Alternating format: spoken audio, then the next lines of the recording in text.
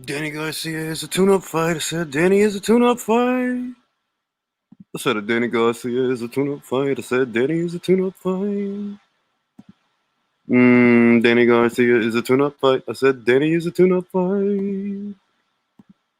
Little Danny Garcia is a tune-up fight. I said Danny is a tune-up fight.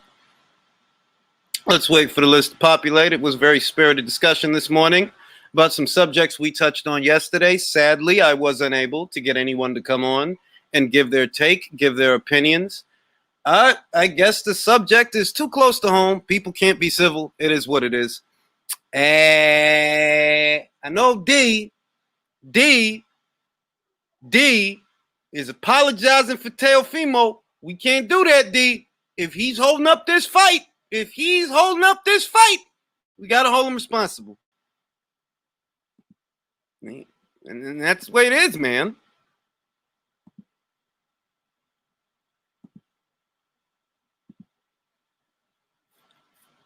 And my sentiments haven't changed, you know. You can't do that because when you do that, you're the catalyst that got people looking at the fight and looking for the fight in the first place so that you could be the one that holds it up 2 years later. Come on, Dag. Come on, Dag. Do you like Dags? I'm just saying. Oh, that was a good card yesterday. Matchroom, the fight camp, good card. Tennyson, my favorite fight of the card. I feel it was better than Cheeseman versus Eggington. I enjoyed it. Jordan Gill looked very sharp. I don't know how far he'll go, but he looked all right. Mark. There you are, Mark. Yeah, man. How's it going? What'd you think of the fight camp card, man? I thought it was a good card only because my expectations weren't high, so I was pleasantly surprised. Well, I could go from two perspectives. My own, me and my expectations are Eddie Hearn and his expectations. You know, the greatest thing ever. He said that. So I could view it from what he was trying to sell me, or I can view it from what I believed, you know. Viewing it from what he said, it's a 3 out of 10. Viewing it from my own standpoint, it's 7 out of 10. You get out of here with that Japanese writing. That's Google Translate, and you've gotten it wrong. I didn't type Tanaka beats Yoka. Yo, hold on, wait. I want to talk about the fight camp card because I didn't get the chance to talk about that. Yeah, it was a good card. It was what Eddie said. It was gonna be. Easy. It wasn't a quality card, but it was entertaining. But it wasn't. But look, no, he said no easy fights. Though there wasn't no easy fights for anybody on that card, bro. Yeah, there's a lot of parity. I mean, good fights as far as I could see. Domestic level fights, but good fights. And I thought Wardley's fight was very easy against Vallily. Nah. I thought it was too easy. Fair enough. I thought Dalton Smith was able to do whatever he wanted. Fair enough. Jordan Gill doesn't have power. If he did, he could have fucked up Bellotti. To be fair, he has no power, so that's what makes that interesting. That's true. We got what else? Yeah, Tennyson fight was tough for him. Tennyson fight was a good fight, man. Gwyn came in there to actually impose a game plan. You could see what he was trying to do: take him late, tire him out, and try to work the chin. Yeah, that was my favorite fight of the card. Yeah, he was pretty active. 35 is a much better weight for Tennyson than 30 was. Be interesting to see. They're talking about Patera, you know. I want Abdullayev. I think he's ready. He's fought at the than Abdullayev. Well, I like the idea of him fighting for the European title. There's nothing there for him with Abdullayev. Well, yeah, it was a good card. The only association we have of Abdullayev is Haney. Most people won't associate him with Hank. Well, he's gonna be back in action real soon too. He's about to be. He's got a fight coming up. It's gonna be over there in Russia though. I love those Russian cards, mate. Some of them are actually pretty good. I like watching shit from all over the place, but that's just me. That's just me. Yeah, I'm the same. But yeah, all in all, I enjoyed the card. There was some things I liked, some things I didn't. Did Eggington versus Cheeseman live up to your expectations? It surpassed it. Because my expectations were 1 or 2 rounds of them exchanging. Ted would start cracking the egg, which he did, and scramble him and start making himself breakfast. But egg and cheese McMuffin. He didn't follow through. That let him off the hook at least 3 times, man. I counted 4 where he could have stopped him. Hey, Mark, that was a genius joke, man. I've never heard the egg and cheese joke before. Me neither. This is the first time I heard about it. Yeah, man. You're a comedic genius. It's like we got just look at me as a man with a curtain out chasing buffalo. You know what I wanted to do, Mark? I wanted to talk about the Twitter situation, but I'm like, you know what? Let me leave it alone because it's gonna feel like I'm an instigator. Yeah, I agree. I think it's a relevant subject, though. I honestly believe, that needs to be discussed. It's just that, it can't be a bunch of fucking guys discussing it. I genuinely like a woman's point of view, multiple women's point of view on the whole, like, selling yourself possibly through, like, sexualization. Like, I think it's a very thought-provoking subject, especially where women's rights are right now and everything like that. I think it's very interesting. It'd be an interesting dynamic. So do I. Nobody has an agreement on this topic. Like, for anybody that's listening, I was not trying to fan the flame, and I was not trying to instigate. That was an earnest effort to try to get 2 different people with 2 opposing views to elaborate on their perspective. That's all that was. Yeah, because it's important. There's no point in me standing up here and saying what I think about, like, somebody doing it. There's no point. There's literally no point. If I come across supporting it, I could be looked at as misogynistic. If I come out against it, I could be seen as sexist towards the empowerment of women and their own sexuality. So there's nothing I can literally do. But having women debate upon it, that is actually fucking interesting because it's important that women vocalize their points of view. It is. Yeah, but especially on their own stuff. The way I look at it is pretty fucking simple, okay? If men can do it, right?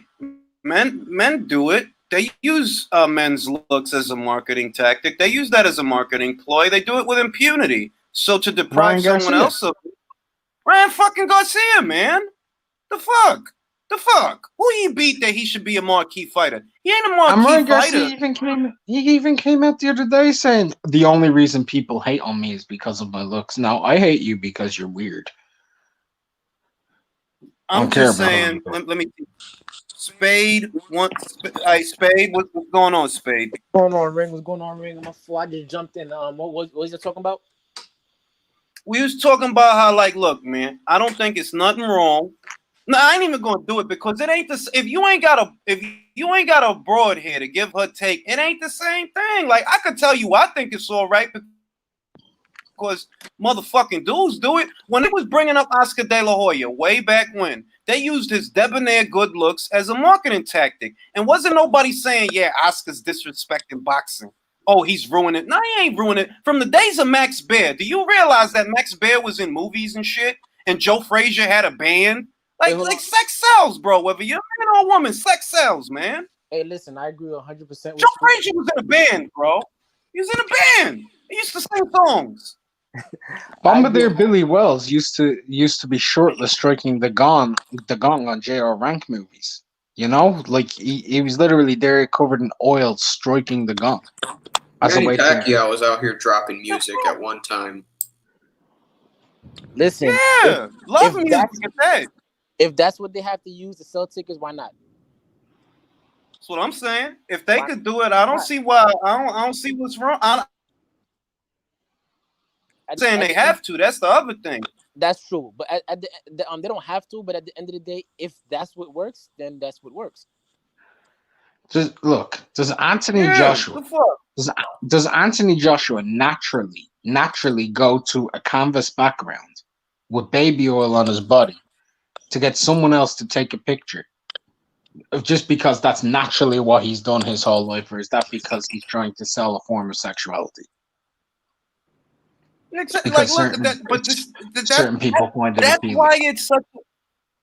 That's why it's such a compelling subject, because it's so obvious that when it comes to men's aesthetic qualities being used to sell a product, it's perfectly okay. Nobody frowns upon it, nor should they. But when it's a woman, it becomes a moral issue, and like, why is it a moral issue, bro? Listen, like, for what reason? Ring. I remember you said this a while back, right? You were saying how Clarissa has a nice body, she thick, right? I'm just saying, if Clarissa was to sell a little bit of sex, maybe she'll be getting some of that attention that she wants. But see, this is the other thing I'm gonna say, right? Because this is where we cross the line. When I make that suggestion, if I make that suggestion, then maybe I'm crossing the line. All I'm saying is do what you comfortable with. Forget me, forget the audience, forget everybody. If you do whatever you comfortable with. That's why I said yesterday I like Andre Ward. Why? Everybody wanted to be the heel because of Floyd. They was trying to be like him. Ward wasn't trying to be like that, and I appreciated that. They're like, yo, he all business. He not trying to be the heel just because of Floyd. Yo, who working on somebody working on their car? And I'm working on my bus. I dig it. But yeah, like you got to do what you comfortable with. That's all I'm saying. Do what you feel comfortable with, but you shouldn't be bashed for it. Is what I'm saying. Like you should, like, there's no reason. There's nothing wrong with that. I agree. That's all I'm saying. But I'm gonna leave it alone. Because, like I said, it's not unless you're gonna get both sides of the spectrum. It's not even a conversation, because I think everybody on this panel is in agreement that there's nothing wrong with that shit. Mate, this is from me. This is just me.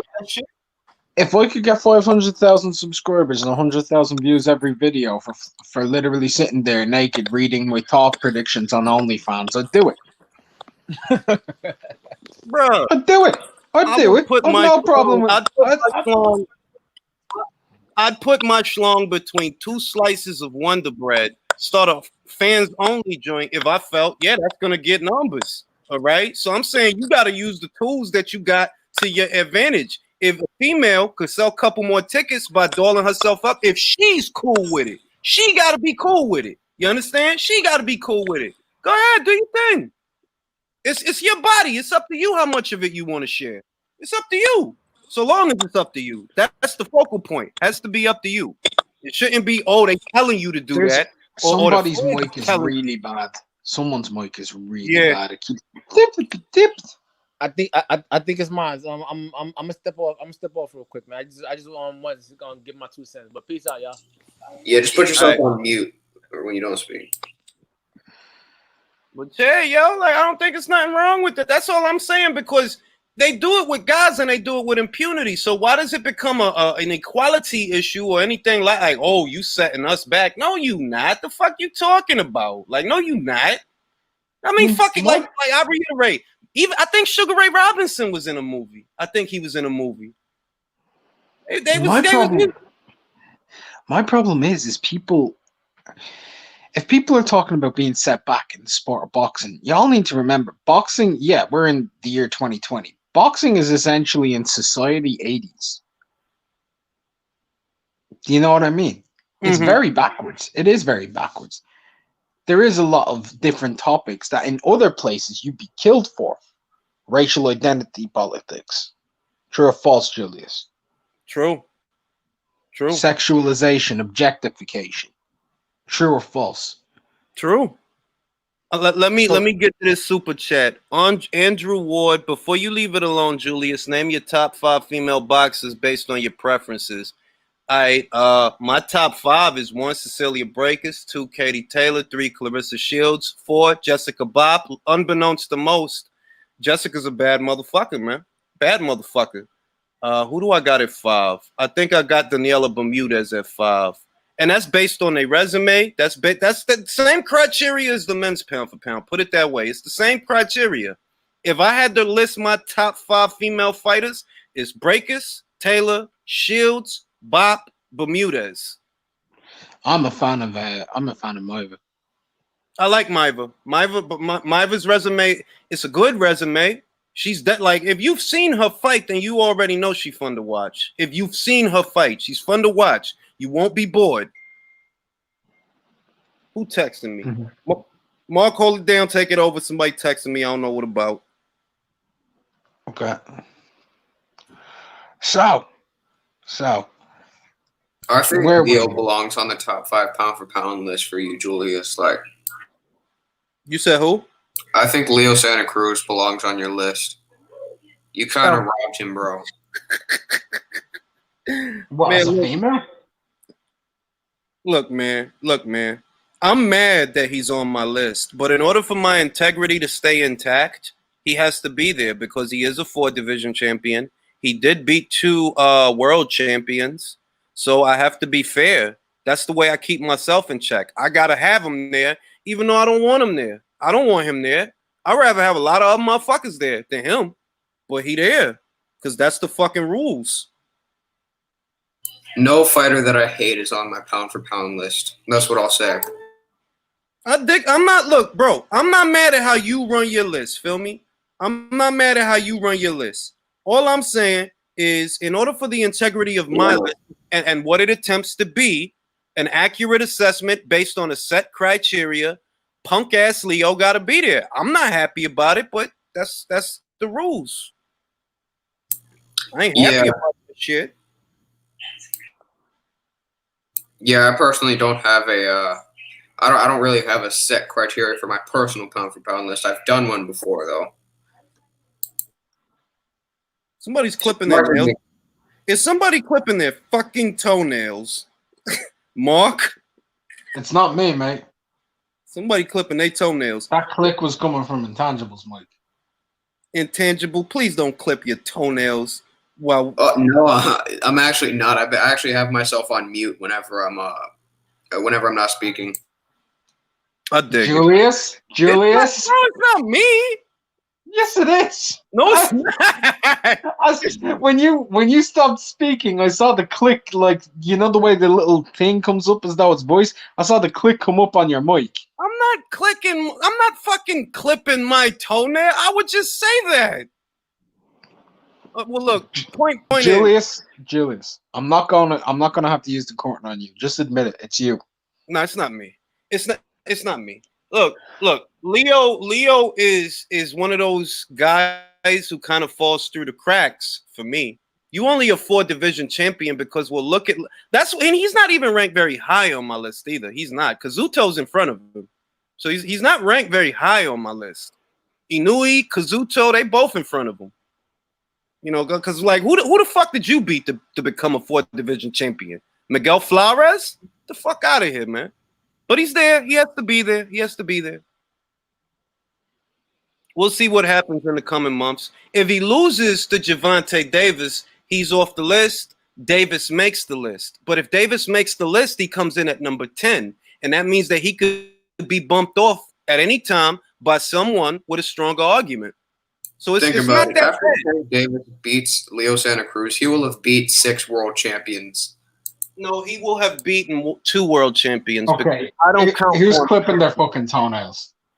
It's not me, bro. And look, we got to stop that shit.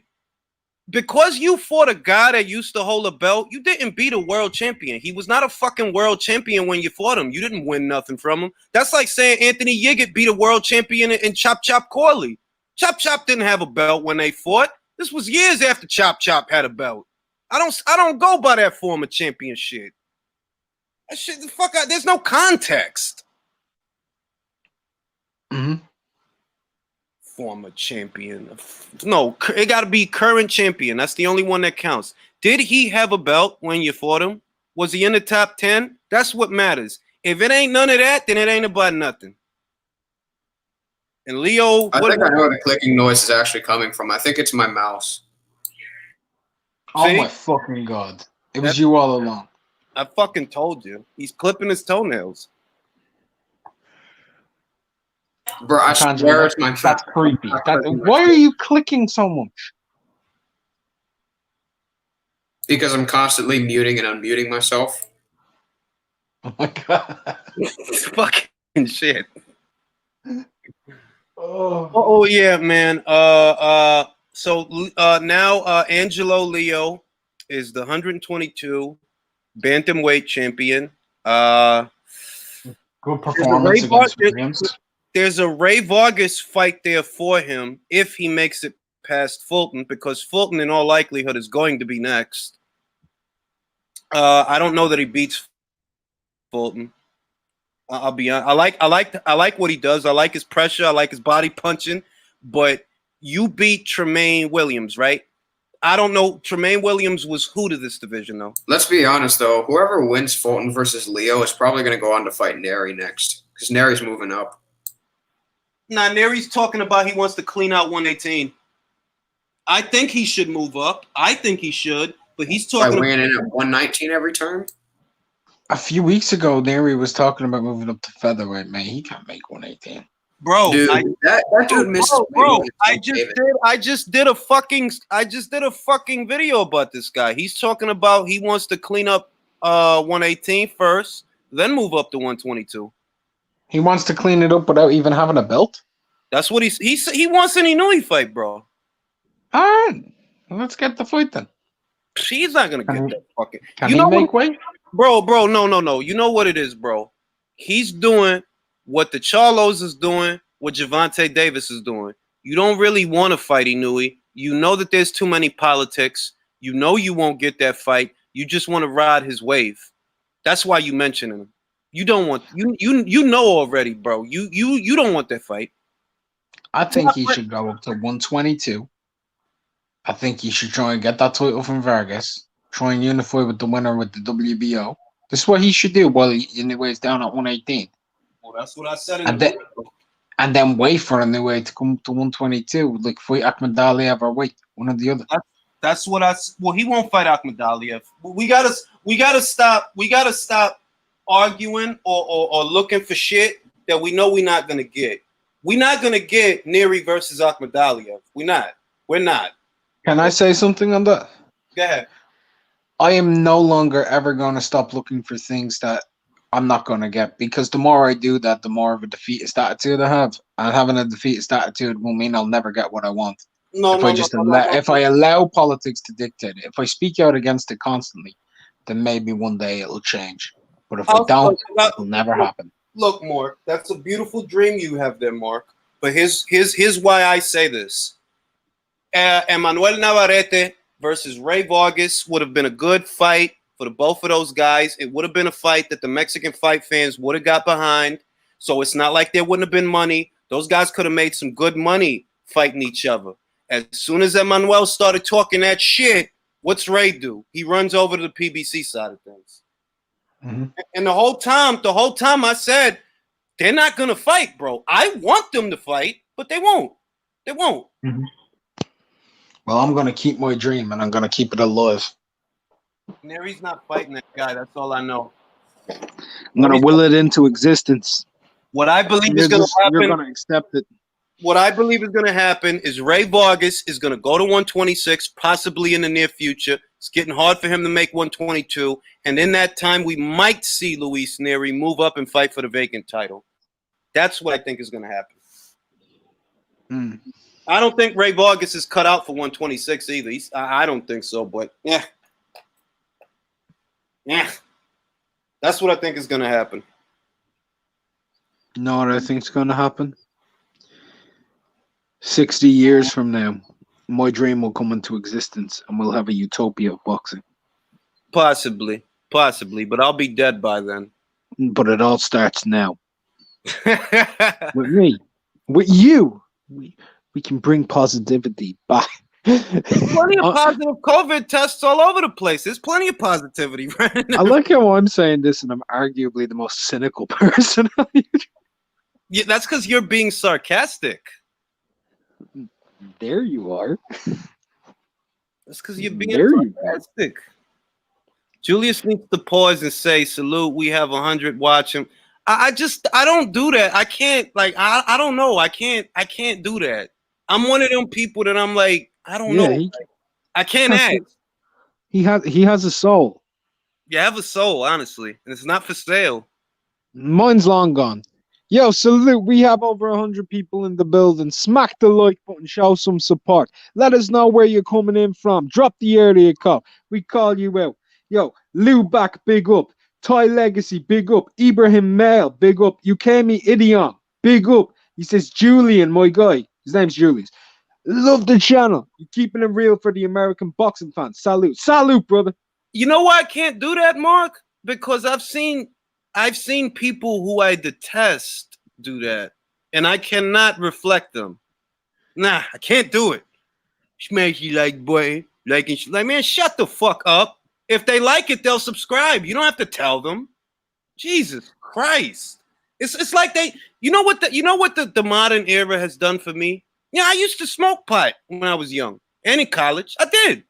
Now I just find it annoying. I find weed smokers annoying. Like, bro, all right, you fucking smoke. All right. All right. Do you have to tell everyone? God. Taking selfies of smoke billowing out of you. It's like, God, when did smoking pot turn into such corny shit? Jesus. Mm-hmm. They did it with tattoos. That's why I don't have tattoos. They did it with tattoos. You're getting all kinds of shit plastered. Like, oh, God, what do you got so many tattoos for? What are you in a gang or something? Like, what the fuck? If you're a fan, if anybody here is a fan of a man finally realizing how bitter he is with the world, please hit the like button. Ring out you. I'm not bitter with the world. I just find it annoying. I'll live. I'm not bitter. Yes, you are. Nah, I'm honestly, I'm not. I'm getting old and things annoy me. Just that's all it is. It's not like, Jesus Christ, can you just smoke the goddamn weed and shut the fuck up about it? Damn. From my own perspective, people always talk about from age comes wisdom. Yeah, but wisdom also brings bitterness. Nah, I wouldn't say that. I wouldn't say that. Oh, have you not seen the Dalai Lama, dude? That bro is bitter. I wouldn't say that. I would say that because I don't consider a person wise, right? I don't even consider it wise unless you're happy already with your area of life. I don't think you can be wise and be unhappy. That's an oxymoron to me. Okay. If you were wise, you'd know how to get at what you want. So if you're not happy and you're not getting at what you want, are you really wise? Nah. Know thyself. I'm happy. I'm happy being miserable. Well, I'm happy. No. I'm happy because I get to watch Terry Harper against Natasha Jonas next week. I'm happy because the PBC finally put on a pay-per-view that I'm willing to pay for with that Charlo doubleheader. I'm happy that Dillian White is going to be fighting Alexander Povetkin at the end of the month, and Katie Taylor is going to have that Persoon rematch. There were a lot of people on my channel talking shit, saying that she'd never fight her again. How stupid do you feel? Go ahead, talk it up, spin it up, say whatever you want. You told me that they would never give her another chance, but here we are. You got to live with feeling dumb. I don't. I told you Katie wants that rematch. Told you. You know. Katie wants all that smoke. I love Katie. I love that kid. That's a good kid. That's a stand-up girl. I admire her. Tone was rocking Tone. Tone, Are you smoking, you Julius? just no. See, Tone. See, this is what you're doing, Tone. You just jumping on Mark's bandwagon. When y'all are wrong, I want my money in quarters from your country. That means I want Irish quarters. There's no such thing. All right, I want Irish nickels. What does a nickel equal? 5 cents. Oh, fuck. No, wait, hold on. A cashless society, mate. Can't do it. All right, yeah, everything's digital now. All right, I want my money, but I also want a song because Mark can sing. But I want a song. A nice song. All right, I'll make you a deal. I'll make you a deal. Yeah. Sound fair? Sound fair? If you're right in this whole situation, I'll sing you and write you a song. You can even write the lyrics yourself. Oh, I will. Yeah. And you'll sing them. You'll sing them. And if I'm right and you are wrong, which is more likely to happen, I want you to upload a video with you wearing a Bomb Squad hoodie. No, I'm not. No deal. No deal. No deal. No deal. No deal. No deal. No deal, bro. No. No deal. Okay, how about you upload a video with you wearing a Pikachu onesie? Seems very fitting. I'll wear a Pikachu onesie before I wear a Bomb Squad hoodie. I could imagine you going out and getting a custom-made Pikachu fucking onesie. I have no issues with a Pikachu onesie. I have no issues. Okay, what I won't wear is a bomb. No, I won't do that. I won't do that. I heard that the zone in Canada, as far as Matchroom cards, I was on Twitter yesterday, and a guy in Canada said he couldn't see the fight camp card. I don't think that's a good sign. Maybe that's his own computer. You need a certain level of software to be able to run these apps.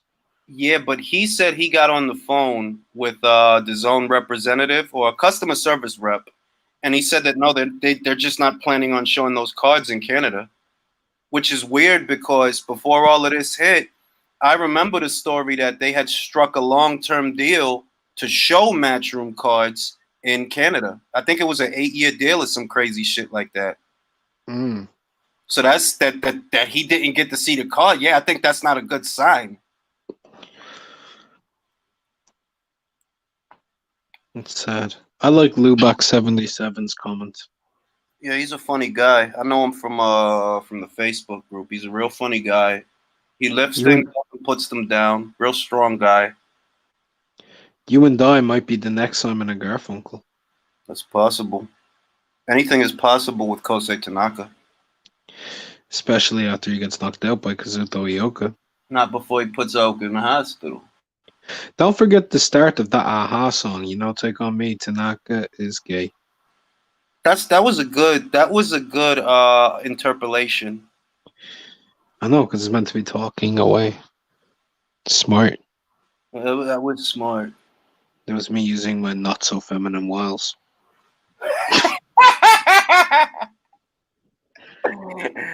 Hello, Ioka, my old friend.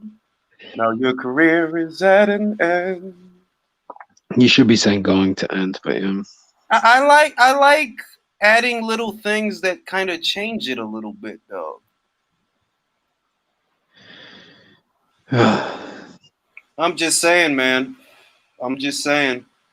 I don't actually think that Better Beef and Bivol are gonna fight. Julius. I don't. Julius. I don't. There's no urgency. Julius. Yeah. Can you stop making me sad? There's gonna be other fights though, but they're not gonna fight. I don't think. And it's like not fucking what? Fang Lang Mong versus fucking Baterbi. I don't care. I think that it might come down to Bivol Alvarez for the. They'll have a unification fight. I don't think it's likely that Alvarez fights Better Beef because of Mark Ramsey. I remember that Better Beef said that that's the last resort. Similar situation, not exact, but similar situation to Crawford and Porter. It's not likely that Alvarez would fight if he gets the WBO title. It's not likely that he'd fight Better Beef. But Bivol and Better Beef are operating independently of each other. Fucking shit, that's a big ass beat. What the fuck? That's a big fucking beat. It almost snuck up on me, man. Jeff Horn. Every time Jeff Horn is about to have a fight, the bees come out. It's not even a joke. It's true. It's true, bro. I'm actually allergic to bees. I don't know if I am, but I don't want to find out. Every time this fucking guy's about to have a fight, hornets start getting on my terrace. This fucking guy. What do you got for that fight? I don't know. To be honest with you, I don't rate Tim Zhu, but I don't rate him either. I don't rate Horn. Nah, you can rate Horn. Top 20, top 15 at 154. You can rate him. He beat Zarafa. That counts for something, bro. He beat. I'm not saying it's a big win, but yeah. Did you watch the fight? Yeah, it was both of them. They was great fights. Yeah, he was going to lose that Zarafa fight until the referee pulled a fucking Houdini to get Horn out of there. Do you remember that? Yeah. But he showed wherewithal. He showed toughness. Yeah, I mean, toughness. It'd be interesting. Can Tim keep him off? And we'll have to wait and see. Horn Cheeseman. That's a fucking fight. I think Horn. If Horn could go 12, I don't think he can go 12 anymore. I think he's just gassed now, you know. But if Horn could go 12 comfortably, I think he'd beat the fuck out of Cheeseman. I don't think that fight goes 12 rounds, bro. I'd like to see Horn versus Sergio Garcia. Nah. Build up Sergio Garcia. That man could beat nearly anyone in that division. Give me the battle of the Bs, the B and C tier. Give me Fowler versus Zarafa. Give me Horn versus Cheeseman or Fitzgerald. I'll take Horn versus Fitzy. I'll take that. Those are all good fights because they're at the same level. Give me Kell Brook versus Sergio Garcia. Well, Kell Brook is not gonna spend what he has left on Sergio Garcia. Why would he? European title. Come on, bro. You think at this point in his career, Kell Brook is worried about the European title? What's he fucking gonna do? Fight against fucking Serdahoy Rabshanka? Well, he already did that. He's looking at a Crawford fight. Is he though? I mean, look. All I'm saying is the stories are still out, and he literally just kept talking about. That fight's turning into Brook Khan too, and that's turning into like Brook Khan and turning into fucking Spence Crawford. It's never gonna happen. I'm talking about that shit for 15 months. I've been talking about it for 15 fucking months. Never stepped in the ring. No, I view that as being more possible than Crawford Porter, more possible than Crawford Spence, hella more possible than Crawford Thurman. That fight is still more possible than a lot of maybe. I agree with you. Maybe it's a hell of a lot more possible. But this fight has actually been discussed as a possibility for Crawford's next fight since his last 3 fights. You know what I mean? But why though? Crawford won't fight if there's no audience. That's the real holdup, not Brook. Crawford is saying, yo, look, I get paid off the audience. A portion of what I get paid is off the audience. But they were talking about making that before Benavidez. Well, yeah, but Brook wasn't even back yet. Brook fought that he had to come back against the Mark DeLuca guy. He was back way before that. The situation has gotten worse since then. That's another reason it's possible. Top Rank has to deliver something for this guy, and not just to him, but to ESPN. They have to deliver something. You can't just have him and wait. Like there's pressure on them to put something on. So yeah, Brook is possible. Who's his next fight? I'm pretty sure it's gonna be Brook. If I had to guess, I would guess Brook. Yeah.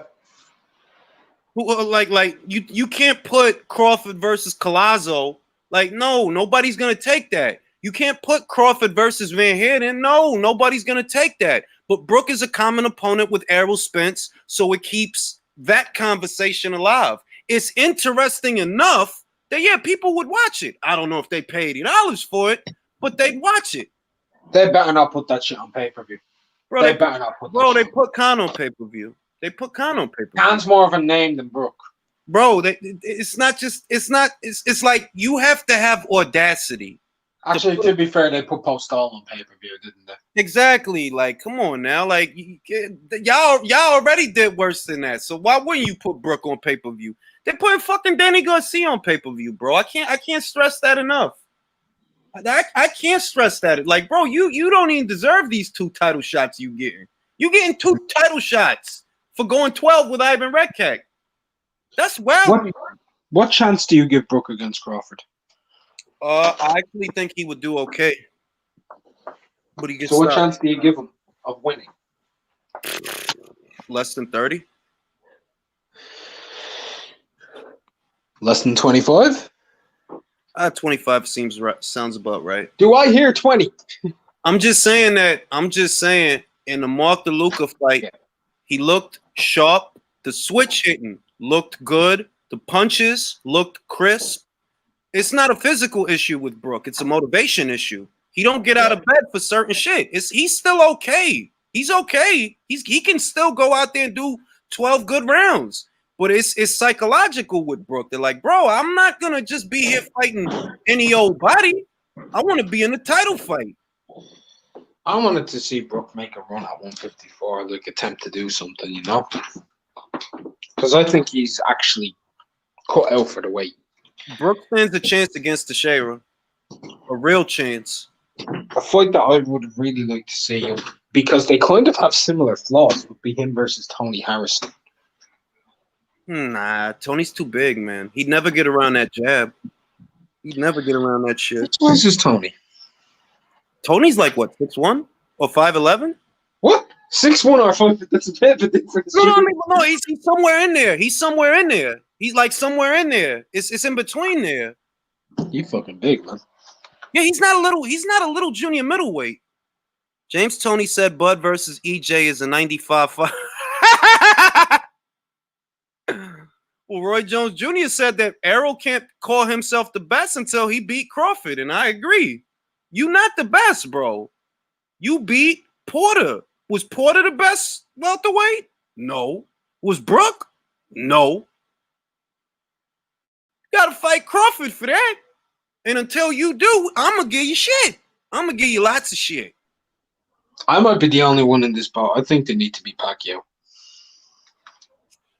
Man, Manny's gonna end up fighting Conor, and you know it. I just seen more stories about that shit circulating, and I thought to myself, you know what? That's the most money that Manny could make right now. He didn't get to fight the whole fucking year, so he has to make up for that. You make some money with Mikey in Saudi Arabia, maybe, but you make How much money is there in the Manny Pacquiao Conor McGregor fight? Bro, I think it's $100 million in that fight. Would you say Manny? I think Conor could get about 80 and Manny could get about 50, to be honest. That's a lot of fucking bread.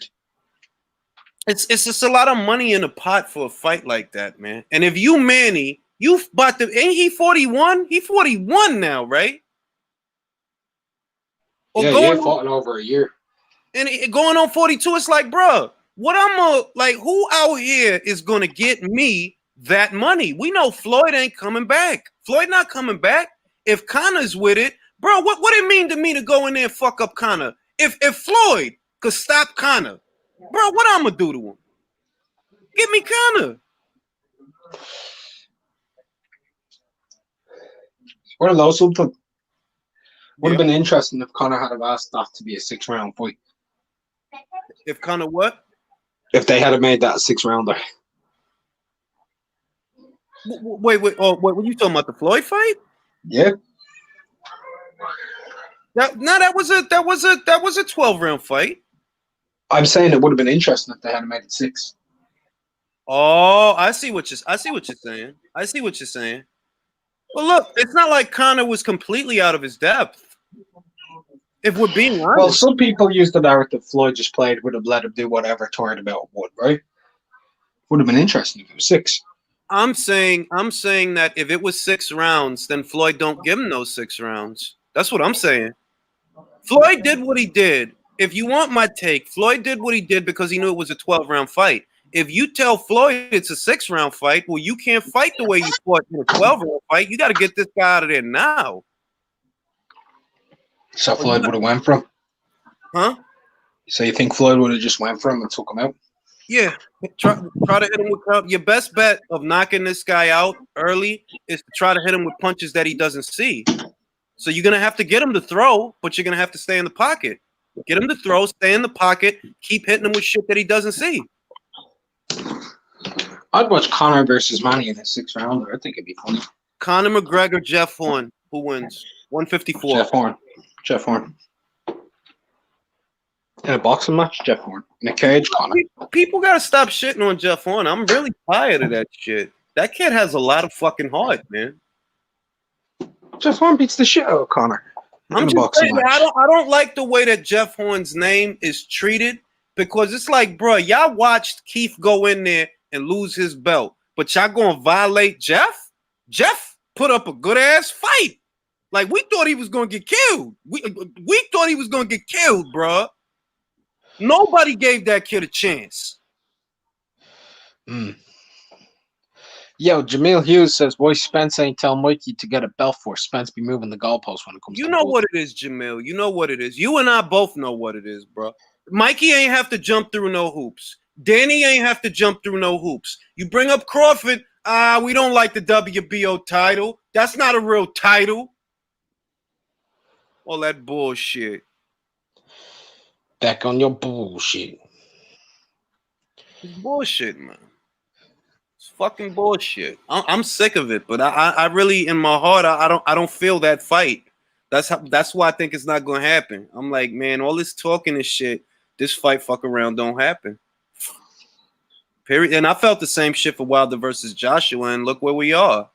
This dude don't even got a belt no more. He blaming losses on costumes and shit. Yeah. It's been a while since we talked about that guy, and that's where we at.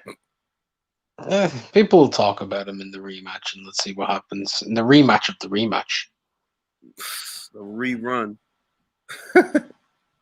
Be interesting to see. I'm slightly interested. I don't know. Will that same game plan work again? Because he definitely caught him cold, mate. He was not ready for that. It's how do you Come think? on, do anything? How do you think he's spent the time? Like I would find it encouraging, right? If we knew, okay, now Wilder's got X, Y, and Z in his corner. You see how news broke that Tyson Fury was going to get Sugar Hill involved. That news didn't take all that long to break. With Wilder, we don't really hear anything new or anything different. Like, yo, you gonna get a new corner? Who's gonna work your corner for this fight? They thought it was gonna be Joe Goosen. I don't know where they got that from. Like, Joe Goosen didn't say that. He said he was gonna train Pulev. He didn't say he was gonna train Wilder. Mm-hmm. I don't know, man. I don't know. I really don't even want to see that fight, if I'm being honest, though. I said that mad times. Like, I'm not interested in that shit again. Give me Fury versus White. I'll pay to see that. Regular pay-per-view prices, too. I'll pay to see that. I don't want to keep seeing that shit. You paid to see Fury White? I'll pay $80 to see Fury White. I'm dead fucking serious. That's if White beats Povetkin. That's, yeah. But the encouraging thing... Povetkin's not a gimme, is he? No, he's not a gimme. He's not. But what's encouraging is that the whole time that we've been locked down, White has been in Portugal training. So it's not like he gonna go in there all fucked up looking like he did with Marius Vach. Yeah. I'm gonna shoot you a link right now, J-Do. I like J-Do. Yeah, he's a nice guy.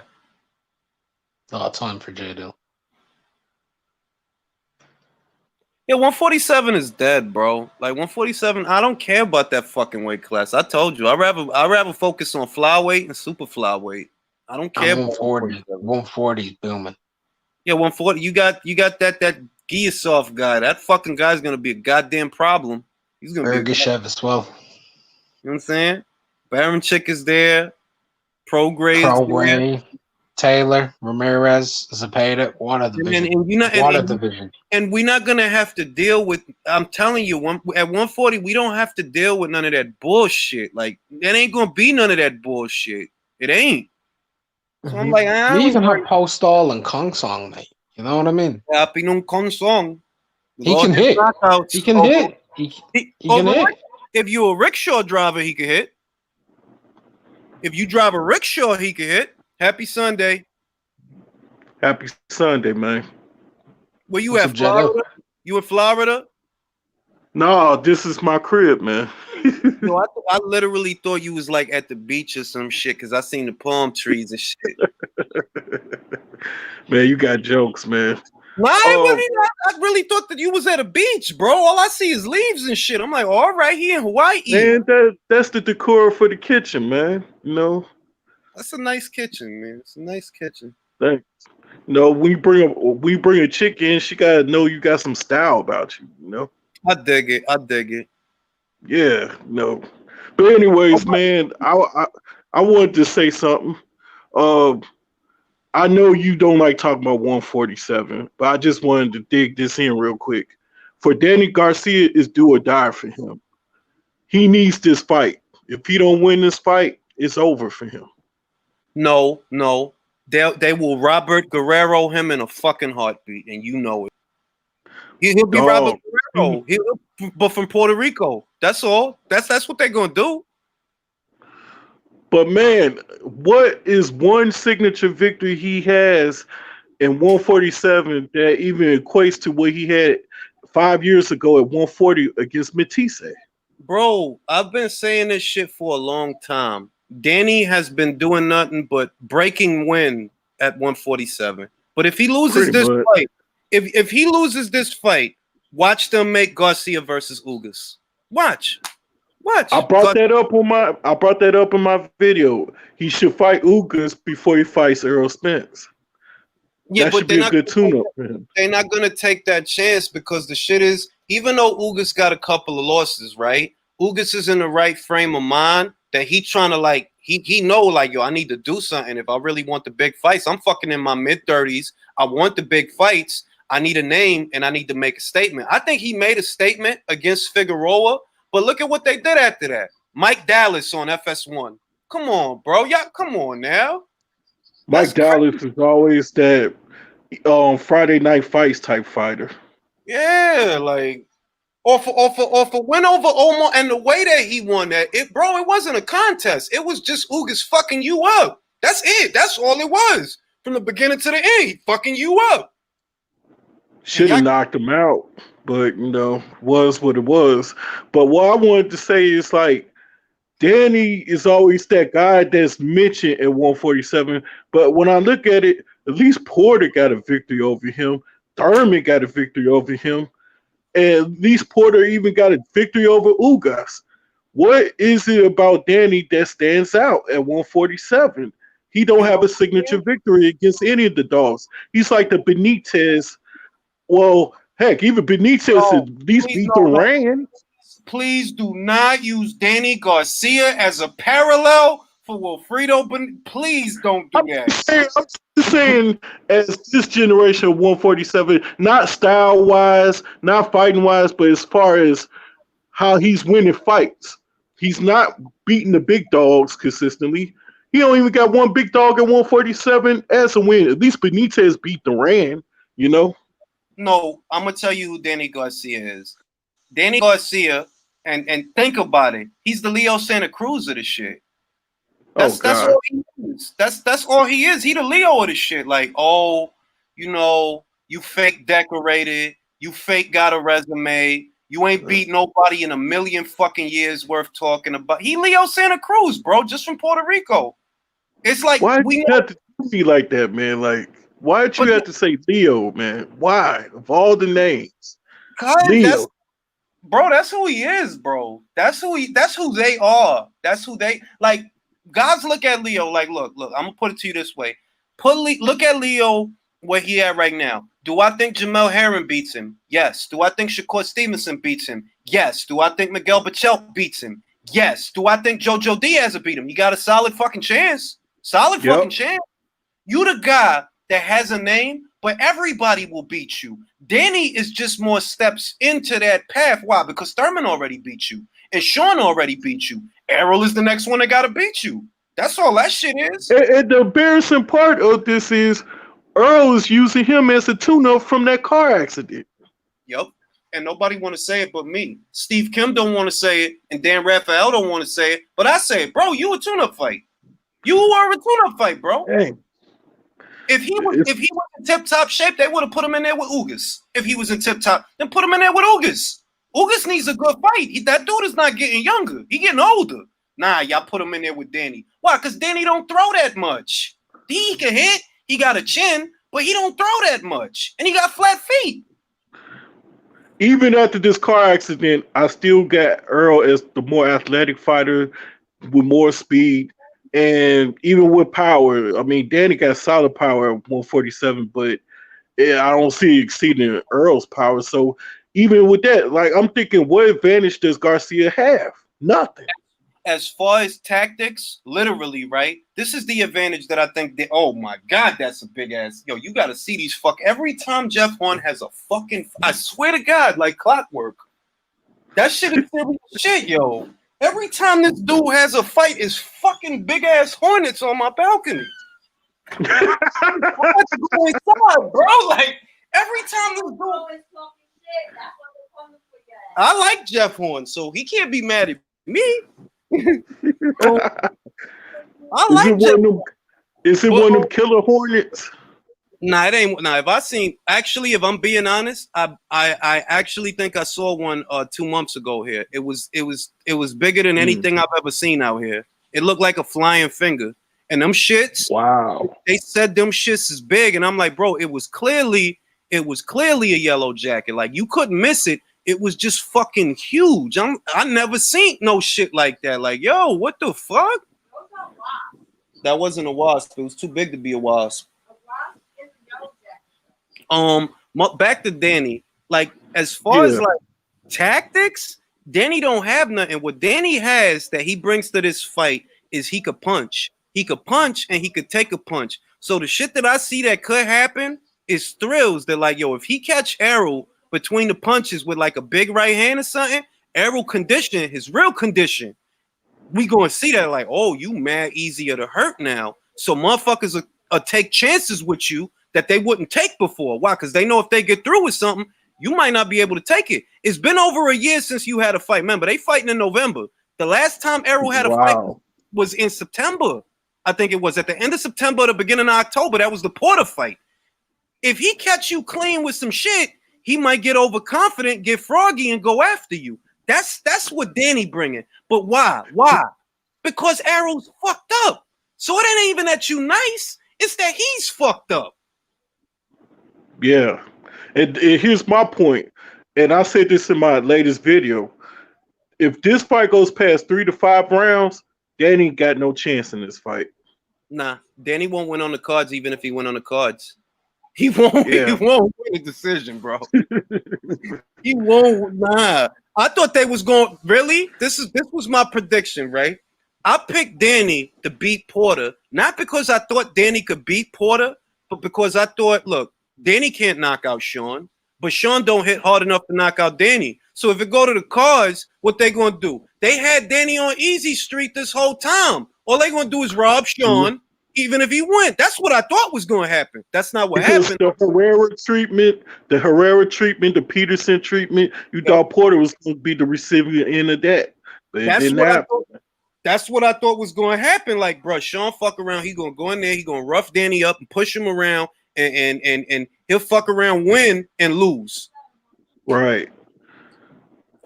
I don't know, man. It's just that I kind of wanted to bring this up because I'm sick of us bringing up Danny Garcia for the sake of a conversation. I just want to see him be worth the conversation, if you understand what I'm talking about. Yeah, I agree. Danny hasn't had a solid win since 2014, bro. Let's be real. People don't think you beat Peterson. First off, they don't think you beat Peterson. There's a lot of people that don't think you beat Peterson. There's a lot of people that don't think you beat the Maestro. There's a lot of people don't think you beat Herrera. And those fights was years ago. What you think? I don't think he beat Theophane, to be honest with you. I heard that, but I haven't seen that fight. I have to see that fight. I saw it. I have to see that fight. What I know is, all right, look at Danny's resume, and I'm not shitting on Granados, feel me? I'm saying at 147, nah, that's not the Granados that like Granados' best weight is below 147. You beat Granados at 47. You beat Red Cack at 47. You couldn't even knock Red Cack out. Aside from that, Robert Guerrero, who went life or death with Aaron Martinez right before he fought you. What is your welterweight resume? Samuel Vargas. Malignaggi, right? Didn't he fight Malignaggi? And Peterson, because Peterson was 144 or 141. I forgot the catch weight. But once again, people don't think you beat Peterson, bro. So I can't be like, yeah, well, he beat Peterson. Did he? Did he really? No. The answer is no. I mean, Peterson embarrassed him. So Peterson, well, that's because Peterson, he got a good, at least then, good set of legs. And what I I don't think Danny Garcia did he fight Ray Robinson? I don't think he ever fought Ray Robinson. No, never. I feel like a guy like Ray Robinson would make Danny look like, yo, yeah, you look sus, bro. Wow, this dude not just gonna stand in front of you. Those are the kind of guys that make you look bad. I wonder how he would do against Mean Machine. Mean Machine, I'll tell you right now, and people don't like me when I say this, but I firmly believe Mean Machine would beat him. Mean Machine is not a little welterweight, and you can't tell because they on TV. That dude is not little for 147. He's actually kind of big for 147. And Danny, your flat fucking feet, this gonna turn out to be this. I'll tell you what, it would be a great fight because a Mean Machine would force Danny to fight. It'll be a shootout between two guys that can punch. And I think Mean Machine has the bigger guns. I think Danny has the better chin, but Mean Machine has the bigger guns. And I don't think Danny's up for a fight like that. Like, bro, it's the reason you fought fucking Red Cat, bro. It's the reason you fought a guy like that. I mean, he's better off fighting Broner for like a $5 million fight or something. No, that fucking fight went stale. South London, what do you think about it? Is Danny Garcia the most overrated welterweight in the welterweight division? You know what? Yeah, at first I thought Danny Garcia was decent when he beat Khan, but obviously, like, he hasn't really done much since then, to be honest. So, I think we all thought that, bro. The last time I gave him his props was against Matisse, but that's about it. Bro, I can't remember. I really can't remember the last time I cut Danny some slack. Like, I can't, because that's how long it's been. Like, yo, bro, what the fuck are you doing? Like you're not doing nothing, bro. Your welterweight resume is Peterson, contentious. Malignaggi, all right, you beat Paulie Malignaggi. So did Sam Eggington, bro. Well, like, what else?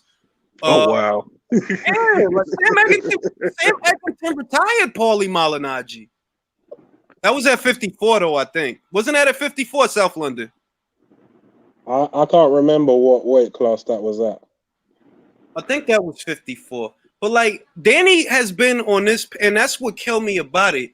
They're like, yo, they talk about Danny just because they know his name. You see what I mean? They're like, yo, like, oh, he's supposed to be a big win because you know his name. But he hasn't fucking done anything for years. All your top-level fights is fights. Yeah, it was competitive. Like, yeah, it was competitive with Thurman. Yeah, it was competitive with Sean. All right, but you still lost, bro. So that means that after a certain level, you can't win, bro. Well, I think on PBC, they just have a way of moving their fighters where they can make them look good without us actually, well, without casual people actually knowing whether they're good or not. And I think they just have a way of covering stuff up. I agree, because that's what they do. Like for context, right? Let's go to 175, right? Okay. The same Jean Pascal that Dimitri Bivol outboxed easily. He won that fight. Like, that fight was not hard to score. Bivol won pretty easy.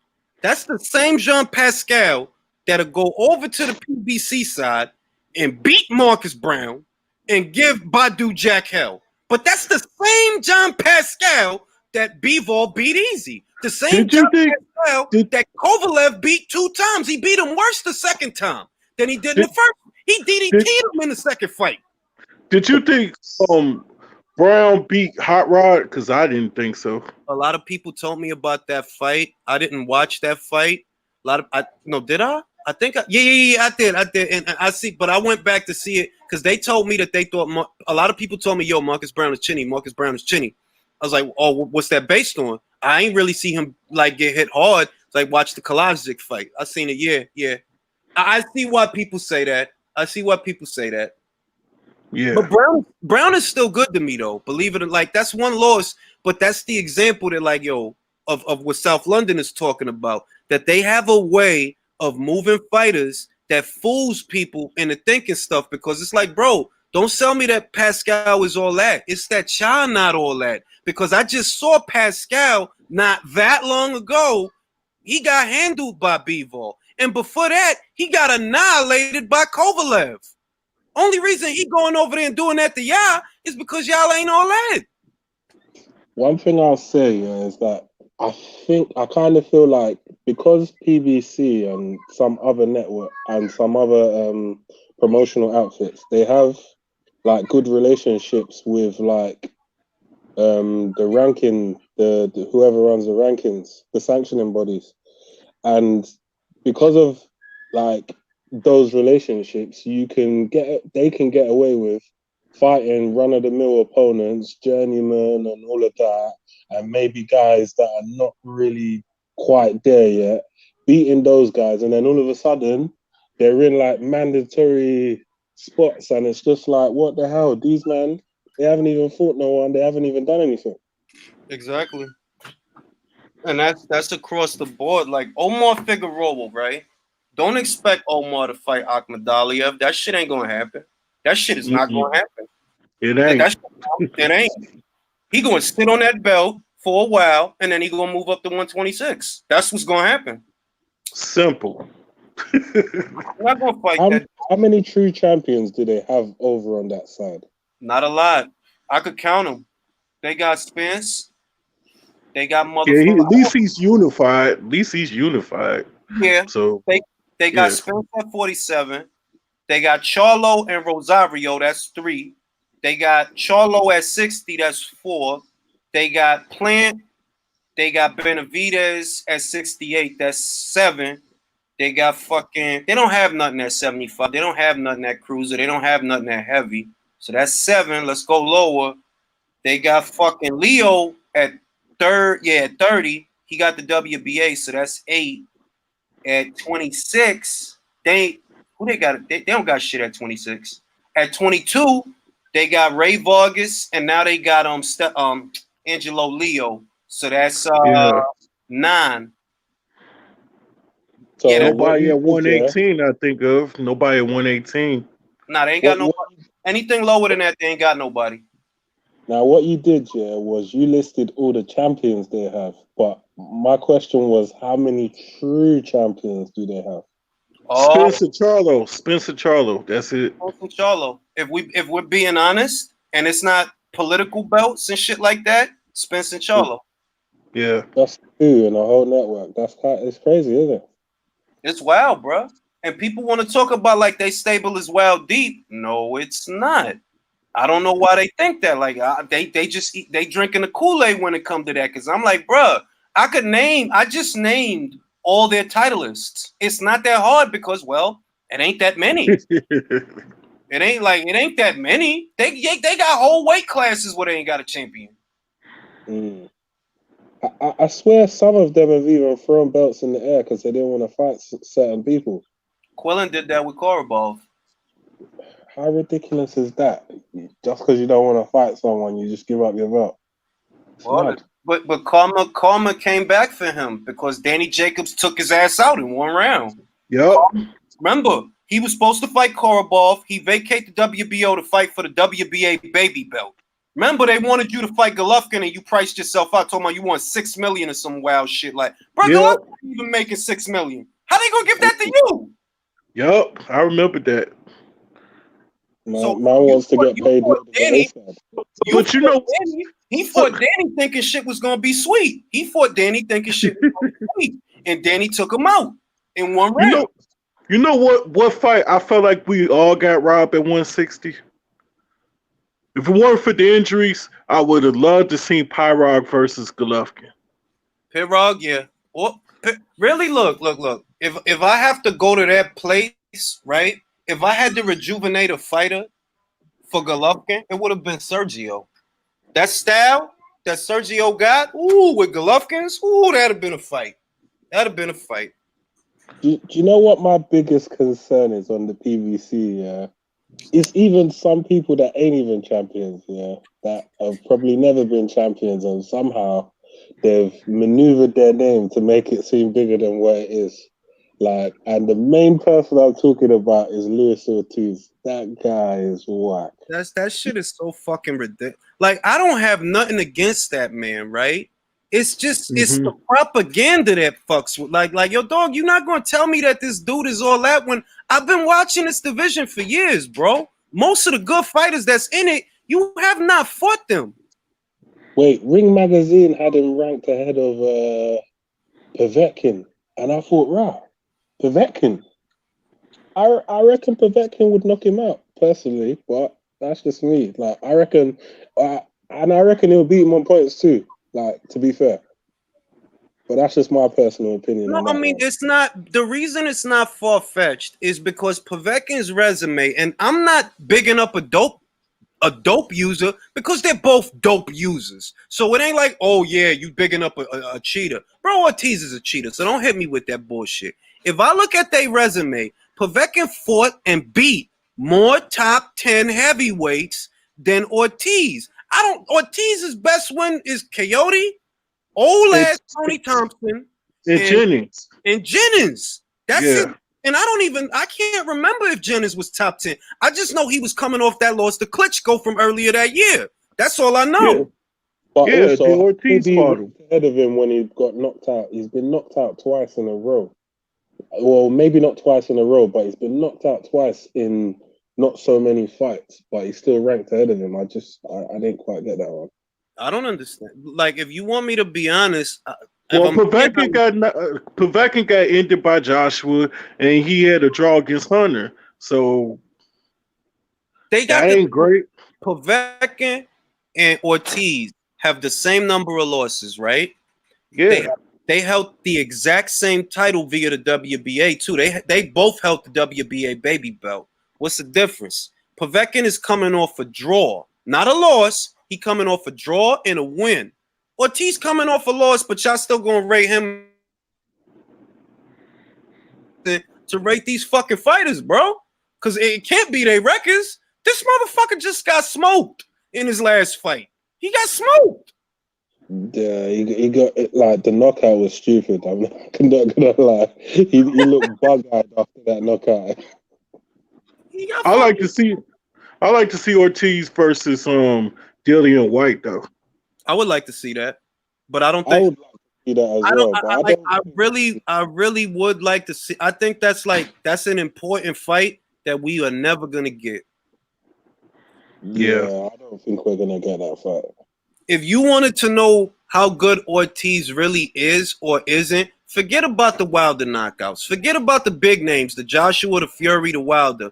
You got to put him in there with guys that's in a place like he's in a place to know which one of the two is better.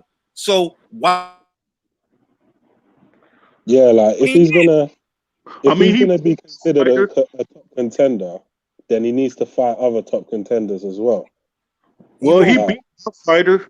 He beat Joseph Parker, but I like to see a rematch between them two. Well, the shit that sickens me, right, is motherfuckers will watch Robert Helenius go in there and knock out Adam Kovnowski. Adam was in the top 10, right? Robert Helenius knocks that motherfucker out. But they won't give White no props for beating that man fucking years ago. But yeah, White didn't look good. I'm not saying he looked good. I'm saying, but he beat him though. So what's worse? I felt Chisora beat Helenius. Oh yeah, I've heard that. I've heard that contention before. All I'm saying is, why is everybody so comfortable shitting on White? And then I realized, well, who's shitting on him? Wilder fans. Because ain't nobody that's watching this division. Well, Wilder and Fury fans. And because the Fury fans is mad. They really mad. They're upset that White wants Can I be honest with you? I used to even be part of that faction. A lot of them didn't even know the heavyweight division until Mr. Boxer Today got on there and revived his channel. And then even then, it took them supporting a fighter for them to even watch a few heavyweight fights. And even then, they don't even know what Tyson Fury is capable of because they haven't been following Fury until he fought Wilder. So I think a lot of Fury fans, the newfound fans that he have, need to go back and watch that McDermott fight. That's what That first one. That first one. They actually need to. And the thing is, yeah, I think to myself, if Fury has struggled with those type of fighters that like, because I think McDermott is like a D-level fighter. Like, if he struggled with those type of guys, then it's I don't know. I just think if he just carries on fighting certain people, like maybe the Povetkins, he could beat a Povetkin, but then he might struggle. He might get caught on the chin. You never know. Let's be fair. That's boxing, man. Let's be fair, though. Let's be fair. The McDermott fight was a really long time ago. So in all likelihood, yeah, Fury got better. Call it what it is. He got better. He did get better from the McDermott fight. He improved. The point of Fury, though, is what Joshua said about Fury. That's true, bro. You ain't consistent. You'll make an appearance, you have a big fight, and then you get the fuck up out of here. You did it with Klitschko. You came back, all right, fine. You needed 2 tune-up fights. Fine. Safari, Pianetta. It wasn't no excuse for you to not fight Dillian, though. They ordered him to fight Dillian after the fucking Tom Schwartz fight. They ordered him to fight Dillian. What do? You fought Otto Verleen. God bless Otto Verleen and his family. But Otto Verleen is not top rated. Dillian White was. They ordered you to fight him. You didn't want to do it. And people let you get away with it. Verleen's the same guy that Joshua beat the heck out of in sparring. That's how I heard the shit. Yeah. But shout out to Otto Verleen. I know that's Lennox's man. I understand. It's cool. Shout out to Otto Verleen. He put on a hell of a performance. We all counted him out, and he showed us what he could do. I respect it. I'm just saying that, like, yo, people talking about Fury in a way, it's like, yo, bro, Fury career is not perfect. That shit ain't no fairy tale.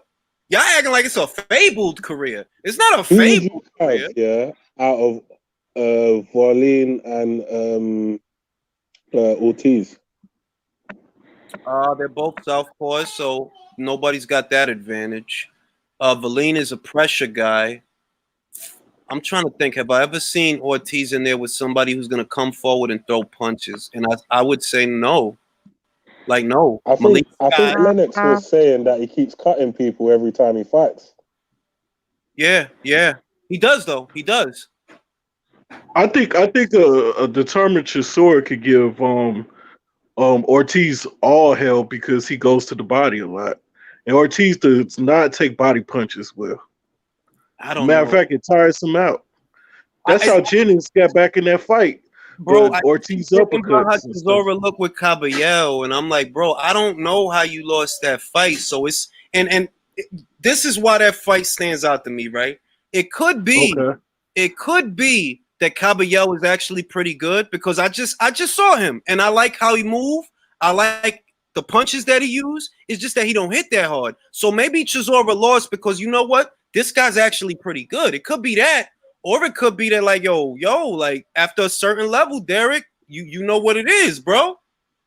And maybe Ortiz could be. That's why I'm like, I don't know because I don't feel like you should have lost that fight against Caballero. Hadn't fought anybody, bro. He hadn't fought anybody, and he was getting off. He's getting off good shot. Like I invite y'all go back and watch the Monte Carlo card. Watch Caballero versus Chisora. It's not like Chisora wasn't doing the shit that he normally do. He was. It's just Caballero was up for it. You can't take that away from him. I actually like the rebranding of Chisora, like War Chisora. That guy, he doesn't mess around. He actually don't mess around. And do you know what? I'd actually like to see. Who would I like to see him fight again? There's someone who I'd like to see him fight. Wilder. I'd like to see him fight Wilder. Wilder gonna win that one. He could, but he'd get fucked up initially. No. Give me don't put Derek in there to get cleaned out. Give me Dora Rivas. I'll take that. Yeah. I like my war guy. I like my war guy in war fights. Chisora Rivas is a fucking war. That's a war. Amen to that. Yeah, that would be a good fight. That would be a good fight. I don't think. I would like to see Andy Ruiz Jr. go against Ortiz as well. You know, like that'll be a war. I don't know about a war. I don't know if that's a war because they got different sweet spots. Like, you know what Ortiz going to do. He's going to throw straight punches, box from the outside, try to walk him into a straight left hand. That's what he's going to do. And Ruiz got heavy feet, so he going to struggle to get close to that guy. He's got a chin as well. Yeah, like I don't see Ortiz knocking that guy out. I don't know. A war would be like if they got the same sweet spot. Like if he's mid range and you mid range, that's your sweet spot. That's where you do your best work. Right now we got a war. Okay, so you basically talking about territory and spacing. Yeah. Okay, that's different. I kind of feel like Joshua gave people the blueprint to beat Andy. Just keep away. Don't fight him on the inside. Oh, he didn't give no blueprint. Andy came out of shape. Nah, let's be real. It ain't even that. That's not true. We got to give credit where it's due. Parker gave the blueprint. Watch Joseph Parker up until. Thank you for giving my boy some credit. Thank you. Parker, up until I'll say Takam Ruiz, he was an aggressive fighter. He threw a lot of body punches. He used to do a lot of work mid-range to inside. In the Ruiz fight, that was when you really started seeing him lay off and try to box on the outside, and he not throwing that much. He just trying to get off certain punches. That was the Ruiz fight. Parker did that. Now, some people don't think Parker won that fight. I say it all the time, but he finished it on his feet, though, and he was never in trouble with that fight. He was never on Quiz Street in that fight. Yep. So I'm going to say Parker gave us the blueprint. That's my boy. Yeah, but he got to fight somebody, bro. You can't be out here fighting fucking Chantel Winters and, like, come on, bro. He should be fighting Chisora so he can get back to fighting White. It's too late for the Chisora fight. Fucking Usyk is going to get that fight. Parker need to fucking fight Hrgovic. Let's stop playing. Yeah, he had the fake spider bite. Stop playing and fight Hrgovic. Hrgovic is not like he right there, bro. He's right there. And Parker beating him. I got Parker beating him. You think Parker beats Hrgovic? Yeah. Oh, wow. No way. All right, He fights taller fighters better than he does shorter fighters. All right, no way. Check this shit out, Jay. Check this shit out. I got $25. Hrgovic beats that man. 50. I'm in. Okay. I'm in. I'm in. I'm in on this one too. If they fucking fight, I don't want to hear that shit.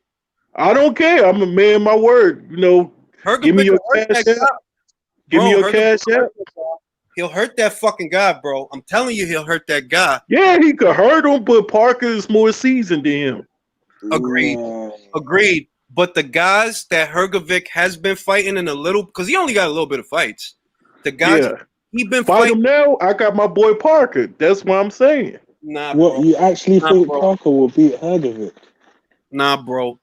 You serious? Parker couldn't put my issue with Parker, even though he's my guy, is that he don't got another gear to him yet.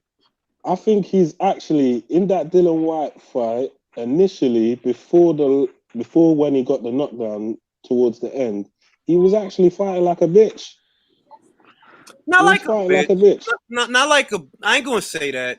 He got roughed up. He got roughed up in that fight. No, he did. But White is underrated, man. Like that's what I'm trying to say. Yeah, man. Motherfuckers can't act like Dillian White. Like, oh, you supposed to beat Dillian. What? Like, nah, Dillian could fight, man. Like, he got some names on his resume. He was a world champion. Like, he should have came out in champion mode. He just let the challenger just rough him up and just I like it, bro. We gotta be. Parker's not a good inside fighter. If you watch the World Boxing Series, you would know that Joseph Parker cannot fight on the inside that well. No, I'm not going to say that because he used to be. Kevin Barry had him being an inside guy. He's throwing good body shots for a while. I'm talking about a guy who could rough him up and put him on the ropes on his back and stuff. If you watch the World Boxing World Series, I forget the guy's name. He did that to Parker all night. Parker didn't have an answer to that. Hello, guys. I know why Mark is here because he heard that Hrgovic versus Parker fight. That's why he's here.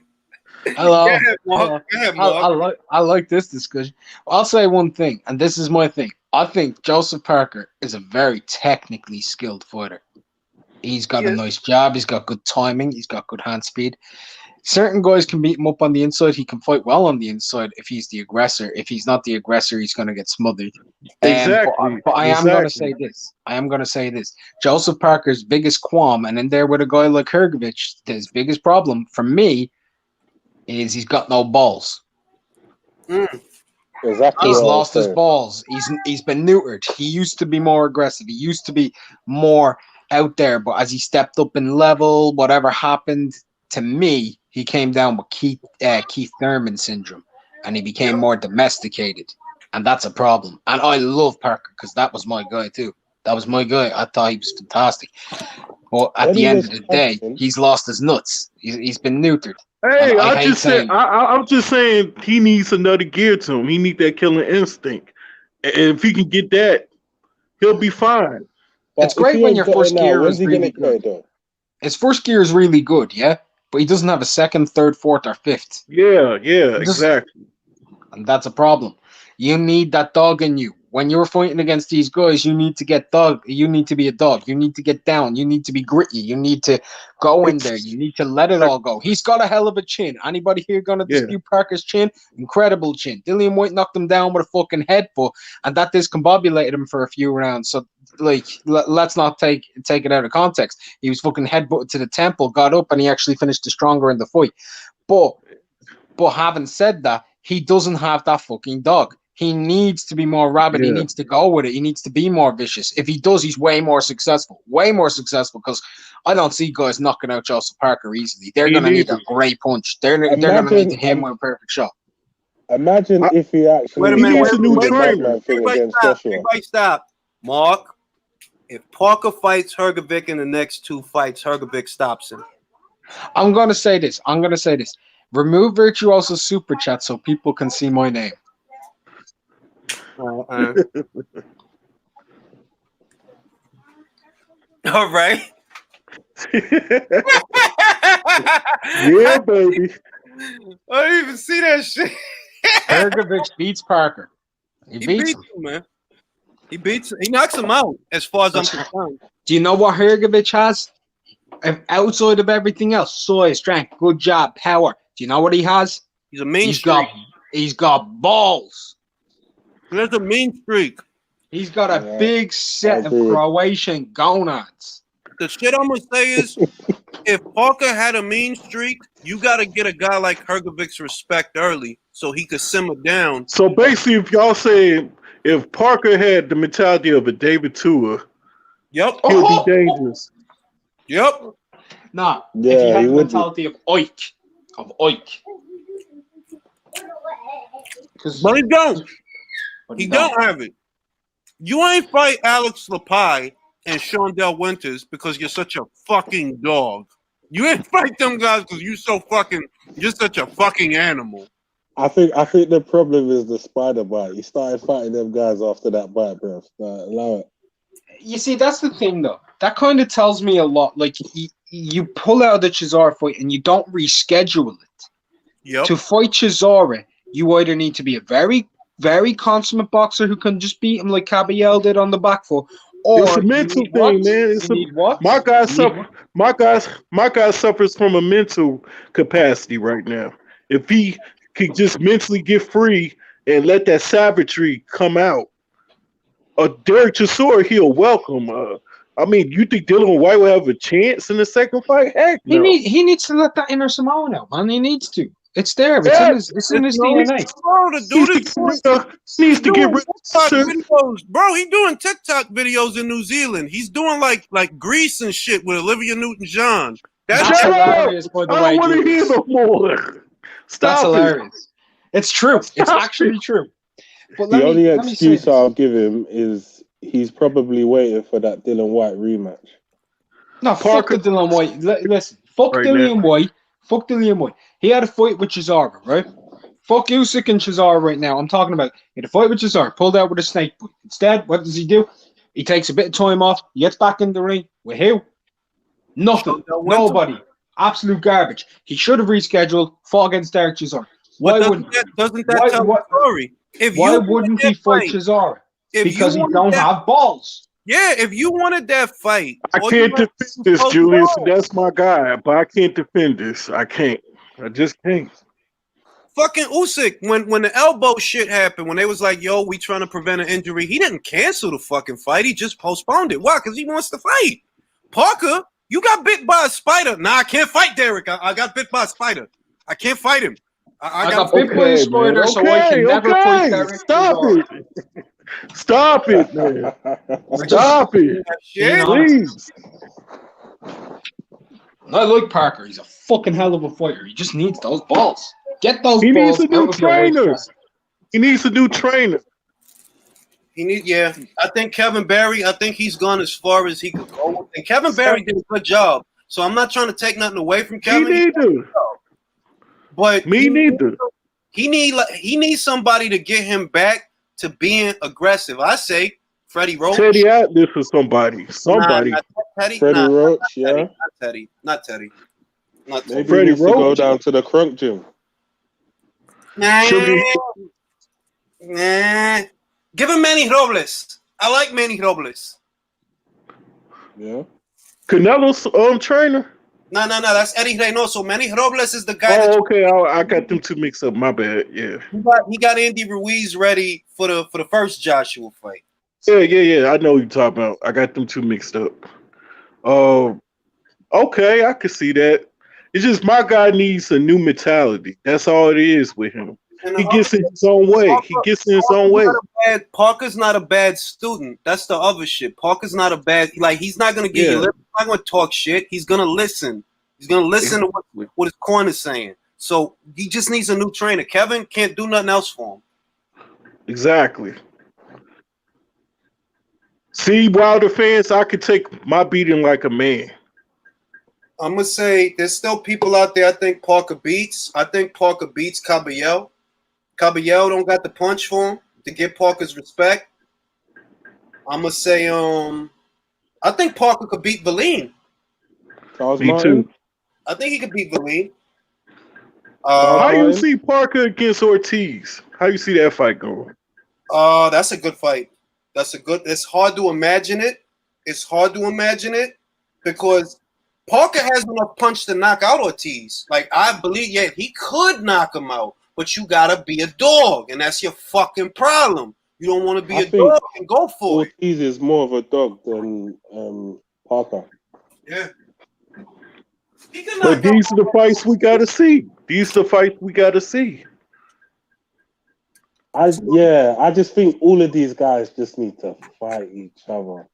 My guy Yoka is gonna be in action very soon. Tony Yoka, he's the savior.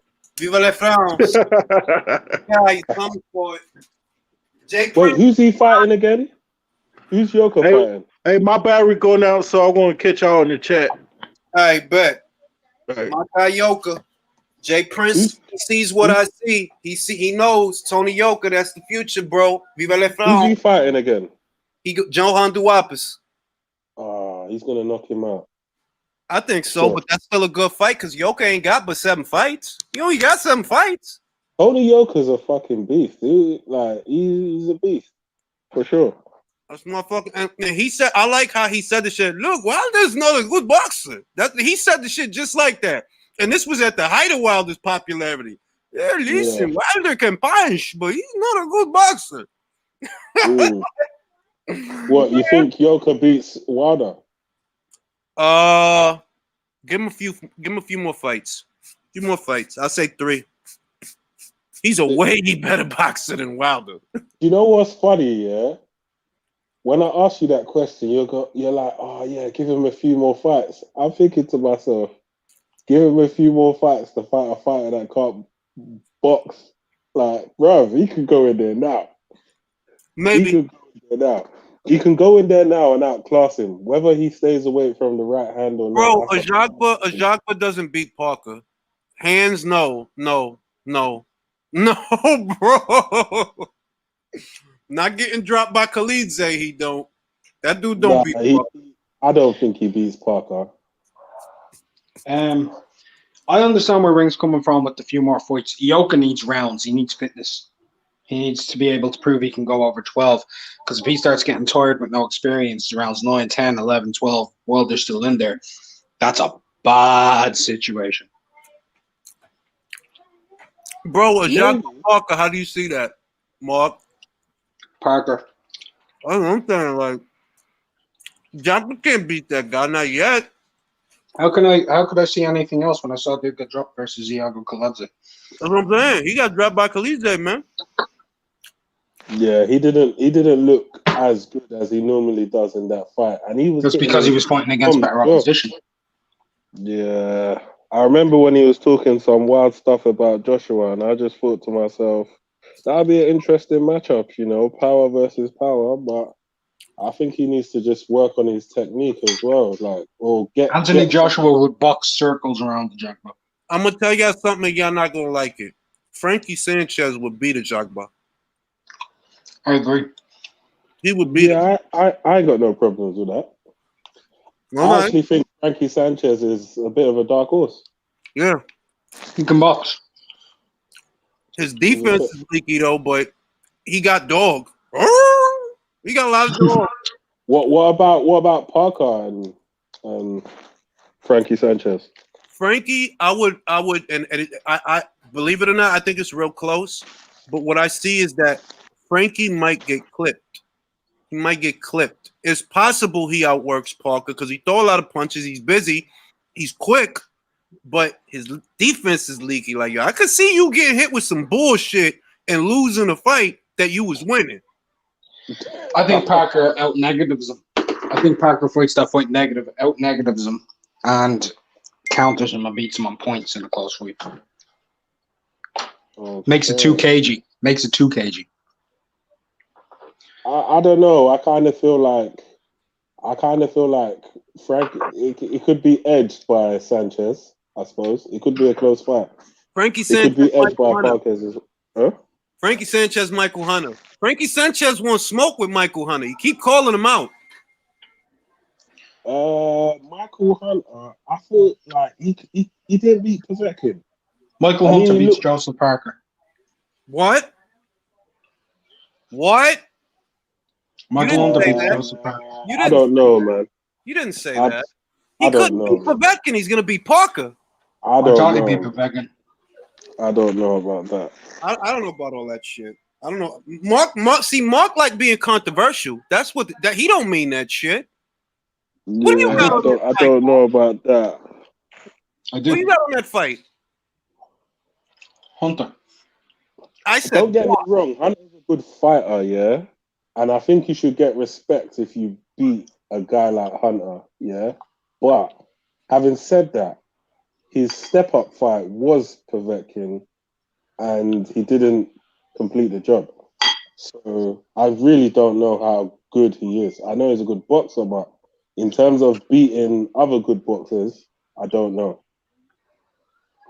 So, but he did beat Bacoli, but Bacoli hasn't really made a name for himself yet. So he hasn't, not yet. He hasn't, not yet. I'll say Hunter could beat Pulev. Hunter could beat Pulev. Hunter would beat Pulev. He'd beat Pulev. Ruiz, I see Hunter getting himself knocked out. Yes. If he fights aggressively, yes.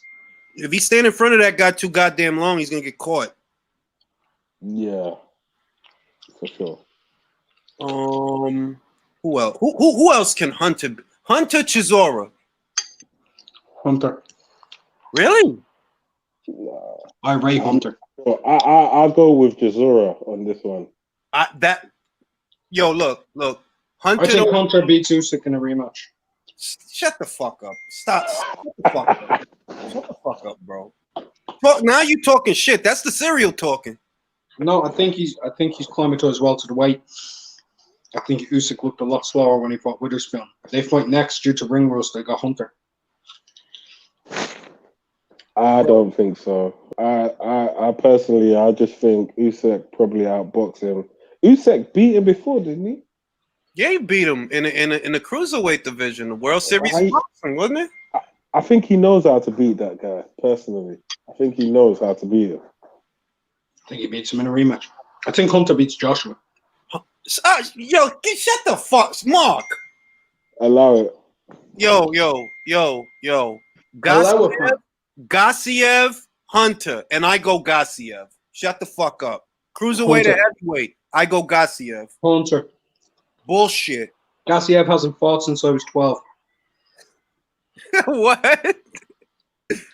What about Hrgovic versus Hunter then? Hunter. He's lying, bro. He's lying. No, allow it. He's lying. He doesn't mean none of that shit. Allow it. He's lying. So, but by the way you're doing this, Hunter might as well have a belt then, or at least a baby belt. You should have the something. boogeyman. No one fighting. They robbed him against Pacquiao. He got robbed. This dude made me fart. This dude literally just made me fart with that dumb shit. He said, what? Yeah. He said Hunter beats Joshua. Do you know what? Yeah, the fight against Pacquiao, I watched it. Yeah, and like it wasn't a robbery. The draw, I don't think it wasn't a robbery. It could have gone either way. Hunter versus Caballero. Huh? Hunter versus Caballero. Hunter. Oh, shut the fuck up. Shut up. You keep saying shut the fuck up to him winning every fight. Every fight. Every single one. So you don't think he can win any of these. Shut the fuck up. You don't think he can beat Caballero? That's not true. That's not true. I think there's guys out there Hunter could beat. But the guys we naming is the upper echelon guys. I think Hunter could beat Abdi Daftaev. Right? He could beat that guy. He could beat that guy. Caballero's winning off of one win against Chisora 4 years ago. I picked Hunter to beat Kuzman. What about Hellenius? Yeah, I think he could beat That's Hellenius. Different, though. That's the Nordic Nightmare. No, he could beat Hellenius. He can beat Hellenius. No, he gets knocked out too. Yes, he can. He could beat Kovnatski, too. Yeah, he can beat Kovnatski, but he can't beat Hellenius. He can beat Hellenius, bro. I know you have a soft spot for him, but he can beat him. Hellenius knocks out Tyson Fury. No way. No way. This fucking dude's lying, bro. We don't mean none of that shit. I am serious about a lot of the predictions I'm making with Hunter, though. You ain't serious about that one. No, I wasn't serious about beating Joshua. But I think he'll beat someone that we won't expect him to beat. But I don't think he will just beat a whole host of people that we don't expect him to beat. That's my thing. Hunter, Dillian White. I'm going with Dillian White on this one. So am I. That left hook will leave him. I'm thinking about it. Hunter will make White look bad and get caught. That's what I see. He will get caught because you're not that big. You have to be close to this guy to get off your shots. You're gonna get caught. Think Chisora. Think Chisora versus White too. That's the kind of dumb shit I see happening. I'm thinking about the fight and how it goes. White is going to try to lay off, keep him away with the jab, and Hunter's going to get a lot of work done, and he's going to get fucking caught because he's getting a lot of work done. I don't think Hunter could take heavyweight punches. Not clean. You know what? After talking about this, it just makes me realize that, wow, there's actually so many fights that need to be made. Literally. This has made you realize that? Bro. But, like, do you know what? It's because all these people don't fight each other. Sometimes you don't think about it. But they actually should. Just, there's a whole host of people that Bro, just fight. Bro, Hunter might go to Top Rank, right? So we got to think, okay, what can Top Rank do? Because I think he's going to go to Top Rank because he already said he didn't like that the PBC didn't keep him busy. So I don't think he's going to go over there. I think he's going to go to Top Rank. And if unless I'm forgetting somebody, I think Michael Hunter beats all Top Rank's heavyweights outside of Tyson Fury. You think he beats Oscar Rivas? I do, yeah. All right. And Caballero and the Jagba and whatever else. He beats Carlos Takam. Yeah. Good fight, though. Kind of slippy as can be. I don't believe you're that confident in Hunter, bro. I don't believe. I am. No, you're not. You don't. I am. No, you're not. No, that's the cereal. No, for real. I said this about a year. I said this about a year and a half ago. I think Michael Hunter going up to heavyweight is going to be a fucking bro. issue. That's the sugar. That is the sugar in the cereal that you're eating. Talking. I don't eat cereal. If you do, that's because you're old. I can chew my meat. This dude's an asshole, man. Right now, I'm eating roast chicken and roast potatoes with some carrots. You're eating cereal. I ate 2 sandwiches while we had this whole conversation, or for your information, and I ate it fast. Well, I needed a snack. It was a small snack. Only 2. Hunter doesn't beat those guys. Not all of them. I'm eating a Sunday roast, man. Hunter don't eat. Hunter don't beat White. I don't think that. So in like the heavyweight spectrum, from like number 1 to whenever, where is Hunter on your list there? Currently, right now, I have him ranked at number 10. Yeah, that's where I have him. Number 10. I have him ranked there. Rankings never signify. Listen, rankings never signify who you think wins a fantasy fight or who you think wins in a potential matchup. They never do. Is he ahead of Dubois though? Yeah, in my rankings, Daniel Dubois is not ranked in my top 10. Okay. I don't know. Does he beat Dubois? No. What about the other guy? Joyce? Yeah, Joyce, he beat Joyce. He beat Joyce. He beats Joyce. He beats Joyce. He beats Joyce. He doesn't. What? Like how on points? Bitch, how? He beats him to the hospital. No, he beats him. He does a better job of what Brian Jennings did. Does a better job of what Brian Jennings did. Gets him out of there, body shot, rounds 8. All right. No. Michael Hunter hits well to the body. I'm not joking.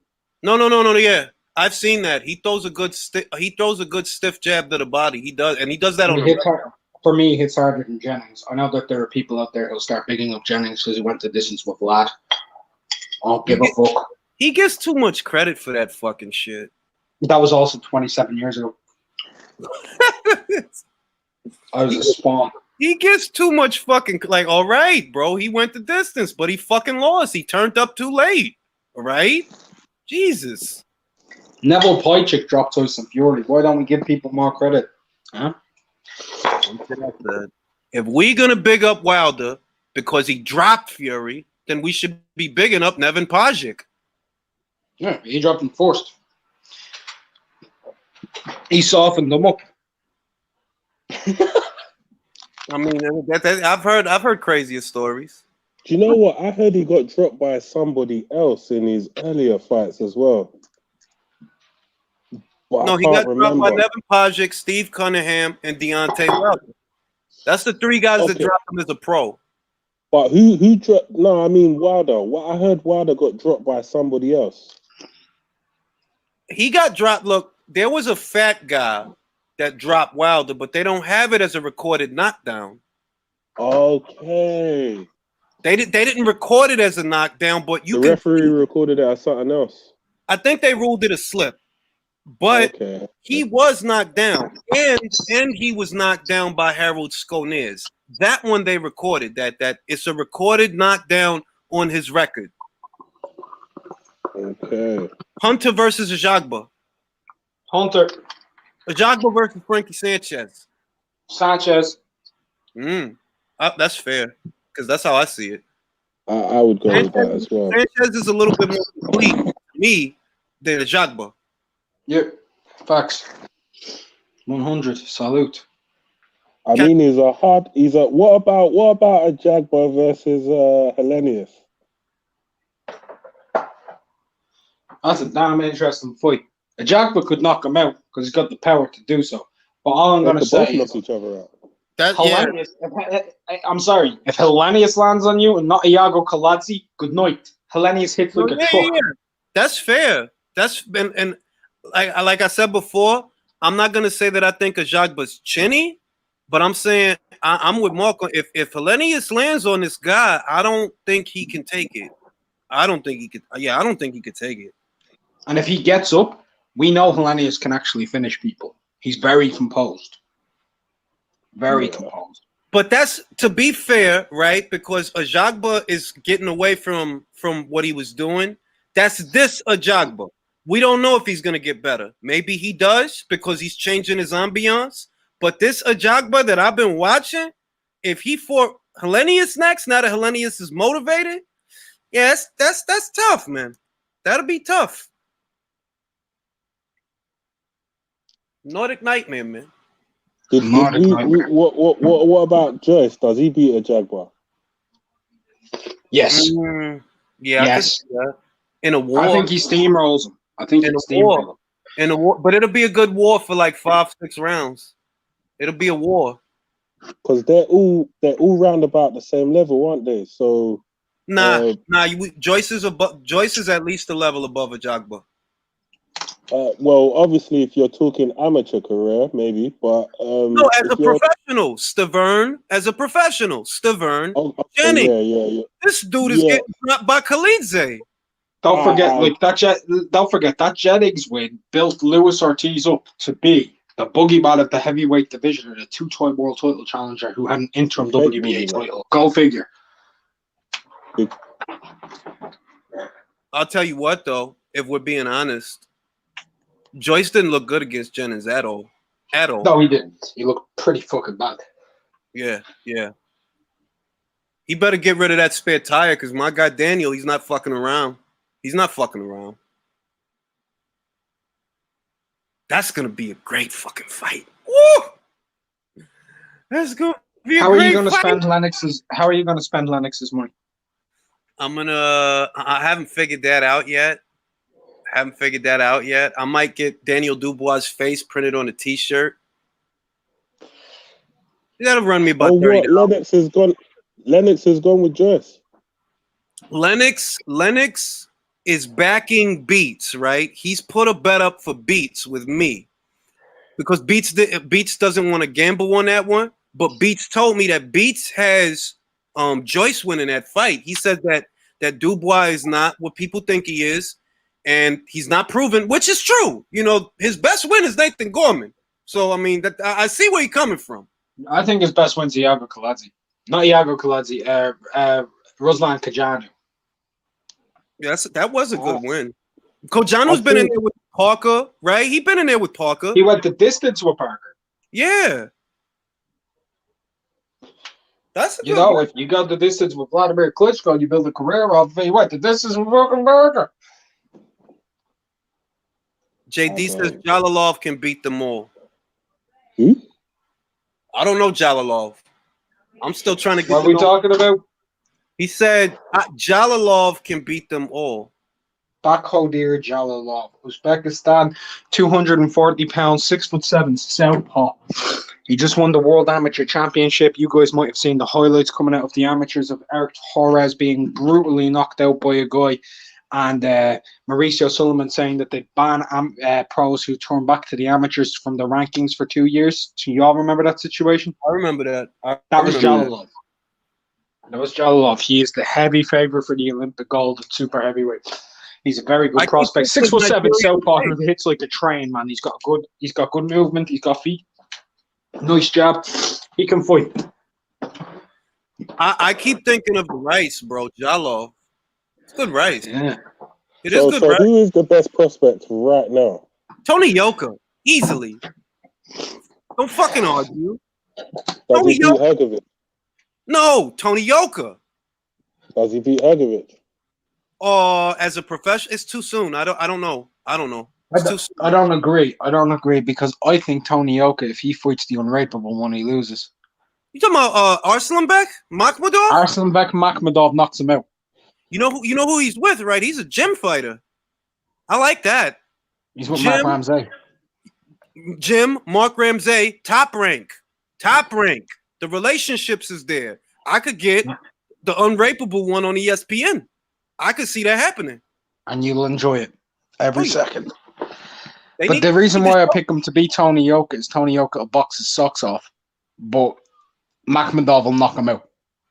Tony Yoka is a great boxer, but he's fragile. You think he's fragile? Everybody leaves that. I know he's fragile. I've watched him all through the World Series of Boxing, all through the amateurs. Dude's been dropped fucking countless times. He's been stopped many times. He is fragile, and that is important.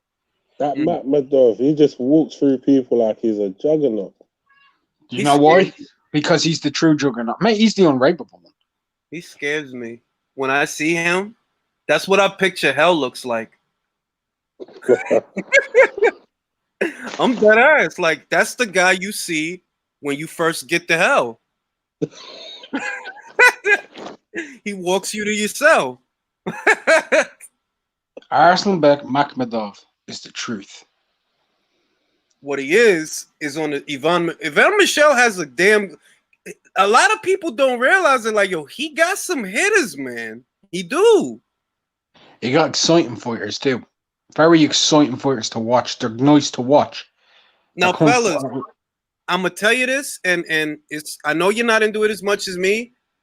I'm gonna just say, watch Clarissa Shields' next fight. Just watch it. That's all I'm gonna say. Who's she fighting? One of Ivan Michel's fighters. What's her name? Her name is Marie-Eve Decoeur, Southpaw, combat ready. And I have a feeling. That's all I have a feeling. I can't see her. I can't see it happening the way it's been happening. Not to her. I can't see it. Like, nah, B. You see something in this girl, Jay? I see something, and it ain't what Mikey saw in Arrow, man. That's all I'm saying. Like, yo, I don't see her going out like that, bro. She ain't these girls, bro. Not this one. Can you send me her name, look, on Twitter, so that I can go and watch a bit of her? All right, I got you right now. I've been following her since before she was champ, and I'm like, I just don't see her going out like these girls, man. I can't see it, which is weird because I usually can. She tough? What she is fluid, and she's a southpaw. A fluid southpaw against Shields? That's going to be interesting. She's wide open for straights. She's a fluid southpaw, one, and she has a great set of legs, knows how to judge distance and space, and can box on the outside and the inside. The only thing that she don't have is punch, but neither does Clarissa. So, I mean... All right, I'm going to watch her. When's this fight happening? When's this fight happening? This is going to be, I believe, in September. Okay. Okay. I appreciate that, Jay. I appreciate that.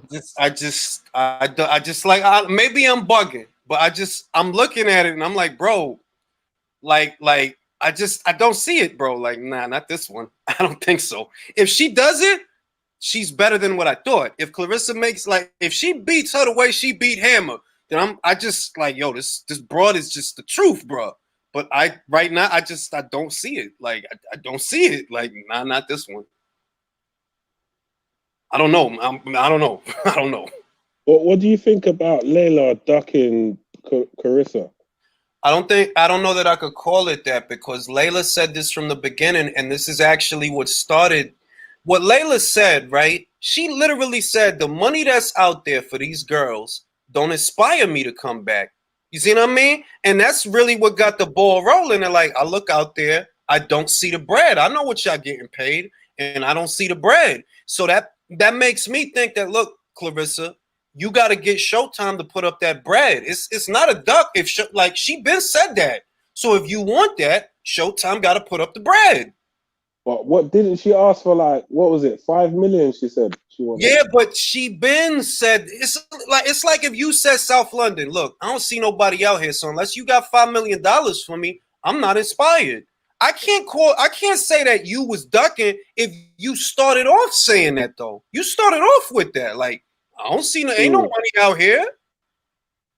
To be fair to Layla, in her head, she might think she's worth more than 5 anyway. Say that again, South London? I'm thinking that Layla Ali is probably thinking she's worth more than 5 million anyway.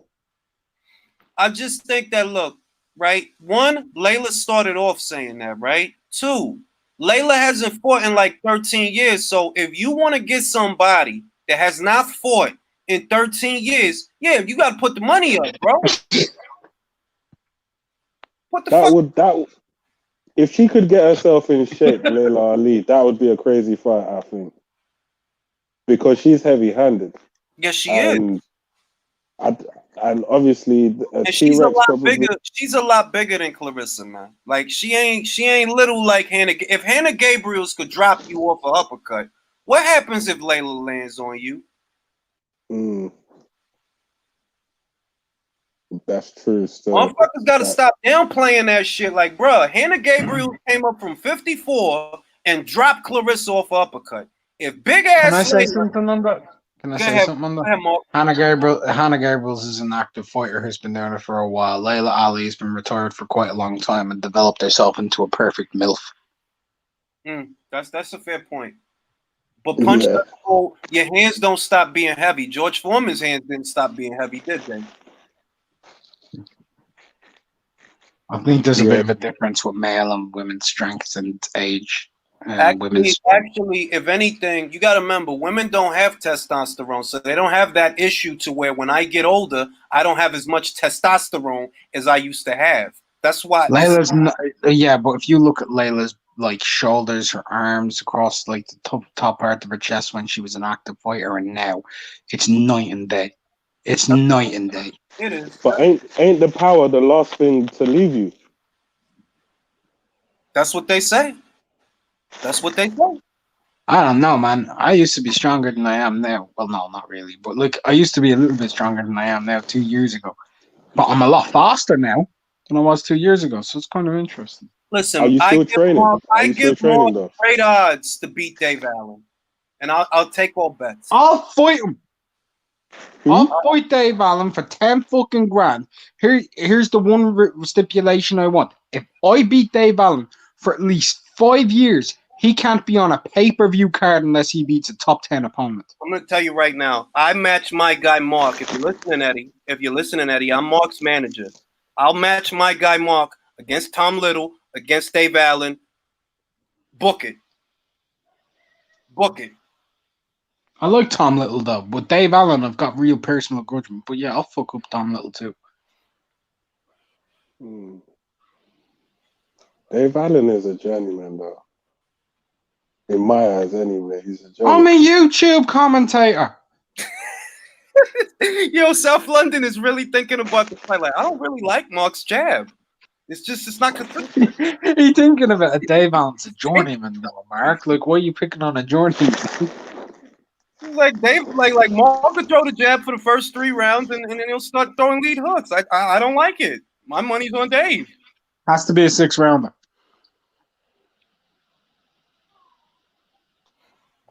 I think I beat him over 6. Tom Schwartz. Well. I see. I'd match Mark against Tom Schwartz. Fucking hell. I don't know, man. And do you want that smoke? Tom Schwartz has been talking shit. I can't understand the word he's saying, mate. He told me Mark's Deutschland is schlecht. That's what he said. He said my German is shit? Yep. That's interesting, because Deutschland is Germany. It's not German. So he said my Germany is shit? He said that. All of that. He said all of that. That's horrific. My German's better than I thought. Schwartz versus Allen. Oh God. Schwartz beats him. You think Schwartz beats Allen? Yeah, he beats the strudel out of him. I think he jobs him. Beats the strudel out of him. No, I don't know about that. I wouldn't pick Tom Schwartz to beat Lucas Brown. I don't know about that. You heard about that German prospect that's supposed to be fighting Koke? What's his name? Guy. Yeah. That's a big fight over there. That's a big fight over there. I think Koke wins. Really? Do you know how good Jack Koke is? He's all right. I mean, I don't shit on him. He's all right. I'm gonna ask you an honest question, yeah? What did you score, Jack Koke versus Sergey Derevianchenko? Didn't get to see it. Only saw the highlights. I saw the Andre fight though. I'll find you full footage of Jack O'Kay versus Sergey Derevianchenko. Jack Kokay is better than people think he is. The only reason he's not on the scene is because he don't have a U.S. liaison. That's literally the only reason that you don't. He is a very tricky opponent. Golden Jack, man. Golden Jack. No one big on him if I know his nickname. If he gets a U.S. liaison, even though I think it's kind of late in the game for him to get a U.S. liaison, but if he had Golden Boy co-promoting him, you know, or maybe Top Rank co-promoting him, yeah, he's decent. Like, he's decent. He's not like, yeah, he's shit. Better than Brandon Adams. Jack O'Kay is a great inside fighter, man. Very good inside fighter. Does Kokay beat Teixeira? I think that's a good fight. I think that's a very good fight, man. I think Kokay is massively underrated. He's a dark horse. Kokay Castaño. That's a fight. I got Castaño, but that's a hell of a fight. That's a fight, though. That's a fight. They got the same sweet spot, and they both not big for 154. That's and they're both slick in the pocket as well. They're both like really good at finding the shots and evading. I think that's a mad fight. That's a mad fight. Bruh.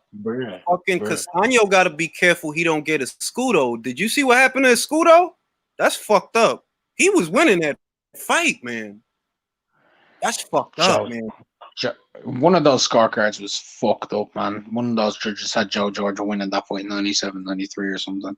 Some dumb, I know. That dumb shit. You know what I'm talking about. Yeah. That's why the first fight was fucked up.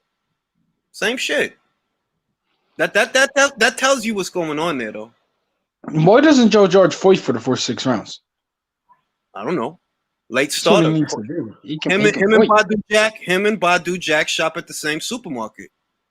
I don't know. Like you decide not to fight until later. All right. It's your funeral, bro. Kokay versus, that's a nice fight. Won't happen. Kokay versus Williams. Liam, that's a nice fight. At 160? No, yeah, you're right.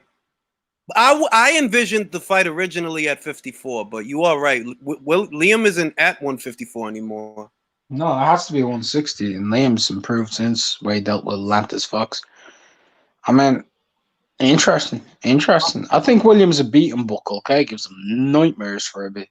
He's a fucking tricky fighter. I'm not sure. Everybody's so fucking high off of what he did to Alantez Fox, but Alantez can't take a punch. So I know them tall guys that's too tall for the weight, like Willie Nelson, Alantez Fox, them guys, they don't be able to take a punch, bro. I need to see more. Patrick Schools Castaño. I don't know about all that. I think Castaño wins that fight. That's who I have winning that fight if it happens. I think Castaño would have knocked the fucking shit out of Adamez, and Adamez would have gotten fucking brutalized, to be honest with you. Like, it wouldn't have been like Adamez was winning rounds, got clipped with something, and then lost. It would have been like he would have constantly gotten fucked up each round. Castaño's too good. I still think Castaño beat Larry. That's fair. That's fair. That fight was close. That's fair. That's fair. Lahara versus the winner of Horn versus Zoo. Man. Who's Lahara? I don't know. What are you talking about, Lahara? Oh, this guy. Lahara? JD recommended it. Lahara versus the winner of Horn versus Zoo. Is that how you pronounce that? In Spanish, yeah. That's how you say it in Spanish, because he's from Spain. Yeah, there we go. Lejaraga. Yeah. Versus the man, Kerman is the king. That fight with David Avenetian never happened. Lejaraga beats Williams Crawford would beat Munguia. Williams would beat Munguia at 54. He would have beat him. He would have beat him. Oh yeah, he would have beat him. He would have beat him. Is this based off of him losing to Liam Smith? But the Dennis Hogan fight though, bro. the Hogan fight, the Takeshi Inoue fight. If he would have, if you match him up at the right time, yeah, Liam would have got him. Takeshi was too close for comfort with that fucking guy, man. Has Munguia regressed? He hasn't. He's gotten better. He has. Did he regress for a brief period? I'm gonna say no. He was who he was. He was who he was the whole time. Honestly, because he was never all that good. The highlight of this guy's career was beating Saddam Ali, who didn't belong up there. So you can't say, oh, he was good and he got bad. Nah, he was always that way. But he got better. Because as soon as Eric Morales got there, he got better. That you're not just throwing a throw now. You stay with the guy. You still applying pressure because you stay with the guy and you corner him. Then you let the shots go. Like how he did in the Patrick-Ali fight. He looked all right in the Patrick-Ali fight. Why? You wasn't just throwing a throw.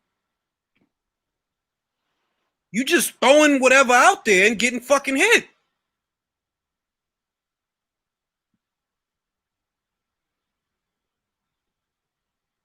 Didn't look good with Inoue. He didn't look good with what was the other guy? Dennis Hogan. He didn't look good in that fight. He looked all right with Brandon Cook. How did he look with Spike? I didn't like there were things that I saw that I liked, and there were things that I saw that I didn't like. Like, if you getting them with straight punches, then throw straight punches. I mean, it's not complex. You keep hurting this guy with straight punches. Whenever you land a straight shot, the guy's ready to go. What do? You keep hooking off, falling in. Like, why are you doing that? This fight don't have to take this long. That's what Cheeseman was doing yesterday, which was pissing me off. You hurt this guy like 3 times, bro. Finish him. Nah, you get all close to him. Can't get no leverage for the fucking punches. Oh my God, bruh. Bruh, you'll never guess what just happened. What happened? On Twitter. I got quoted. By Boxing Ego. What'd he say? I put up something to do with looks like the Macaulay Kuzman fight is off. And then he quotes me and goes, another cancelled fight, and this one is on Eddie's box office pay-per-view. The Zone course. #ego. Ooh. I got quoted by Boxing Ego. I'm going to flame him. Nah, fuck that guy. That guy's so annoying. Sometimes I forget he exists. Why is this dude following me? Who? Ego.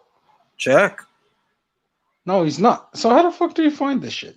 He literally went out of his way to find it. He's running a shortage of stories, in case you haven't noticed. He's running a shortage of stories. You can't keep making Wilder videos. People stopped caring. Like, a lot of people don't care anymore. Like, not really. You got clout chasing me.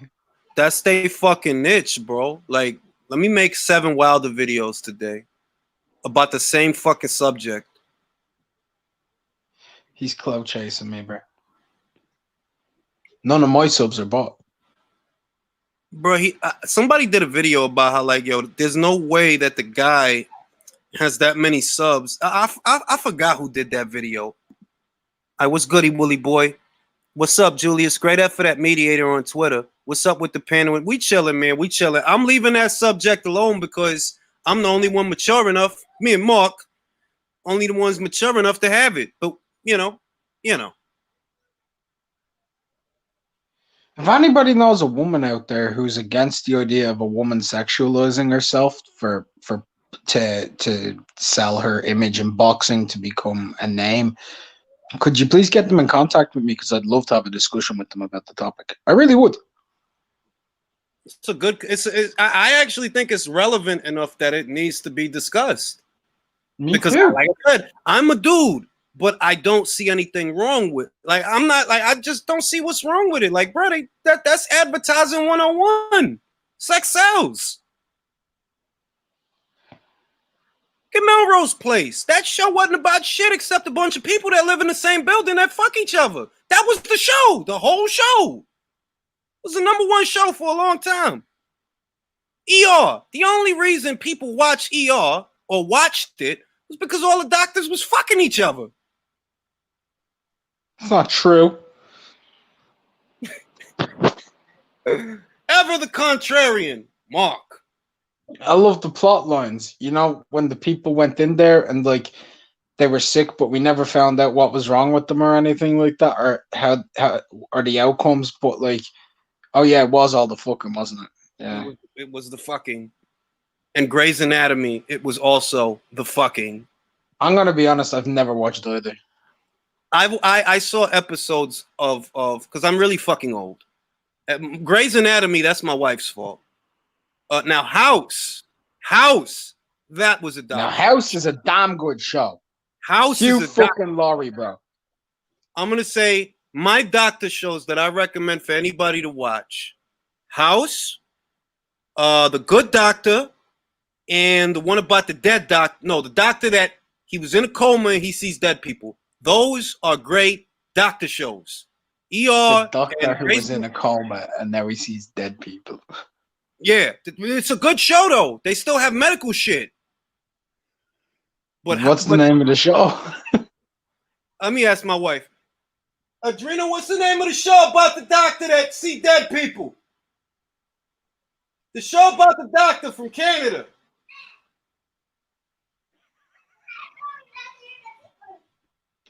And he was in a coma. Saving Hope. That's the name of the show. Saving Hope. It's a fucking good show, man. He just starts screaming. It's still a good show. All right, but I can't believe you didn't mention Scrubs. Scrubs is not Scrubs was about people fucking, bro. No, it wasn't. There was very little fucking. Do you want to know what Scrubs was actually about? It was about all the things that can go wrong and learning to persevere. Shout out to Scrubs. Oh, get the fuck out. You just saying that because you was watching it the other day. No, you're just saying it's about sex because one of their names is Dr. Cox. It's funny because it's true. There's very little fucking in Scrubs. He was fucking the blonde doctor, wasn't he? The girl who that was the stand-in Becky on Roseanne. Everybody forgot. Yo, you leave Elliot alone, bro. Stand-in Becky. Yeah, he was fucking that broad. I like Carla. I forgot about Carla, the nurse. The nurse Carla. He said, "Railroaded by Tawk." What you know about Hobie City and Casual? I don't know nothing about it. I just know that Point Hope is a great Canadian show. Canada has some really good sitcoms and some really good dramas. I like watching foreign shit. Tired of American TV and American humor. It's annoying. Can you do me a favor? Can you highlight Virtuoso's comment? Because that's a fact. Let me see. Let me find his comment because I don't see it. All right. And Turk are the JD. Oh, get the.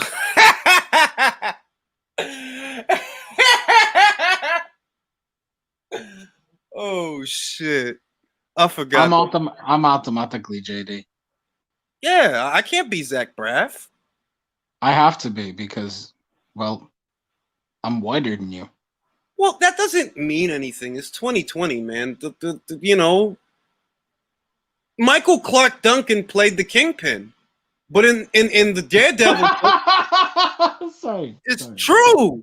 And in the Daredevil books, Kingpin is a white guy. He's just got a tan. You were going with that. Watch Trailer Park Boys if you want good Canada content, which is there, but not some bucket loads. Trailer Park Boys. I dig it. Isn't one of their names Julius as well? These coincidences are astounding. Yeah. There's never a good TV show with a character named Mark. That's not true. He's thinking now. There's got to be one. A good TV show. I'm gonna ask my wife. Hey! Hey! Can you name a good TV show with a character named Mark? Just any TV show that's good with a character named Mark. Any show. There's literally not one. That can't be right. That can't be right. It's fucking right, mate. That can't be right, dog. I've never seen a good TV show with a mark in it. It doesn't scream entertainment. Yo, let's hear what Mark thinks. The title of thinks. the show isn't going to be called Mark, the show. But there has to be one that has a guy named Mark in it. I would watch a show called Mark. Virtuoso said Peep Show has a simp name, but Peep Show's not a real good show. Mr. Duck, Hardcastle and McCormick, Mark McCormick. See, Doc. See, you conjured Doc. I've never watched that. Doesn't mean it wasn't a good show. Mark. Has to be a good. You didn't say a good movie. You're limiting it to TV shows, right? Yes. Has to be one with a guy named Mark. I could vaguely recall somebody in the show, a show that I've seen. The guy's name is Mark. Why do I keep thinking of Mark Ramsey? What about Friends? Wasn't there someone in that show called Mark? Wasn't he the dude who like somebody was in love with? Yeah, I think that was Jennifer Aniston's husband that she left when the show started. No. Mark from Friends. Let me look this up. Walk.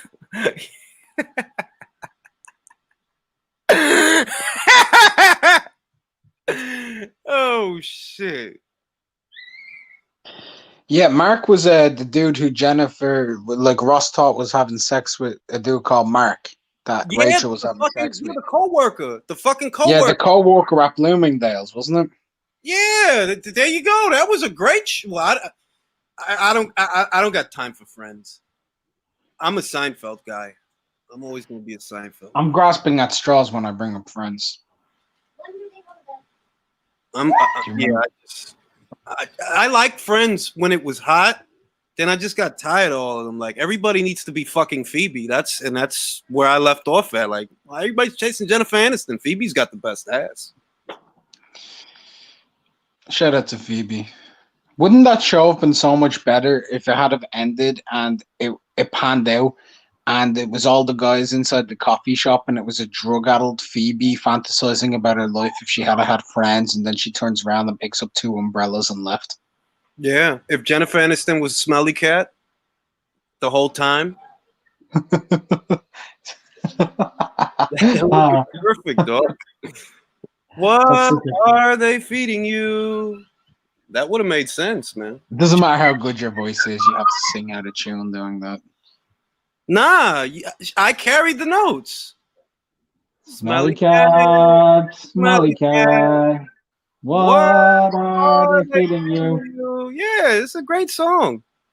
Hey, I want you to tell Beats, now that he's here, what you think Michael Hunter does to Anthony Joshua. I think he knocks him out. And yes, there is a Mark in Friends. You be nice, Beats. He was piping Rachel. Remember? Mark from Bloomingdale's? He wasn't insistent to. He wasn't. No, Ross thought he was piping her. But he ended up getting promoted, and when Rachel went off to France and all that shit, it was Mark. Yeah. Mark. Put some respect on my name. Michael Hunter knocks out Anthony Joshua. That's bullshit. I don't think he beats him. I mean, I know you don't, but there was one in there that I was like, no fucking way. Hergovic beats. Let's recap. Hergovic beats Parker. Yes. Hunter versus Parker was. Hunter beats Parker. I don't know about that. Hunter beats Hergovic. No, he doesn't. No, he doesn't. Daniel Dubois beats Hergovic. Daniel Dubois beats Hergovic. He could not beat Povetkin decisively. He's going to beat Hergovic?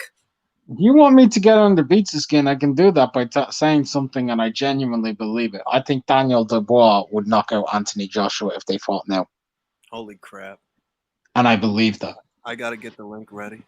And I know all of Beats' arguments. What's he done? How's he proven it? Why could you say that? I just believe it. Look, Beats, I respect most of your views, but we're just going to have to disagree on this, that Daniel Dubois is 10 times the prospect Anthony Joshua ever was. and I'm sorry, all right? No argument formed against me shall prosper. Oh, shit, I survived in The Walking Dead? That's awesome. Wait a minute. Yeah, there was a Mark on The Walking Dead. Which one was Mark? Mark is a survivor of the outbreak in AMC's The Walking Dead. He is a member of the Saviors and the boyfriend of Amber. I'm Amber's boyfriend? Hold on, let me see Amber. Wait, Mark's the blonde guy, right? I'm blonde? Oh my god, I'm coming up. Amber from Walking Dead. Let me see. Is my girlfriend attractive? She looks 7 years old. The fuck is this? I'm not interested. She can fuck off. I think Beats is so upset. He hasn't clicked the link. He was just here. Daniel Dubois shows the highest ceiling of any British prospect. And I believe that. Joyce isn't fit to share the same ring with Daniel Dubois.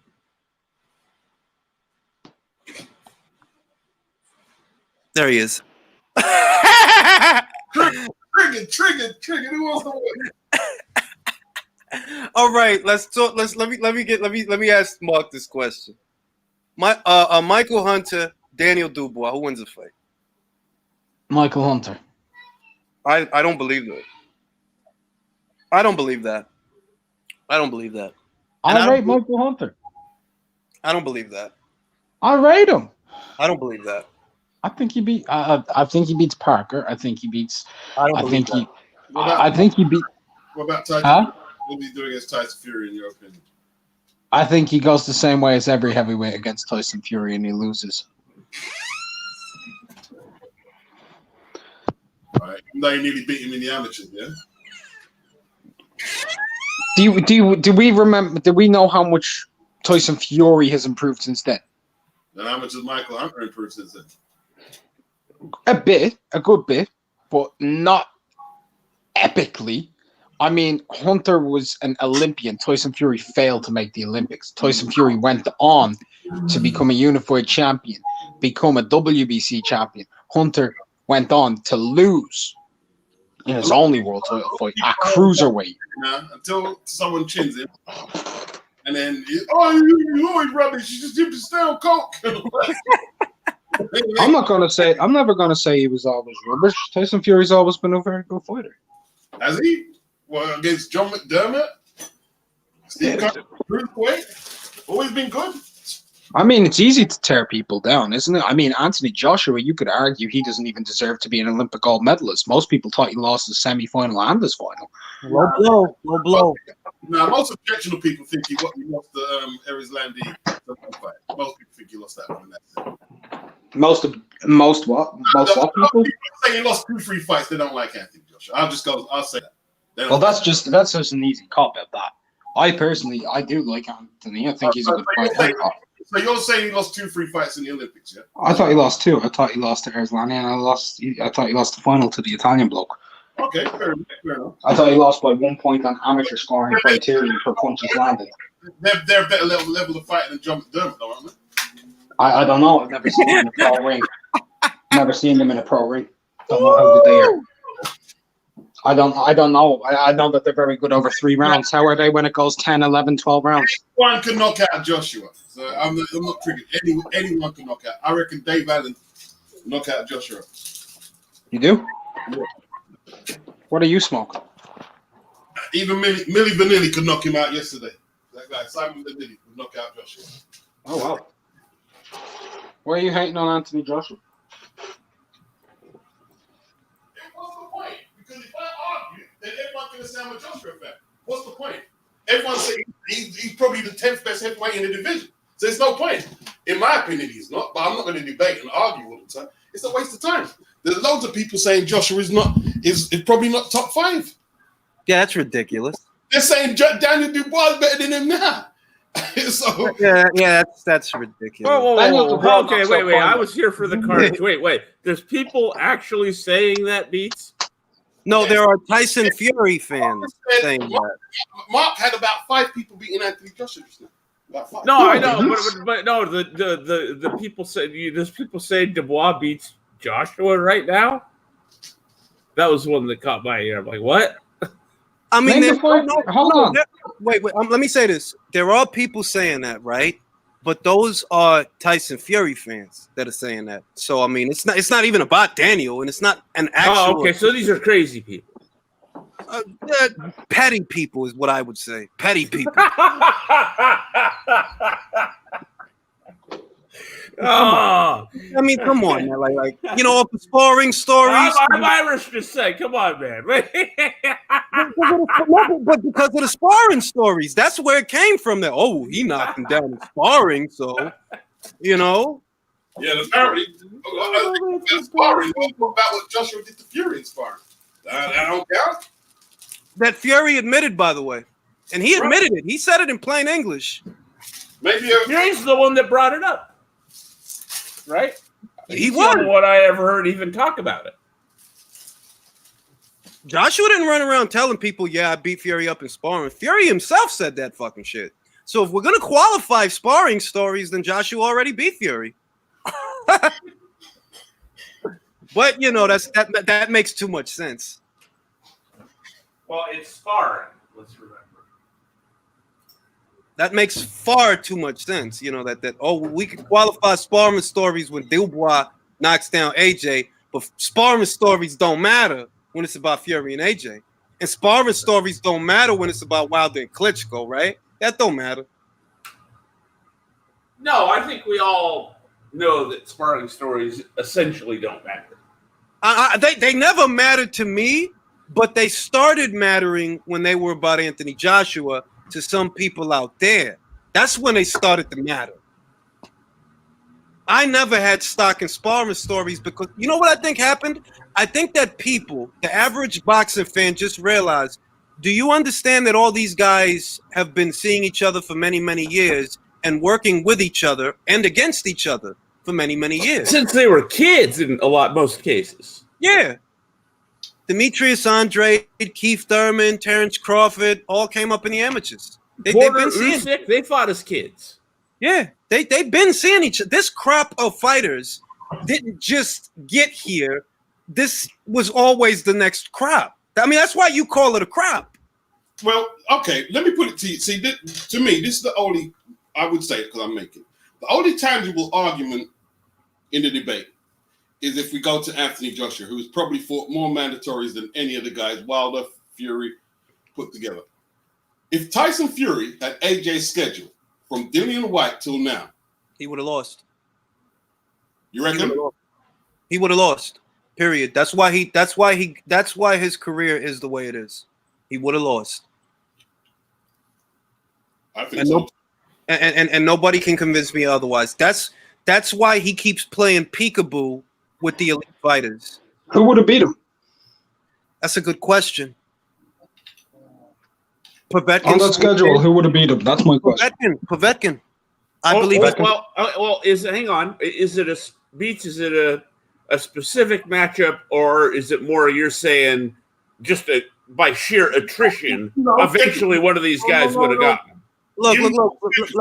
Wait. Let's get the Mark's question first because he asked this. I think that Povetkin had the style to do it, to get under and around his jab and keep the pressure on and fuck with him and left hook him, try to get him out of there early. On that schedule, even though at that time Povetkin had the WBC, he was the WBC mandatory, eventually he became the WBA mandatory. So on that schedule, if we're duplicating Joshua's schedule, then it would have been Povetkin. How about this one? I reckon he'd have a hard time with Dominic Brazil. I don't know about that. I don't know about that. I disagree. I think I see Beats' point though, in the sense that Fury, of course, Fury can hit. He's a big dude, but he don't hit like a Wilder, for example. And Brazil's main virtue is he can take a classic ass whooping. Yeah, but what's his offense like? Like he takes a great punch. Cool. How many shots does Brazil land on Fury? Well, he landed on Izu a couple of times, didn't he? Yeah, that's how he got Izu out of there. Izu's there with Izu's great there. Fight, with no by the way, movement. if to anybody that never didn't watch it, great fight. Okay, since Tyson Fury's comeback, his best opponent is in hindsight Wallin, yeah? Yeah. Wilder. Yeah? Wilder. Wallin, outside Wilder.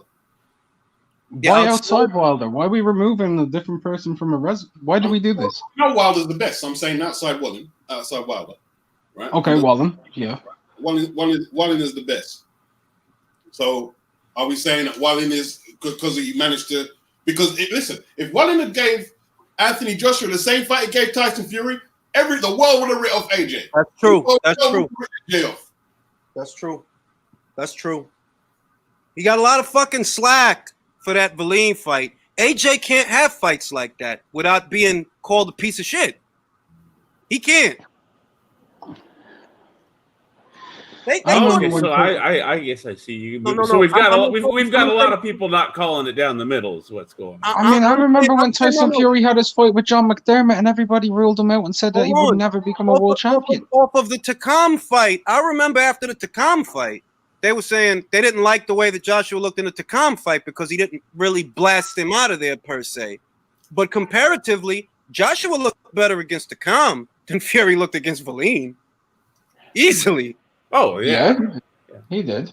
It actually wasn't the stoppage a lot of people complained about in the Takam fight, which I thought was ridiculous. It was a perfectly fine stoppage. What if Francesca Pianetta went the distance back to Joshua? What would they be saying? That's true. Oh, yeah, that would, yeah. That's well. To be fair, Beats, what did we say? I'm just talking about us. What did we say? I piled on. I thought it was ridiculous. That was one of the reasons I thought Wilder was going to knock him out. Well, I thought he was getting the rounds in, to be honest. If I'm being honest, I thought he just did that to go rounds with him. He needed the rounds. That's what I said. But he didn't really look good doing it, Julius. No, he didn't. He didn't. Like, honestly, and it played the aesthetics of it played into the sort of implicit narrative of, Tyson Fury's not just coming off of 3 years on the couch; he's coming off of 3 years on the coke, right? Beats, you predicted Wilder to knock him out too, didn't you? The first fight, yeah. Yeah, in the first, that's what I'm talking about. In the first fight, was that not in part because of the Pianetta and the third best Albanian cruiserweight performances? Second best Albanian. My bad. He's so good they named him twice. Right?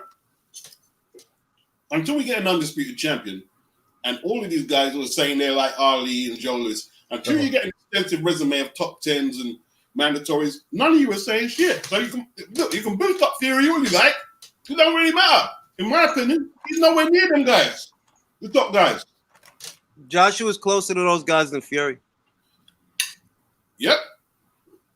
And that's not a debate. Who fought more champions and who fought more top 10 contenders? Quality bodies. He's got the most quality bodies. I agree that's pretty much undebatable. He's got more consistent bodies.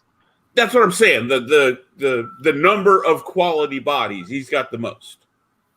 I'm still not putting him up there. But the Fury fans, they've got no problem. Like, he's like fucking Joe Louis and Ali with his resume. I've never put Joshua up there.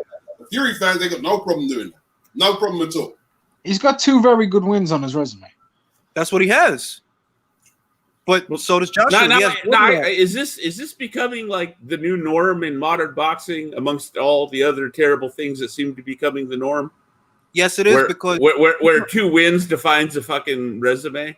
No, this is what happens in modern boxing, because in modern boxing, unlike in previous boxing, the good fighters don't fight. That's why this is the bane of modern boxing. See, if this was the 80s, we would have got the fucking fight, so we wouldn't have to do this. I mean, people are talking about there's 1 or 2 wins to find a resume. Ask Joe Frazier.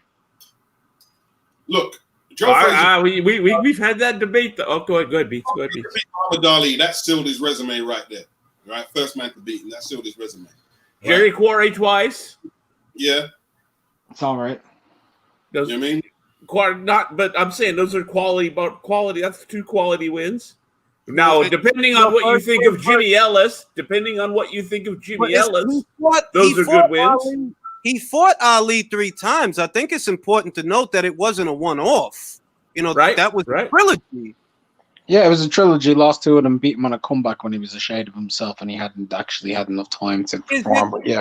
Is it fair to do that when that's the same Ali that beat Foreman? All 3 of those were close fights, Mark. You're saying he was a shell of himself. He had to beat the number 2 and number 1 contender before he fought Joe. Yeah, he had enough to beat Bonavina and knock him out. I have this assertion. The same Bonavina, by the way, that had Joe on the floor, what was it, 2-3 times? When I say a shell of himself, and I'm not getting into this argument, the Ali, before all the shit that went down and everything was out of the ring for the length of time, on the comeback and fought Frazier, that Ali would have beat the shit out of the Ali who was in the ring with Frazier. What, the same Ali who got knocked down by Henry Cooper and Sonny Banks? That was a different Ali. That was an Ali 7 years prior, and you know that. You know better than that. Wait. He lost to Henry Cooper just before he fought Liston, first fight. He didn't lose to the Henry Cooper. He got dropped, yeah. He got dropped by Henry Cooper just before he fought Liston. In 63, he was dropped hard. He was dropped hard. Yeah, in 1963, and the Ali in 1970. That's 7 years. No, he fought Liston in 64. What you want the real prime Ali is from Liston till the layoff. Ali before Cleveland Williams. Yeah, that's pretty much the. I think the best Ali ever fought was against Terrell. Ernie Terrell. What's that about Terrell? He tortured Terrell. Yeah. I thought that was the best he ever fought. And I think that Ali would have destroyed the Ali who was in there with Frazier. Well, I'm not sure about that. Well, I think he would have beat the piss out of him. Does that Ali beat the piss out of Frazier as opposed to the Ali that Frazier ended up fighting? I think so. Well, I think it's a different fight. I think Cassius Clay had the legs to keep Frazier out. That's just the Ali in the 60s didn't take the same shot that Ali in the 70s took. That's true too. That's true too. Yep, that's fair. See, there's a lot of nuance to it all. I mean, the Ali in 63 didn't, but the Ali who got caught with some clean shots from Sonny Liston did just a year later. Who's a bigger puncher? He didn't get hit by Sonny. Sonny barely hit him. I did. Yeah, I gotta agree with Beats. Sonny barely was able to lay glove. He caught him with a straight. He hit. No, he got hit. I'm just saying, he didn't get hit that much. If you really want to make the assertions of the argument to do with Chin, you wouldn't be bringing up Cooney. You'd be bringing up Doug Jones. Liston actually pulled his shoulder out because he missed so many punches. That's what they said. He missed so many shots. He fucked up his shot. My dad used to tell me that. My dad said Sonny missed so much punches he injured his shoulder. Yeah, they brought the X-ray of the shoulder. Although to be fair, some of the boxing writers said, "I wonder whose shoulder that is." This is a good comment. He's had 6 easy fights, fought 5 bums, 1 being an elite pillowcase. Whoa, who's he talking about? Tyson Fury. Tyson Fury. Oh, that's a bit strong. That's a bit strong. They're Northern Lights. God damn. Tell us how you really feel. I'm not being nice. I think Valine is a cut above Safari. I think Valine is a cut above Pianetta and Schwartz. I think Valine has a couple good fights in it. Well, that's what we need to find out. Did Tyson Fury, fight, just have a shitty performance, or show some weaknesses against Valine, or is Valine better than we thought? Yeah, Valine's a southpaw. He's a pressure guy. Fury won't have that southpaw advantage, and you know that Fury doesn't want guys getting in his wheelhouse. He doesn't want a guy. That's why Chisora gave him problems. Mid-range to inside, at least for a time. I don't know the about first now. fight you're talking about, right? The first one. Yeah. Yeah, he's not talking about the second fight because that's one of the best performances I've ever seen. Listen to this fanboyism, and this guy's in my Beats is talking clowning when he fought Cooper. Ali always clown. So what? I'm not salty. I said Ali was great. What are you talking about? You're looking absolutely shit, bro. Ali always clown. Cooper decked him. If you don't know Cooper's record, Cooper had a very good left hook. Look, there's a reason Angelo Dundee pulled the salt out. Sorry, if you don't know, Henry Cooper always had a good left hook. Maybe you don't know that, but I know that. And I know that. And he got decked, and he was nearly knocked out. Whether you can fanboy all you like for Ali. Some people see like people fanboy for Tyson Fury a lot. Ali gets way too much fanboys. Way too much. Beats. Ali's my guy. You know this, right? You can vouch for that, right? I'm telling whoever said that. There's a reason Angelo Dundee had the smelling salts out, for one, and for two, you can see Ali looking around at the guys in his corner, basically going, "What happened?" Man was hurt. My man was hurt. Okay, he was hurt. He was hurt. Now, the glove thing, that part of it gets a bit exaggerated, in my opinion. Now, you being from over there, Beats, what's your take on the glove thing?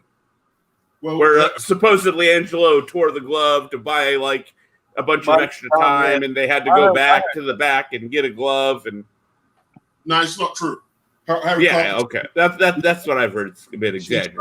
Harry Carpenter showed that during the round the glove was torn. They had to change it. Okay, but and did it? How about it? It didn't take like some people are like, oh, it took 30 minutes. You know what I mean? No, I don't think it took 30. I don't know how long it took though. To be honest, Right. I'm not sure about that. I know someone who said that they seen the original footage before all the doctored fucking shit came out, and they said that it was like 2.5 to 3 minutes. That's not bad for finding a replacement glove. No, it's not. But I don't know if that's right or wrong. It's a long time though. If it's true. Well, if it is right, and I'll say this too: I wouldn't put it past Angelo Dundee because this is the same guy. This is the same guy. I got a perfect example here: Ernie Shaver's fight, right? Angelo Dundee on ESPN out of his own mouth, right?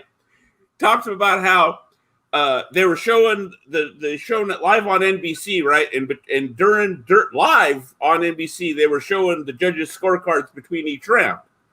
Angelo had one of his guys in the back with the monitor, the monitors that they have like in the locker rooms, watching on the monitor, and he'd poke his head out into the hallway and give him the thumbs up or the thumbs down, letting them know if they won the round or not. You can't get mad at that though. You can't get mad at that. My man was working it. Some of the worst fanboys out there, right? Some of them will tell you that he beat Ken Norton in the third fight. Well, there's no way you can objectively say that Ali won that fight. If you were scoring that fight round for round, if you give that fight to Ali, you're a fan boy. Oh, I gotta stop. Now Beats. I don't know if you hang on. I don't know if you saw it when we were still cool. Me and Librarian and B Marsh, who I'm still cool with. We done a break that we watched the whole fight. Called it as we saw it because without the audio, scored it the whole thing. And B Marsh had it for Norton. Me and Librarian had it for Ali. We had it 1 point. All three of us had it by 1 point. The third fight, you had it for Ali? The third fight, yeah, I've got it on my channel. All right? And if you think all three of us are fanboy, I'm not trying to be funny. I'm just saying, before you go that far with it, have a look, please. And, tell me what you think. Maybe we were out of line. I got to score that fight. Now I got to score that fight. Thank you for that. The second fight with Frazier, right? He held more than Klitschko did against Povetkin. That's true. Yes, that's true. although let's be honest, the holding was very, very different than what Klitschko did to Povetkin. But the amount of it, I agree. But that was the plan. Tie him up when he gets in close. Certain fanboys, they put me off fighters. I'm not saying to put me off Ali, but certain fanboys can put you off a fighter easy. Yeah, that's understandable. That's completely understandable. Yeah. It's Wilder's fans, for example, that get me upset more than Wilder himself. Like, Wilder's an idiot. But the idiot's not going to piss you off. His idiot fans will, with the dumb shit they say. Wilder's the greatest puncher of all time. The Golovkin fans, like, you can't call you. I couldn't call it down the middle with Golovkin, not with his fans, because he could do no wrong to them. Oh, like, dude, Julius, I'm a Golovkin fan, right? And trust me, they made it hard fucking work to be. You know what I mean? It's like if you're in the stands for a football game, right? And you're in the rooting section surrounded by idiots. Yeah. That's what it's like. It's like, really? I heard all kinds of fun stuff. Golovkin beats Hagler. Golovkin beats Tony. Don't even know. No. But from 2016 to 2017, that's what was being said in the boxing. He beats Hagler. Based on what, bro? Martin Murray? It was Hagler in his career, like Mustafa, like he done Mustafa Hampshire. Dude, I'm not convinced he beats Thomas Hearns. What's the worst set of fanboys you've ever come across for you? Pacquiao. Okay, me and Julius are in agreement. The Pactards. The Pactards, I think, still. And now I think it's Ali. Right. Well, look, I've made some stuff in the past where I've built up Ali, tore him down, whatever. I never got death threats. Manny Pacquiao fans have threatened to chop me up and throw me in a river. Damn. They're rabid, dude. They're rabid. They're rabid. I said if Manny Pacquiao were to go undisputed at welterweight, I don't know if he's top 5 ever. Here's my reasons why. Giving my top 5: Langford, Robinson, Armstrong, Harry Gregg, Archie Moore. And then it's like, you're just hating on him. You're a racist. You hate Asian people. I even got told that I'm just panning. I'm just a black fanboy. Apparently I'm black now. Oh. Like, I don't even know, man. I was getting arguments about Bruce Lee in those comment sections. I had a guy so mad at me, he posted a live picture of his turd. Beat that. That was on Facebook. That was on Boxing Knowledge. Remember Boxing Knowledge? The group? Hundreds of thousands of members. Guy literally posted a picture of a turd, his turd allegedly, and that's how mad he got when I told him Pacquiao never unified. Floyd did. You want to keep talking this shit about things Floyd didn't do. Why didn't Manny unify with anybody? But, I do see Beats' point, though. I mean, Ali is basically deified. He's deified. Ali's bullet, and he's not bulletproof. He's not the best heavyweight either, I don't think. I agree. One of the best resumes, maybe. But, I mean, I don't think people know all the resumes like that. Who do you think is the greatest heavyweight of all time, Beats? Got the best. The greatest heavyweight of all time. Are we talking like actual nuts and bolts, like fight strategy? I'm just asking. The most complete heavyweight? Is that what we're talking about? No, we're just saying the greatest. Muhammad Ali, the greatest? If this is just the greatest, if it's just the greatest and it's in the air and we're not being specific, I go Ali. But if we're being specific, like, okay, like what are we talking? Like who? What? I look, and y'all not gonna agree with me, but it's okay. I've had this conversation a million times. I take Mike Tyson in a time machine to beat Muhammad Ali. I would take him at least 3 times out of 5. My favorite is Sonny Liston. You don't often hear that. Nothing wrong with that, man. Nothing wrong with that. But you don't know. My favorite's not a secret either myself. My favorite's Larry Holmes. You don't often hear that. I think Larry Holmes is the most complete heavyweight boxer I've ever watched. You don't often hear that. There's definitely a lot of guys with strong arguments. Those two in particular. I'll say, as far as complete fighters go, then I think of Larry. Because Larry had it all. he just it's hard to be a following act for Muhammad Ali, but he had it all. And Larry had a much later start. Yeah, he didn't start to get the the meaningful fights like the Shavers and Nortons until it was late 20s, early 30s. What do you guys think about this? George says Jimmy Young beat Ali, in my opinion. Yes, I agree. That's the one I 100% think my dude I've seen some ways, but when he done that stuff, like when Ali had him trapped and he put his head outside the ropes and said, "Nah, I can't make a decision." He made it very awkward for Ali. Probably, I'm gonna have to watch it again. I watched it a few times. I thought he beat Norton too, though. I might be a Jimmy Young fanboy. I don't know. I always thought he's very, very underrated. Yeah, I thought he beat Ali. I thought he beat him 2 points. What did you think of the Norton fight? The Norton Young fight. I didn't know which way to go, to be honest. Like I was given even rounds and everything. It was hard. That was hard to score. It's a great fight. It's a very underrated fight. Yeah. I got a question. Who do you guys think was a more complete fighter, Joe Louis or Muhammad Ali? Ali. Joe Louis or Larry Holmes? Larry Holmes. Holmes, yeah. I don't know though. You're saying that, man. Like Joe Louis had a very powerful. They talk about Ali's jab. Joe had a very powerful jab, man. Where I'd go, Joe is pure technique. Joe had the most pure technique, I would argue, out of them dudes. Joe knocked you out before his punch. But that's what I mean. Who was the most complete fighter? Front foot, back foot, jab, right hand. But see, he didn't have. When you say complete, I think having all the tools. The legs. It's for example. All right, Joe. His footwork was technically brilliant, but he didn't have fast feet like that. He didn't have necessarily hand speed like that. Great timing and phenomenal technique and a fantastic trainer.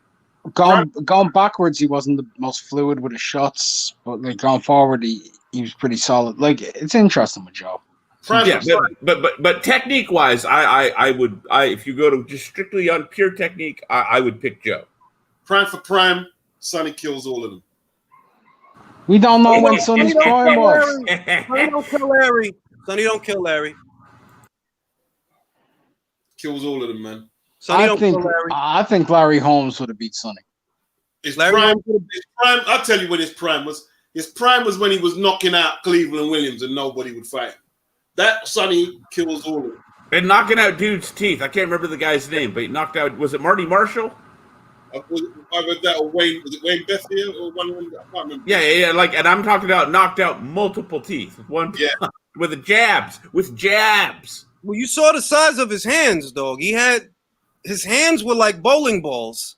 Yep. George Foreman, who was his sparring partner when George was younger, said that's the only guy that could tame me in sparring and get his respect with Sonny Liston. I'd still pick Larry Holmes to beat him. That's exactly what Foreman said. It's exactly what Foreman said.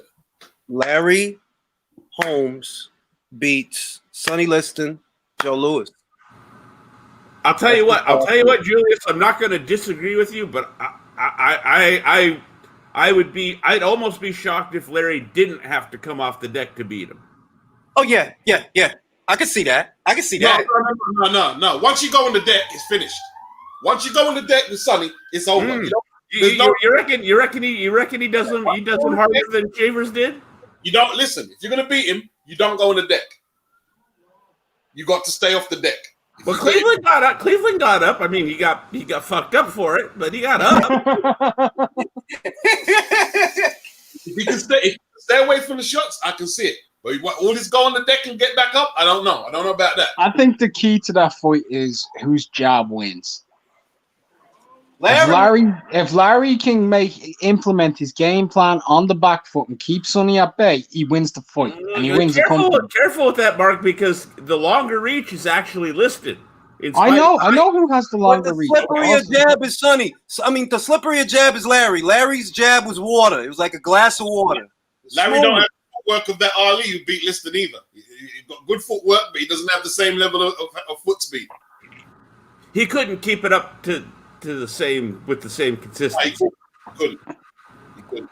Ali was blessed with probably. I'd say if I'm going to say with Ali, the best legs. Exactly. He had the best pair of legs in heavyweight, arguably in heavyweight history. I'm gonna make a bold claim. On their best night, every heavyweight in history, I think Larry Holmes beats every heavyweight ever. That's not bold to me. That makes sense. Yeah, he's in that discussion. I don't know. I think Mike Tyson would knock him out all the time.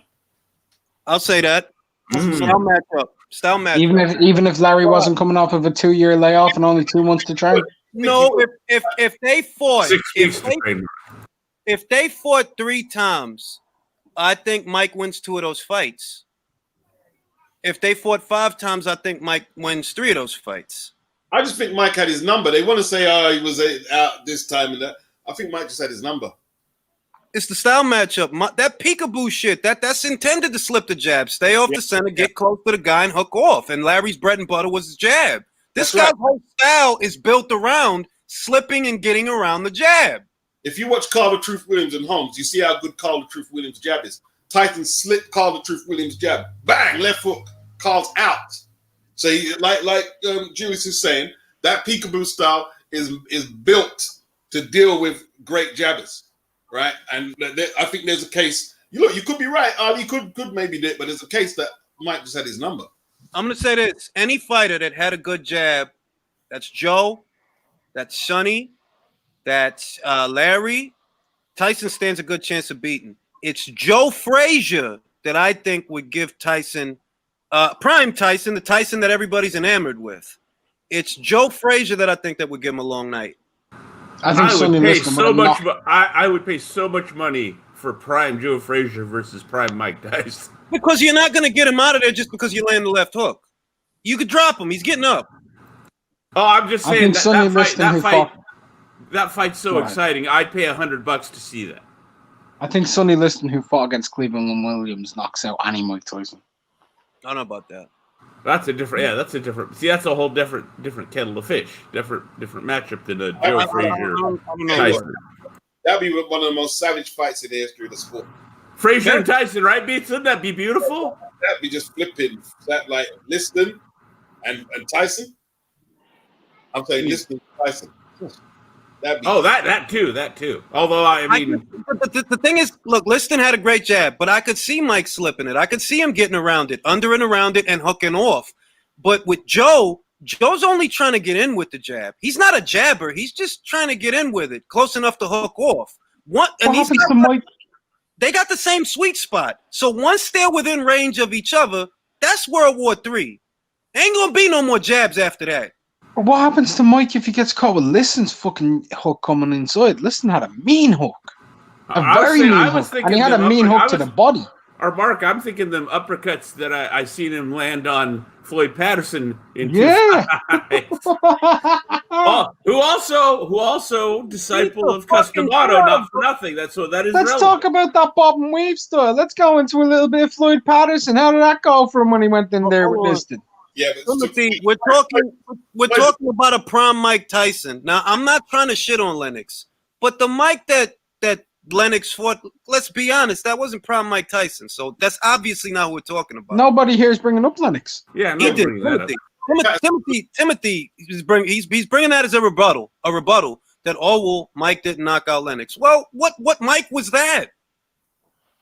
That was a fucking shade of himself. About 10 times before he fought Liston in his career. He was on the canvas all the time. They used to call him a rabbit. Well, Ali did anyway.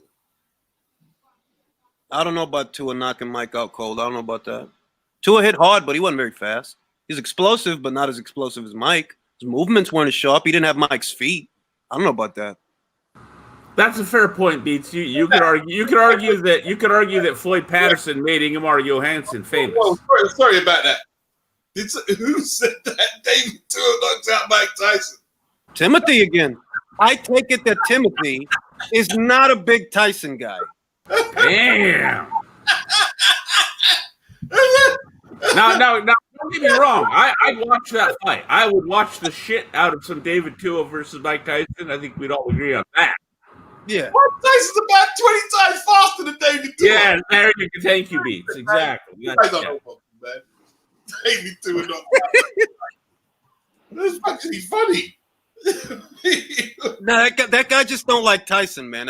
Well, look, he just brought up Mike did not knock out Green or Bone Crusher. Yeah, I remember Mitch Green getting knocked out a lot of times. Y'all remember Mitch Green getting knocked out a lot of times? I remember that. I remember that. And I remember Bone Crusher after that fight being referred to as Bone Hugger. Right. Yeah. Do y'all remember Mitch Green getting knocked out? He didn't. He had a great chin. He got knocked out in the street. Though. No, but y'all remember him in the ring getting knocked out. I remember very well. He was in the ring. It was 9:15. Exactly. I thought y'all were talking about the street. Everybody fucking brings up Mitch Green. They don't ever bring up that he's the top. Isn't he the top? Hang on, Julius. To be fair about the Mitch Green street fight story, though, Mike even said he knocked him out, but then when his head hit the ground, he popped back up. Mitch Green's chin was unreal, bro. Like, I think more people need to discuss that as one of the best heavyweight chins. I do. I really do. But and is that why Mitch Green is also one of the original trolls? Does anybody else remember Mike Tyson is a homo? While he's flexing his arm and somebody's got, back when they had the big, 20-pound cameras. Yeah. And he recorded that shit. You don't remember? You guys don't remember that? Nah, that was funny, man. I remember that. The reason why I say that Mike probably had Larry's number because Ronaldo Snipes nearly knocked Larry the fuck out, bro. And so did Shaven. They nearly knocked him out, of course. And that Snipes one, in my opinion, was worse. Yeah. I went through better hooks than Mike Tyson. So I think there's always a good chance that Tyson could knock Holmes out because he was quite susceptible to big punches. Always. I stand by my original assertion. Any jabber stands a chance of being put out by Mike because that's what that whole style is based on. Slipping the jab, getting around the jab, and hooking off. That's what it's for. Now, Mike in a pressure fighter. Give me Mike versus Rocky Marciano, right? A pressure fighter, pressure guys. That's what I would have liked. If I could, everybody talks about Mike versus Ali in a time machine. Forget that. Give me Mike versus Joe, Mike versus Rock, those kind of guys. Violent fights, hospital bills, big ones. That'd be brutal. Can anybody tell me? Mike and Joe is that's going to be violent, bro. Can anybody tell me though who's won more Golden Gloves than Mitch Green? Because he won 4 as a heavyweight. 4 Golden Gloves. Look, he was a good fighter. Yeah, but what? New York Golden Gloves, National Golden Gloves. New York. He was a New York. Fighter, but he was just caught up in the streets too much, man, and angel dust and all types of madness, man, and getting. You had to be on coke in the 80s, man. That's right. You did. You had to be. Even Bill Cosby was doing a little bit of sniff. I've got a video called the 80s, the cocaine era. Because that's what all the boxers did, and all the athletes, everyone. Anybody who was Tony Tubbs, that whole era. I think you talked about it, Beats. They were all to some degree or another hit with the cocaine. Anybody who was anybody was sniffing coke in the 80s. So I mean, I said a heavyweight to Martin Ramos, who said Mark Breland won 6. I said a heavyweight. I think Riddick Bowe won 4, didn't he? Did Riddick Golden Gloves? Pretty sure. Don Turner said Marciano was the punches. Well, I don't think he saw that much then. I'm just saying. I think that Rocky is another enamored. I know that they enamor Mike, but Rocky is enamored too. And the longer time passes, the more he gets mythified. No one is overhyping Mike Tyson. Anyone who says they're overhyping Mike Tyson, they weren't watching boxing or weren't watching pro. No one's overhyped. Mike Tyson doesn't need to be overhyped. Mike Tyson don't need to be overhyped. Mike is my guy, so I'm not the guy to ask about Mike. I'm only going to say nice things. Mike was listen. The only way there was one stage. The only thing you could do was hold on. That like they most of the fighters didn't know how to fight Mike, so that they were just holding, running, holding. You know, Mike. If you look at Mike's first like maybe 30 how much rounds did he lose? He lost any round. Here's an honest question. From 93 to 95 Evander, right? Does he beat 88 Tyson? No. I don't think he does. No. The Mike Tyson who stood up to all of Razor Ruddock's bombs when compelling point there, Beats. Holyfield was a unified champion, and he had a choice: either fight the tougher contender Ruddock or George Foreman. What did he go for? Holyfield. Foreman. Foreman. Fucking. Yeah, he went for Foreman. Let's not forget, Ruddock at his peak was scary, bro. Scary. That smash punch is still mythified today. I thought he killed Michael Dokes. Mike Tyson was the only elite heavyweight who would fight Mike, who fought Ruddock when he was killing everything. Mike was the only one. Yep, Beats is right. Nobody wanted any parts of Ruddock. Ruddock is an underrated win. 2 fights with Ruddock. Underrated wins. And they beat the hell out of each other. Yeah, those were hard fights. Hard fights. Amazing fights to watch as a fan. I reckon Ruddock would have fucked Holyfield up. You do? Yeah, I do. Two big beats? If Holyfield fought the Ruddock that Tyson fought first fight, I think Ruddock would have fucked him up.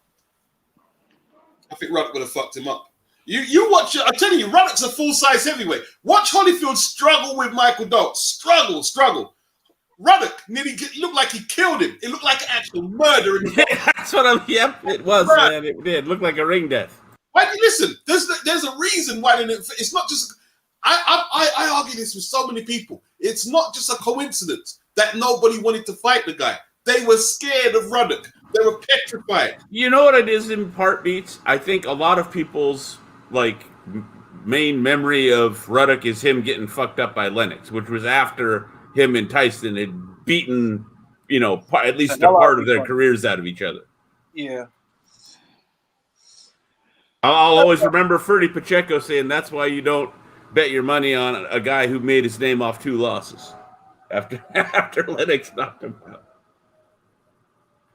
That's why I get upset when they say Mike didn't fight anybody, though. They only say I figure you only say that because you didn't come up in that era. You didn't watch the argument against Tyson's never his ability. It's the quality of his opposition. Now, in terms of hang on, but before we even get into that, I like Beats' point. Hey, of who was available, who did he not fight? He left pretty much no stone unturned. Yeah, but I think the only guy he didn't fight, Beats, was Witherspoon. Probably Witherspoon. That's the only one in front. That would have been a notable, name at that time, right? Yeah, Tim Witherspoon. But yeah, everybody else he took care of, wrapped up all the belts. You can only fight who's in your era, right? Yeah. It's an irritating thing to say. That's all I'm saying. It's irritating to hear. Can't believe we're having a conversation about greatest heavyweights of all time and nobody's talked about Harry Wills. Oh, that wasn't a lot. Stage, so we can only compare him to the other black heavyweights he fought, And there's the only footage they've got of this is when the Uruguayan guy's knocking him out. Done that figure. Is it Oscar done? I can't remember. The only footage they have of him. So he didn't crumble against Tony Tubbs. Was it? No, it's not Tubbs. Tucker. He didn't crumble against Tucker. Tucker gave it a solid effort. Listen, man. It's another myth, man. Tony Tubbs would have outpointed David. To you guys are bigging up David Tua like he's somewhere to. Tony Tubbs would have outboxed David Tua with ease. Boxing lesson. I'm with Beats. Boxing lesson. Would have boxed his head off, bro. Talking about David Tua because he's got a granite chin and he punch hard. Listen. David Tua's best wins is John Ruiz and Mike Cora. They're his best wins, right? And on his day, if you stood right in front of him, he'd fuck you up. But all this, he's an elite guy who could beat elite people. You guys don't know boxing. That's my opinion. That's just my opinion. You don't know boxing. Yeah, Tubbs' hand speed. Tubbs' hand speed and absolutely remarkable movement for a guy that would come in at close to 300 pounds. You think David Two was knocking out Larry Holmes? Even that old Larry Holmes there? No, Ray Mercer. That old Larry beat Ray Mercer. So no, David Two don't beat that guy. He also gave Evander a hell of a fight that was a lot closer than people reckon. He cut Evander bad too. He did, and he also threw up in the ring. Yeah, after in the fight. And he gave McCall a really tough fight. I thought he gave McCall an even tougher fight than he gave Evander. David Two got a boxing lesson against Chris Bird, bro. Yep. Chris Bird. Put Larry Holmes or Tony Tubbs in there with him. They're toy with him. They're toy with Beats. I'm not so sure Tony Tucker wouldn't toy with him. Yeah, exactly. David Tua. Tony Tucker hadn't lost a fight. He'd been fighting since '78 when he fought Mike. I'm not too sure David Tua beat Marvis Frazier. He's an IBF champion. Everybody forgets that. Tony Right. IBF champion, right. Exactly.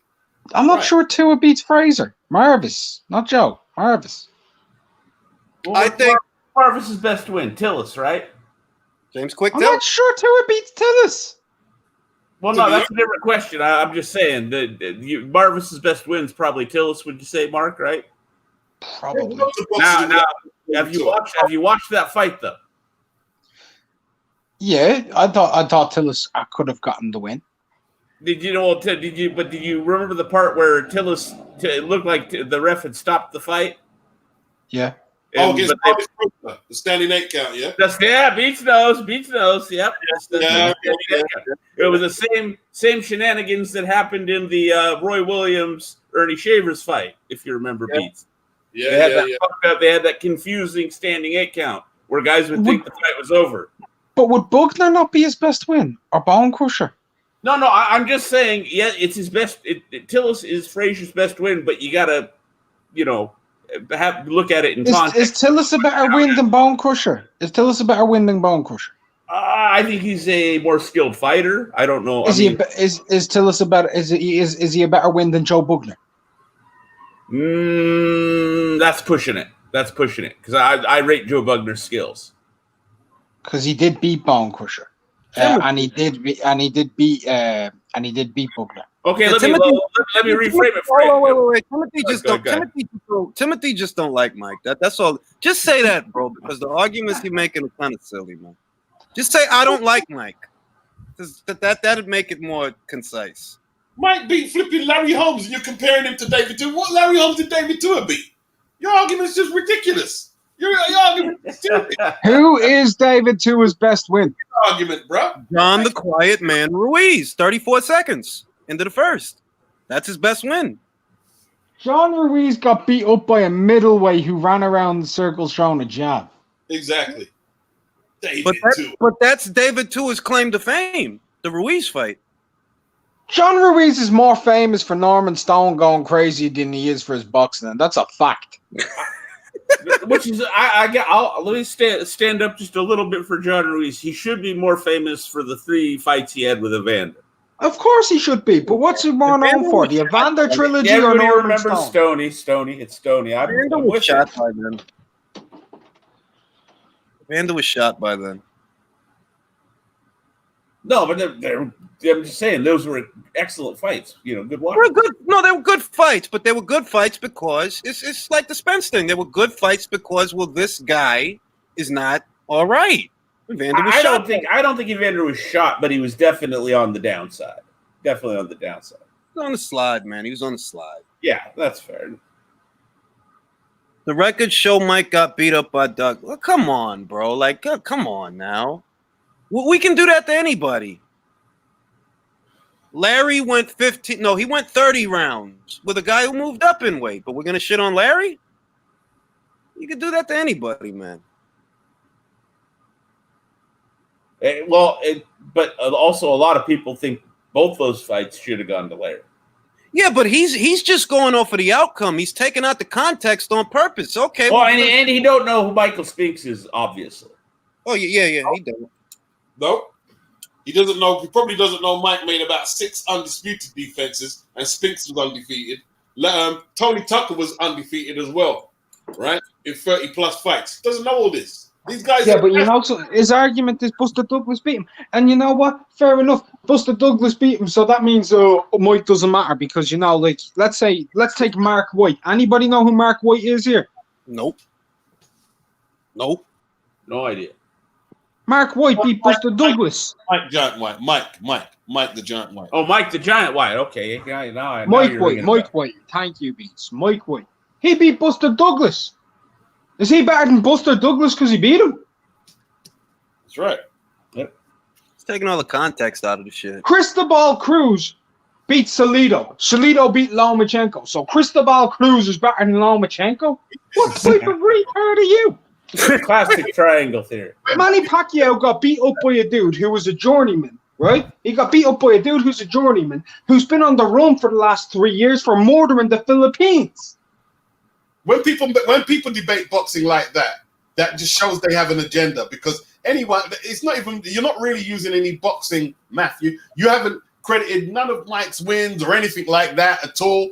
And it's just, oh, he lost against that. He didn't knock out that guy. Well, Tua didn't knock out everybody either. I saw Monty Barrett put him on the floor. I see him Houston go the distance with him. Yeah? I see Ibushi out punch him. It's just a ridiculous. Just ridiculous, really. You can't debate boxing. Yeah, and if you're gonna say Buster beat Mike, then you can't complain about about Tony Tucker because Tony Tucker beat Buster. Joe Choitsky knocked out Jack Johnson. Was he a greater fighter than Jack Johnson? No, he was a good fighter, Joe. Actually, Leon Spinks, Ali.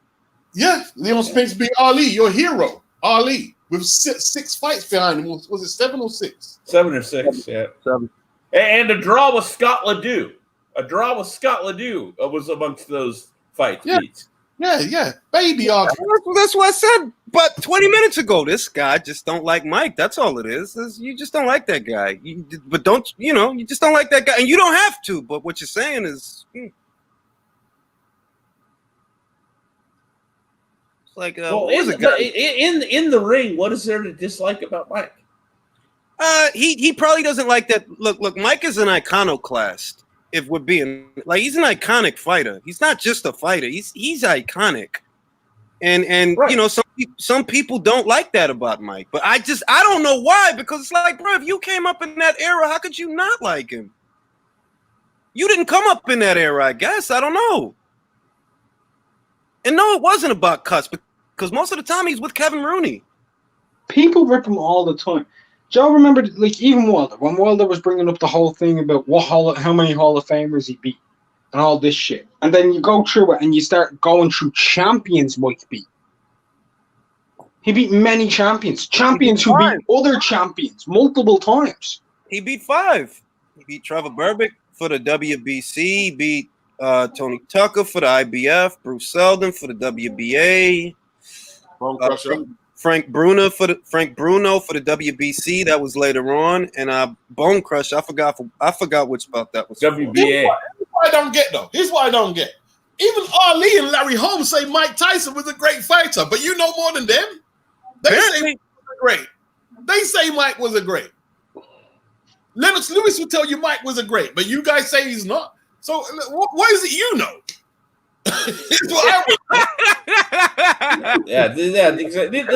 This is where these kind of people lose me. It's one thing to have an opinion about who you think wins a mythical fight. It's another to say he's not great. That's just Timothy doesn't know who.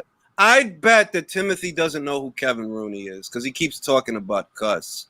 You've been watching a lot of A&E shit and YouTube shit. You don't know who Kevin Rooney is. I hate straw man arguments, man, where people just want to rip apart their resume, right? And they don't want to give it credit. You know what I mean? Yeah. But that's why I said, just say what it is. You don't like Mike. You can't make it. You didn't come up in my era and didn't like Mike. That's all I'm saying. So you must be younger than I am, and you're going off of things you heard other people say. You didn't grow up. You didn't go through the 80s, and you didn't like Mike. Trust me, there's people my age who don't know shit what they're talking about. Trust me. They don't know what People of every age bracket who don't know what they're talking about. Yeah, that's what I've realized. What was it, 93? He came back. We were all excited. I think it was 93. Had the Peter McNeely fight. You didn't grow up in that era, and you didn't like Mike. You leave Peter McNeely in his cocoon alone. Just saying, you didn't come up in that era, and you didn't like this guy, bro. This guy was boxing. This guy was boxing. They don't remember the Peter McNeely pizza commercial where he knocks himself out with the. I'm going to say something right now, and no one can dare argue with me. I'm going to say something right now. You can give Mike all the shit you want, right? But when Mike Tyson's retired for 15 years, 24 years, 23 years past his best, when he was at his best. How many years? 24, 34 actually, since 86. 33 years since 87. He's 33 years past his best. In my country, Mike Tyson made headline news on RTE, on our national TV station, and I haven't seen a single boxer, bar Mayweather and Pacquiao, be mentioned on that channel in the last 22 years. Yeah, Mike's an icon, man. Mike Tyson brought boxing back to life. Yeah. It was a life support. Look, Mike was universally known in an era way before any kind of social media. Yeah. Listen, man, I see Bernard Hopkins go to Ecuador for one of his belts and get the beating of his life, and was lucky to get away with anything on that fight, right? And didn't he lose on his debut, or did he draw? He lost. He lost. Right. First pro fight, he lost that shit. So that makes it bad. See, you can't debate boxing with people like you can't. You just get frustrated. Well, I bring it up all the time. One of the greatest fucking fighters the sport ever seen, Henry Armstrong. He lost like 3 or 4 of his first 5 fights. 3 or 4 of them. Dick Tiger lost his first 4 when he fought in Britain, and so did Hogan Kid Bassett. They lost a whole load of fights at the start of their career. Johnny Nelson lost his first 3. You see, anyone debating boxing like that, to me, I can't really, I don't know what to do, because you don't want to be insulted. You don't want to insult people. Jimmy Young knocked out by Shavers early in his career. It's not good debating. When people bring stuff, this dude, like, what are you talking about, man? Marquez lost his debut. Yeah, I mean, that's why I've had enough of these arguments and boxing groups on Facebook that now I don't get upset, because now I know what it is, having been in those groups. You just don't like that guy, and you can't make sense of it, because as far as boxing goes, what you're saying is fucking retarded. I mean, look, I can bring up a fighter who's a Hall of Famer, very good fighter that a lot of people don't mention, Fidel LaBarba. In his first 5 fights, he had 2 wins, 2 losses, and a draw. Colombian. Who, LaBarba? No, I'm thinking. Who did you say? Fidel LaBarba. Is he Colombian? No, American. Okay. Who am I thinking? Now, admittedly, he did lose to a very good fighter, those 2 losses. But at the same point, in his first 5 fights, he lost 2, had a draw. Well, look, Bob Foster lost to some no-name in South America. So what was he doing taking the fight? I wonder. You know what I mean? Well, that's what people do. Look, boxing, right? People do that all the time. They take the context out of everything. Like, they take I'm glad that Mark brought up Salido. Salido wasn't just any old body, just because he had losses in the double digits. The same way Mickey Roman wasn't just any old body when Bachel fought him. He's a top 10 fighter. Me and Doc learned on the job. Me and Doc have discussed Salido. We've discussed Salido. He's one of the craftiest, most difficult people to fight against or even look anyway good. He's so fucking Salido has the absolute best referee radar I've ever fucking seen in my life. Hands down. That man knows where the ref is and what he can and can't see at all times. You'd say he has a better referee radar, and I mean this seriously, a better referee radar than Andre Ward and Hopkins combined. It's fighters, man, because he doesn't have all the tools that a lot of people have, but he makes sure he gets the full use of what he has, bro. Yep. You know what I mean? Yep. So when they say, "Oh, well, Lomachenko lost to Salido," all the context is taken out of it. That like, yo, dog, this was his second professional fight. Look at how many fucking fights Salido had, just wins and losses, and look at who he was at the time. All the context gets taken out. Well, and then of course you've got the extreme. You've got those extremes, and then of course you've got a whole bunch of people on the other extreme. Salido was a robbery. They should have disqualified him, and you know what I mean. It's like, dude, this is pro boxing. Look, I've always taken it for what the fuck it was. If he's hitting you low, hit him back. Yeah, exactly. And if the ref can't see it, the ref he can't call it. That's why I didn't get in my titties about what Floyd did to Victor Ortiz. I didn't get in my tits about that. One good turn deserves another. You want to headbutt me? Well, all right. Well, this is legal, so you know. Yeah, all this shit about this guy should be disqualified. I've always had this argument, and maybe it's just me. Yeah, it's like the tree in the forest. You know, if a tree falls down in the forest and there's nobody there, does it make a sound, right? So in boxing, yeah. If you get punched in the nuts, is that an illegal blow or is it legal because the referee didn't see it? It's legal because it's been counted. It's fucking legal, bro. The first referee you obey in boxing is yourself. You know what I mean? Like, yeah, protect yourself at all times. Yeah, you are your referee. Shout out to Victor Ortiz. Protect yourself at all times. Yeah, your first. That's the first fucking thing they tell you, dog. You keep apologizing to the fucking guy, like, you idiot. He's a fucking douchebag. Why are you apologizing to a dude that you're meant to be punching?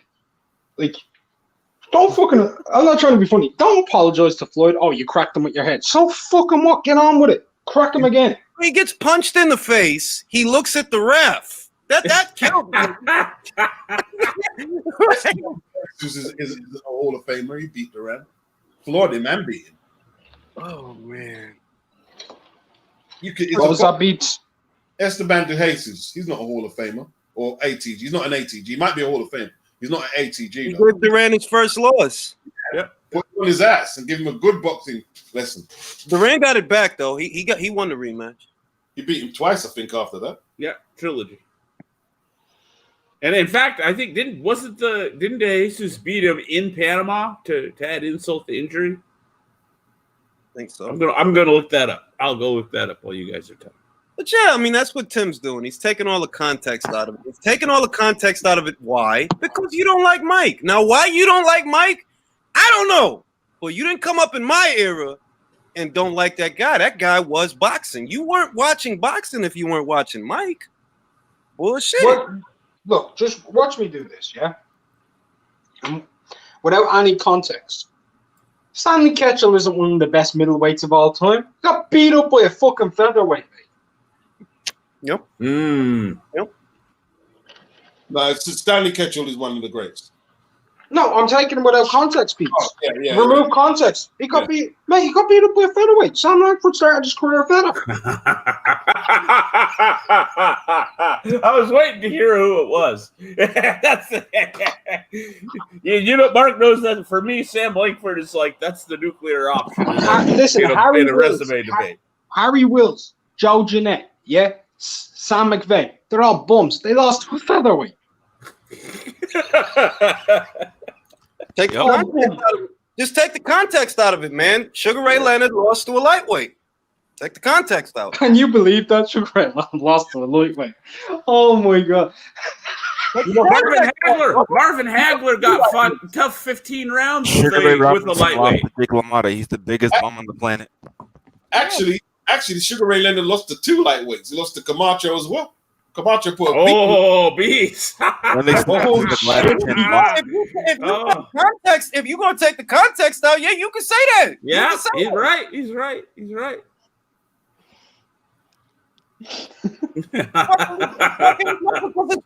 It's fucked. And that's why I try not to get upset anymore about it. because I've dealt with it so much. But I'm like, well, just say what it is. You don't like that guy. Don't give me the dumbass arguments. You just don't and like I that love guy. what I really love is how it couldn't possibly be that. Oh, I don't know. Maybe Duran was great, extra great. You know, somebody was trying to argue with me that Lomachenko's an average fighter. Yeah, come on, like, and I'm not a Loma guy, man. Like, I'm not like one of those guys. But if you can't just say, look, the guy's fucking great, and I've said this, I've been saying this for a long time. I'm gonna say it again. The dude ain't gonna be around very long, but is he good right now? Yeah, he's good. He's real good, real good. It's just look at the arguments are reduced to now. So first of all, you're telling us who Mike didn't beat and who he did knock out. And when he does knock someone out, you're saying, oh, if the Holmes uppercut landed, he might have. Listen. You can't. There's no way you can debate Timothy. No one is going to satisfy you here. that was. I can't lie, Beats. I do laugh when I watch that fight, and I see literally go for the uppercut, and he gets his arm caught in the rope. That is funny. That is funny. But look, he looks over his shoulder because you know what I mean, like he thinks somebody's grabbing him or something. Like Tyson didn't have him on the floor twice and in serious trouble before he's tangled up in the uppercut. Of course. You know what? But we're not using context and logic here. Don't forget, Joe Lewis lost to a middleweight, mate. Yeah, Joe Lewis lost to a middleweight. Shut up, Anthony Ezra Joshua Charles. lost to the Michelin Man. He has a glass chin. yeah. The context dropped by Tony 2-Ton Galento. Like, listen, bro, he trained on spaghetti and cigars and beer. Who's my guy? Beats a mark. Who's my guy that Mickey Walker gave hell to before he finally knocked him out? Was it Schmeling? Schmeling. Yeah, so now Schmeling's garbage, right? Because he had so much trouble with Mickey Walker. Mike Tyson dug that gorilla. Mate, Jack Johnson's a bum. He got dropped by a middleweight who lost to a featherweight. Fuck it. Gene Tooney's a bum. He lost to what was he, a middleweight? Gene Tooney lost to Harry Greb, was it? Yeah, Gene Tooney, who was undefeated at heavyweight, lost to Harry Greb with an 18-pound weight advantage. I got one for you guys. Everybody in that WBA tournament that they held during Ali's layoff are bums because the tournament was won by a middleweight, Jimmy Ellis. Yeah, Fox. Bums. So Floyd Patterson, Jerry Quarry, Oscar Bonavina, you're out of here. Well, let's. We got no time for any of you. Hey. I know he's saying Hunter beat Povetkin easy. Eddie, oh God, who is this guy? Oh my God, Patterson's a bum because when he won Patterson's a bum because when he won the IBC, the whole fucking tournament, the 5-man tournament. Yeah, when he won that fight. Beat Povetkin easy. Anthony Is this Timothy guy being serious or is he like joking with us? I don't know, bro. I don't like because I'm like, yo, and the funniest shit is I picked Hunter to win. And even I had to admit after the fight, look, I don't know if he won that fight. Hunter won life and death with Povetkin. I think I might have had it scored for Hunter, but I had no problem at all with the fact that it was an either or fight. Timothy wants attention. He wants attention. He's Charlie Puth, man. He's a classic troll. This is classic troll behavior. Yeah, it is. It is. I think we've given him enough air. Like this guy's an idiot. Like. Yeah, don't feed the trolls, guys. Don't feed the trolls. Oh, he didn't seem like a troll at first. Like, look, you don't have to love Tyson. I'm just saying if you want to discuss the shit, okay, let's discuss the shit. You can. The reason, let's be honest, the reasons I hate to say the word legitimate, but the reasons most people dislike Mike are for out of the ring reasons. Yeah, but I never bought Robin Gibbons' story. I did. That's why I said I don't want to use the word legitimate. I'm just saying the perception. How about that? Right? All right. Out of the ring perception. I disagree with you, Doug. I disagree with you because I know a lot of people who don't know Mike's life story, who don't know anything about that, I know people who legitimately look at his resume and say, oh, we lost to this dude. Oh, we lost to this guy. Oh, he lost to this guy. He's garbage. You're talking about like box rec warriors. Not even. That's what they are. That's what they are, Julius. They're fucking box rec warriors. That's all they do is they fucking spend hours scrolling through the box rec. They don't even watch the fucking fights. And they think they know some shit, bro. I'm stealing that. That is going. Box rec warriors are fucking unreal, mate. Follow the police report. I'm stealing that shit. I'm stealing that. I give it to you, Julie. You make my gift to you, bro. My gift to you. Not your gift to give. That's been used in the white TVC for 7 years. Oh, the fucking CompuBox I swear to you, Mark. I'm not gonna say you're wrong. I've never heard that term before. I have. Oh, shit. I love that. I got called a box rec warrior. Oh, yeah. Okay. You've been on the Well, let's receiving be end. fair, Mark. You know a lot of shit. Somebody would think this guy must have box rec open on one of his tabs. Mark knows this shit, bro. Like I know it's great, but he knows this shit. You guys don't. That's all. Yeah, box rec told me how fucking Coco Kid became an orphan. Box rec has some weird ass rankings. They do, but it's based on a flawed algorithm. Once you realize that, it all makes sense. It's a flawed algorithm. What is it? Because like you'd think a algorithm is going to be, if nothing else, objective. It's going to be, you know what I mean, consistent. What is it? What is it that ends up with some of the crazy shit we see? May I come in on this because I may be the only person to do a computerized ranking system here. Good. Right. I'll give you an idea. It's very fucking difficult to get it to actually look good because I have actually done it for all time lists. And to give you an idea, Slapsy Maxi came in at number 2. Wait, what? There you go. That'll tell you how hard it is. Slapsy Maxi came in at number 2 all time, top 100.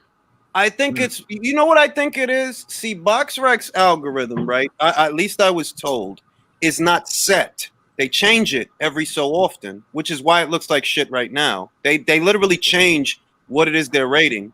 For a time, they change it. I'm hoping when you say they change it that it's a continuous process of them trying to refine it and make it more. Okay. Yes.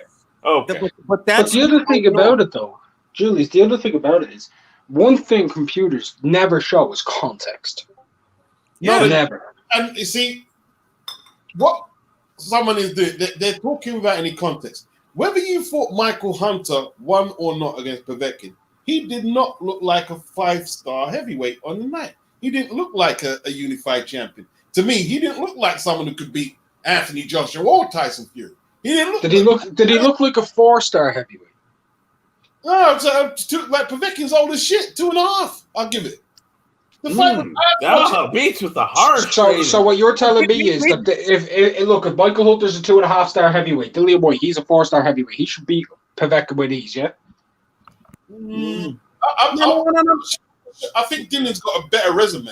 What I'm saying is, this was Hunter's opportunity in the shop window, and to me, he didn't take full advantage of it. He didn't take full. I'll say my opinion on it is this: I going into it, I saw Povetkin as a bottom of the top 10 heavyweight, and coming out of that fight, I would put Michael Hunter in, about that same place, bottom top 10. They're B tier. They're B tier. What I saw in Hunter that day is okay. You're B tier. You're not C tier with David Price and those guys. You're B tier. You can. He's not going to be an easy night, but I'm probably not going to favor him against most of the top 5 guys. Put it that way. We should do a tier list one day live. Yeah. We take a lot of fighters and we put them into a tier list. Yeah, and he's B tier. He's a good heavyweight. He's solid. There's a lot of guys I don't think he beats, but he's B tier. But Julius, would you agree that he's capable of upsetting one of those guys' apple cart on a given night? Yes. That's what I would say. He's one of them guys. Hunter, like, and we talked about it earlier. Hunter is capable of outboxing Andy Ruiz. He just has to try and not get caught. Don't get overzealous with your combinations, because if he catches you in between them, he's going to put you out. He hits like a heavyweight. You don't. Don't go toe-to-toe. You can't go toe-to-toe with that guy. Yeah. You got to stick and move. Bottom line is, He's still in his 20s. You're fighting an old guy who's had 2 shots at the title, got stopped in his last one before that, didn't look good against Huey Fury. You're in the shop window on, we could say, the biggest night of boxing of the year. All you have to do is beat that 40-year-old Russian up, and you couldn't get there on the score. You couldn't knock him out, and you couldn't get there. Whether they're me, you couldn't get there. I mean, which is why he's about Povetkin's level, which is, in my opinion, bottom of the top 10. Yeah. Or we can be super positive instead of bringing down and naming the negatives. We can bring up the positives. He got a draw with Povetkin. The same Povetkin who knocked out David Price in his home country. The same David Price who was touted to be... No, let me go. The same David Price who was touted to knock out Mike Tyson prime for prime. Did this or did this not occur? Did people not say this about David Price at one point? Pricey with the blood on his chest. The same Povetkin who gave unified 6'6" Olympic gold super heavyweight prime Anthony Joshua trouble on the DAZN debut. I want to see more from Hunter. Top 10 heavyweight. He's a top 10 heavyweight. Talk about a fucking... I was reaching with that. Oh, man. That's still going on Twitter. Jake Donovan. It's raining outside. See, the heavyweight division is a different weight class. You got to... Listen, when you get your window of opportunity, you got to finish your man. You got to put your man out. You got to put his I agree with that. You know what? You're exactly right, Beats. There was at least 2 moments I can remember in that fight where it looked like Hunter had him going, and he couldn't finish him off, like you said. Sorry to cut you the doc, right? If anyone noticed, right, after that first Tyson Fury fight, as soon as I was listening to Freddie Roach, I said, Freddie's got it, right? And listen, I knew Tyson Fury. I said it from early. Tyson Fury's got to change up his style. Whether he gets knocked out, you got to change up your style, or you're not going to get nothing. And Tyson Fury knew it. Tyson Fury knew it. Freddie Roach knew it. You got to put people in your back in that weight class, bro. Yeah, I mean that's the difference. That's the difference between the heavyweight division and all other divisions. That's what makes it the glamour division that it is. It could end at any fucking moment. It ended for Carlos Takam quite abruptly in a fight that he was winning. Yeah, see, in the heavyweights, Beats, like, what's my man's name that was training him in the first fight? Help me out here real quick. Training Tyson Fury.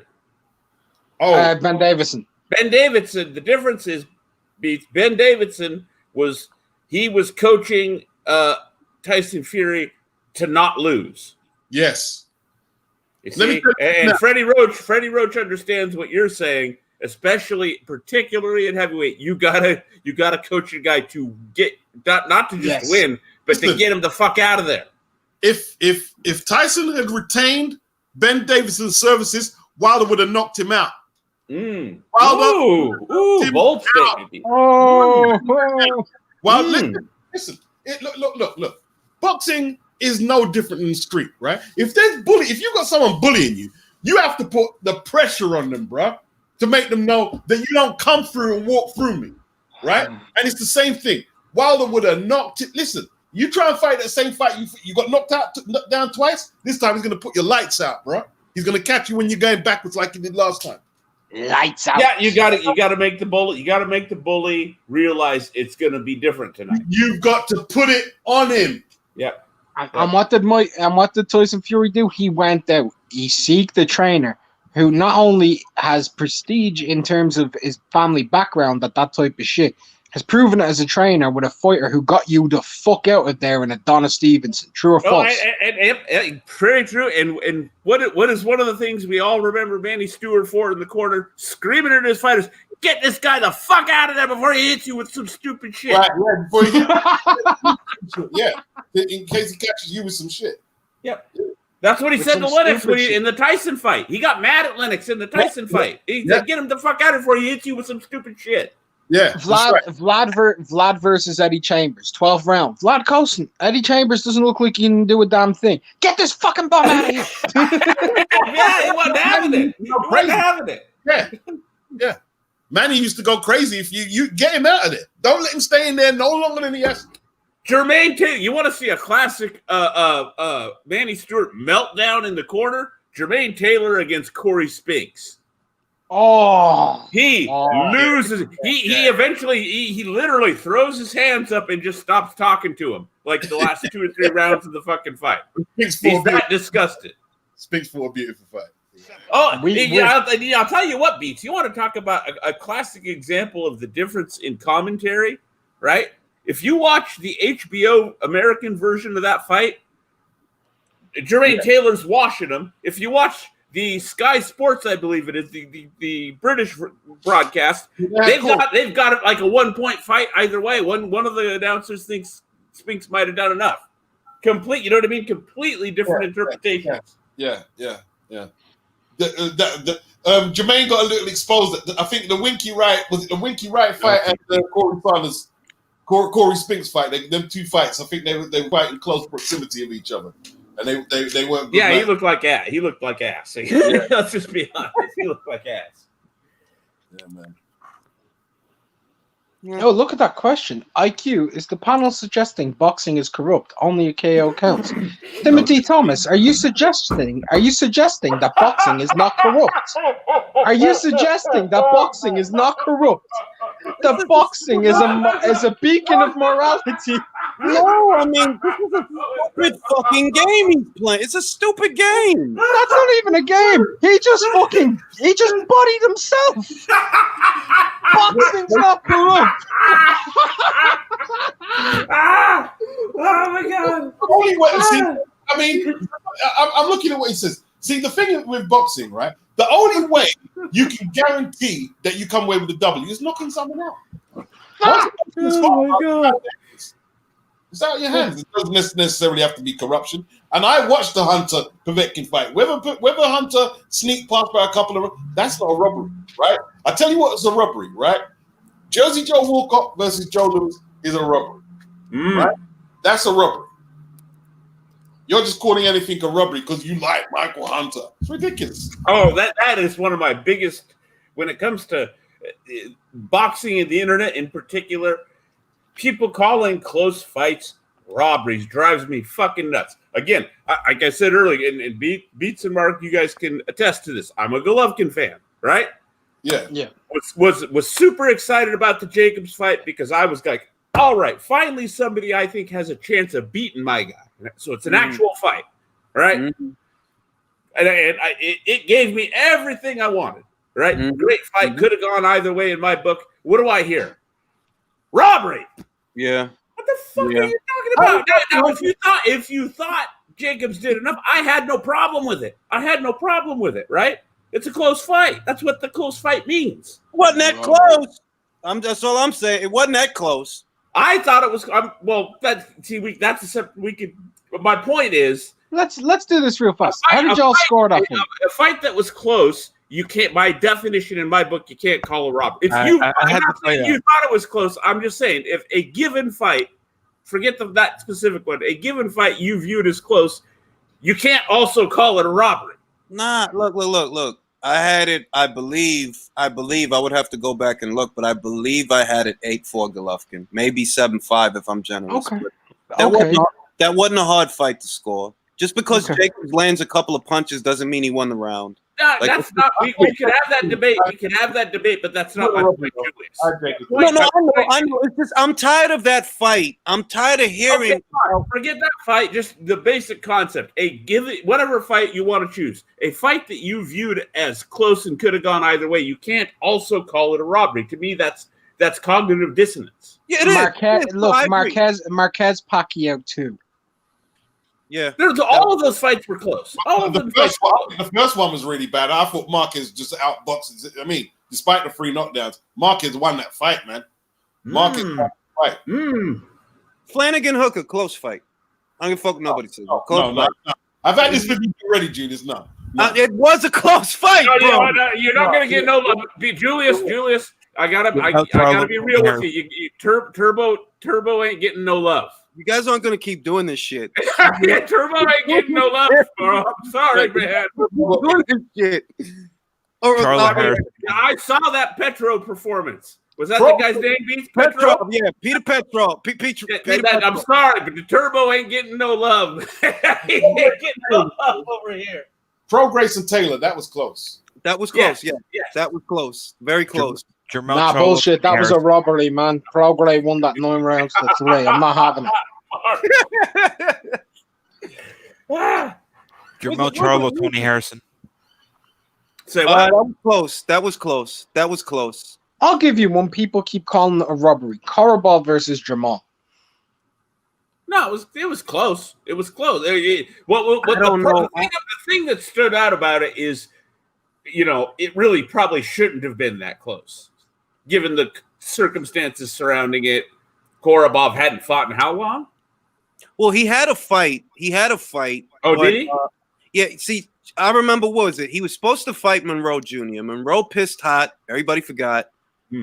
Korobov was going to be on the card, but he was supposed to fight at 68, not 60.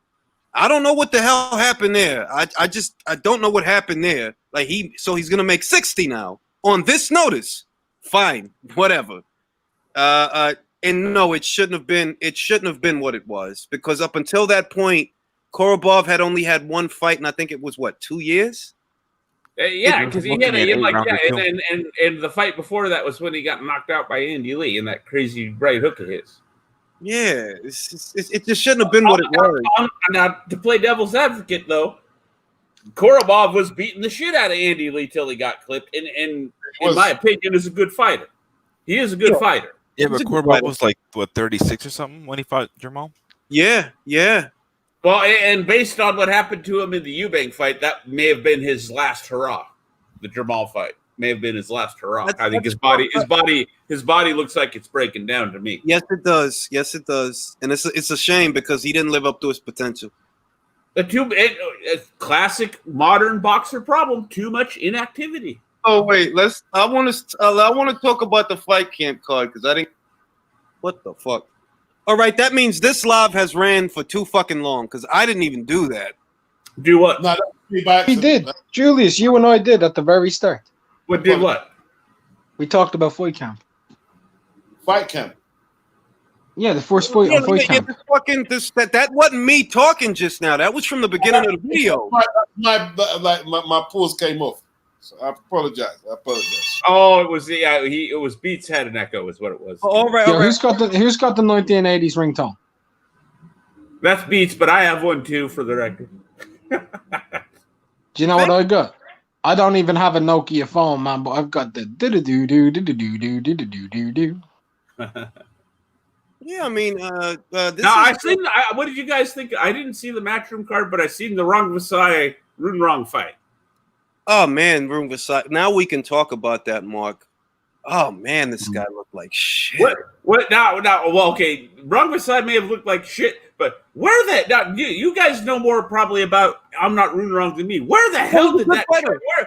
Where did that check left hook from hell come from? That he's had it his whole career. That was looking so fucking sweet, wasn't it, Mark? Like the first 5-6 rounds. Yeah, it was. I'm gonna say this though. I'm not as 40 years old, right? Listen, at that weight division, he shouldn't be able to do that. And it's not just what he was doing; it was the stupidity of Rung Vasai as well. We need to keep that in there.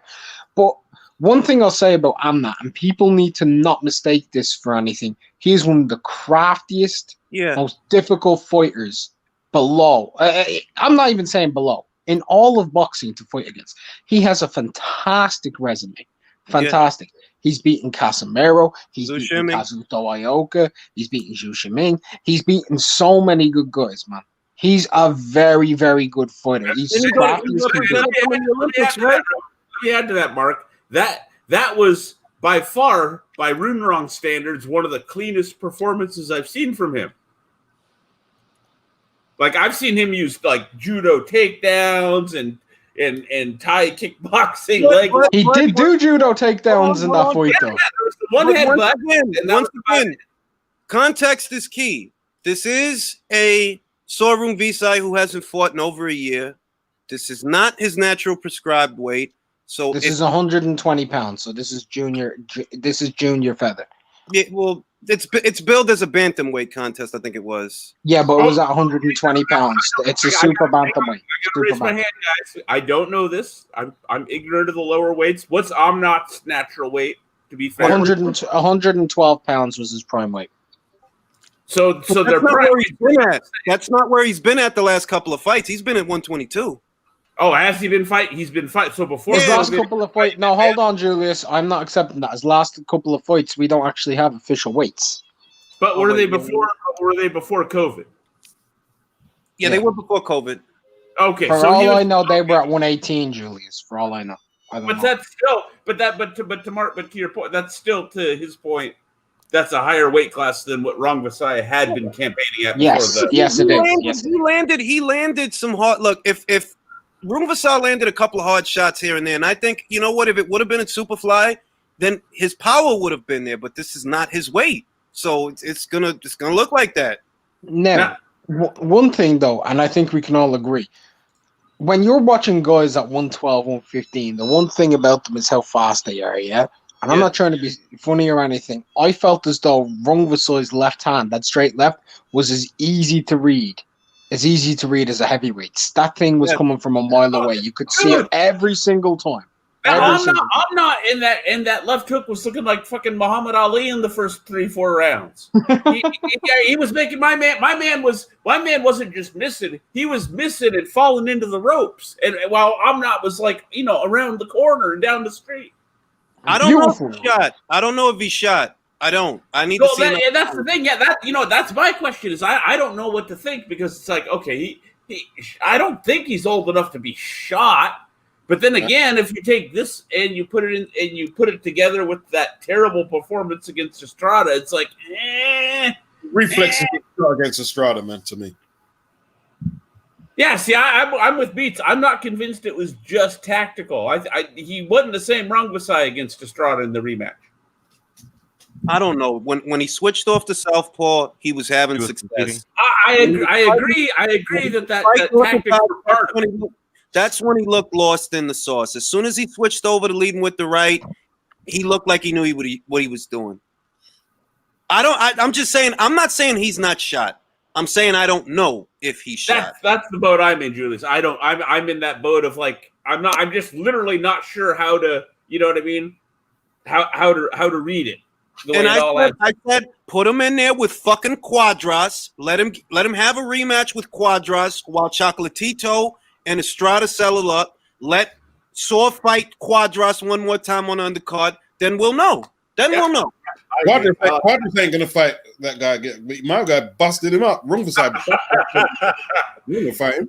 Well, he might be feeling more frisky though after that performance against 40-year-old Omnot. But he was outboxing. I think he was outboxing Rungvisai for a little while. But when my man caught up to him, man, he was doing damage, man. He was doing damage. That's what I'm saying. But he might think he might be able to outbox him. That's the same thing. That's the same shit I said. If the fucking Saw that just fought Ruin wrong shows up looking like that in his next fight, yeah, Choco will take that fight. Like, this guy's finished. I'm gonna knock his ass out. I owe him one. And let's be fair. The first fight was controversial. I didn't find it controversial. The controversy was headbutts and that kind of thing, but I have to be consistent and go back to what I said, just like about the Salido fight. Hey, man, pro boxing. The thing is, in that first fight, he landed the way harder punches all the way through. When Chocolatito blocked him, he was getting moved like 3, 4, 5 feet back. Listen, man, I told everyone, ask now. I told everyone, if you take an immediate rematch with Rungvisai, your career is going to get ended. He called it. Yeah. The fact. And do you know what, Beats? Yes. You called it wrong because he went on to be a world champion again. His career wasn't ending. Because when after that knockout, his career looked dead. So I didn't get it wrong. He's tougher than what I thought. But his career looked dead at that point. Hang on. Before we say anything, look at his Superfly run. If you ask me, he took on too much too soon. That like you what was it? Quadras was his first fight at the weight? Was it Quadras? And then And then Estrada was before that. And then who else did he fight at Superfly before he fought Shaw? He started with Hawaiian Punch, didn't he, on HBO? Yeah, Was that the first one, Hawaiian Punch? See, this is what I'm saying though, right? With Inoue, everyone's giving Inoue all this credit, but when he was at Superfly, that was some serious competition, and he fought none of it. Oh, you're gonna summon Nauta now. He's gonna Nauta gonna come out. They're both with Taken promotion, so it's not like there was politics there. I mean, it's not. Chocolatito's with Taken as far as in the Far East. He's with Taken, and so is Inoue. That fight could have happened. Somebody must not have wanted it. I don't know who. That's why I don't point fingers. I think if I had to guess, Julius, off the top of my head, just us talking right now, not having thought about it at all prior to this, I would suspect Tekken was like, yeah, we don't need a Inoue reckon Chocolatito that we can still get. That's not fair. Then that's not fair. Until somebody says, hey, I wanted to fucking fight. Until somebody says that, I don't know who to blame. So I'm not going to blame anybody. No, I said that's just if you're asking me to speculate what was going on. Okay, so if we speculate, Doc, let's just say that's the same thing. Hang on. That's the same thing I think about Yvonne Michelle and what's my man's name? Alvarez Stevenson? Yes, exactly. I think he wanted to. He basically wanted to keep. He didn't want to diminish one of his assets. Yeah, but it's different with them because we know it's different with them because we know that Alvarez wanted to fight more or less, but you kept acquiescing to what they were asking you to do. They kept asking you to step aside, and you kept stepping aside. But that's his man. That's his promotion promoter. He kind of has to do what they say, doesn't he? I mean, to a degree. That's what I'm saying. Yvonne Michelle it was a conflict of his own interest, I think, in Yvonne Michelle's own view. He was protecting Stevenson from Alvarez, and based on that's what I'm saying. He wanted to keep both assets and not damage one of them with the other. Yeah, but he was shortchanging one of his assets. It's not like he set Alvarez up real nice. I'm not saying I like it. No, I know. I'm just it was a conflict of interest. I'm saying that it's just that at least in that situation, I can assign some culpability to Stevenson because Stevenson out of his own mouth said he wasn't interested in that fight. He said he's not interested, but the networks aren't interested in it either. But you're not interested in it though. Right. But the networks were so fucking interested in Fanfara too. Now going back to Chocolatito and the super flyweights and all that, what does all of this say about Calify? We're not gonna shit on your fight. We're not gonna do that. He had a couple of titles. If Chocolatito goes and gets knocked out again, we might. I don't read that much into the Sorum V-side knockout because I think that Chocolatito moved too fast at Superfly. Like, you didn't take any filler fights. Those weren't filler fights. You're saying he didn't take time to acclimate to the new weight? Yeah. Acclimate to the weight. I think he's fully acclimated now. Even though he looks a little slower, a little bit more careful, he looks acclimated. Listen, if you're saying he's fully acclimated because what you saw against Calify, then we might need another eye test. No, wait a minute. To be fair, before the Calify fight, didn't Chocolatito have 2 more fights that flew below the radar? About 2 fights. He had 2. I think he had about 2 fights after being knocked out by Saw. Yes, he did. 2 fights at Superfly. He goes in there with Khalid. You fight. Khalid's got legs. He's got legs. I don't know why he didn't use them, but yeah, he's acclimated. He's had more time at the weight. He's had a couple of fights. His punches are solid. His condition looks okay. He's able to keep up the pace. He was acclimated. But again, I think what some of, at least me, is trying to say is, I don't rate Calify like that. I wasn't impressed by Calify when he fought Concepcion. Yeah, but never mind that. I want to go right. So before Calify fought against Gonzalez, not the Jimenez fight, he had a fight. I think it was out in Monte Carlo, if I'm not mistaken, the Monaco card, where he fought against what's his name, Israel Gonzalez, and they robbed Israel blind, mate. And that is a robbery. I don't care what. No one tell me. When I give a dude 10 rounds, I'm not that blind.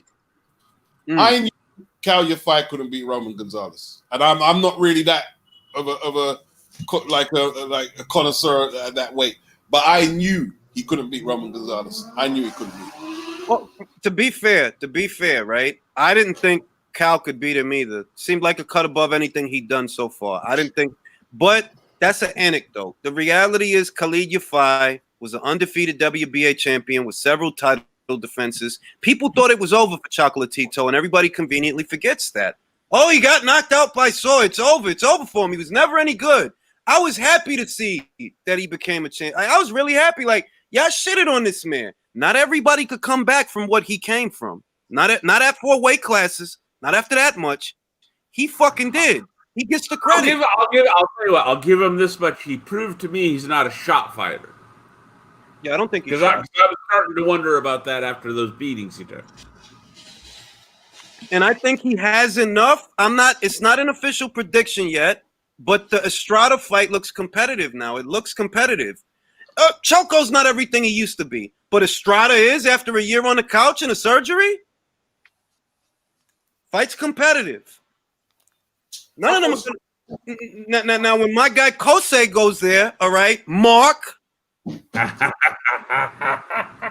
All right. Now we're cooking with rice. Because Kazuto, he tried to use Juan Francisco Estrada as an excuse. Bro, you ain't fighting Estrada. The fuck are you talking about? You better get in there with Kosei. I think Estrada's the strongest out of Runga side. And Roman, I think Estrada's the strongest. You know what I personally think? I personally think Estrada would have went 0-2 if Rungvisai wasn't a retard and actually fought from the right stance the whole fight. I agree with that. I do agree with that. He went full fucking mongoloid, mate. What was that? Demonetized. There goes your monetization, Julius. Say that. All right. Can somebody send me a super chat since I can't monetize this video?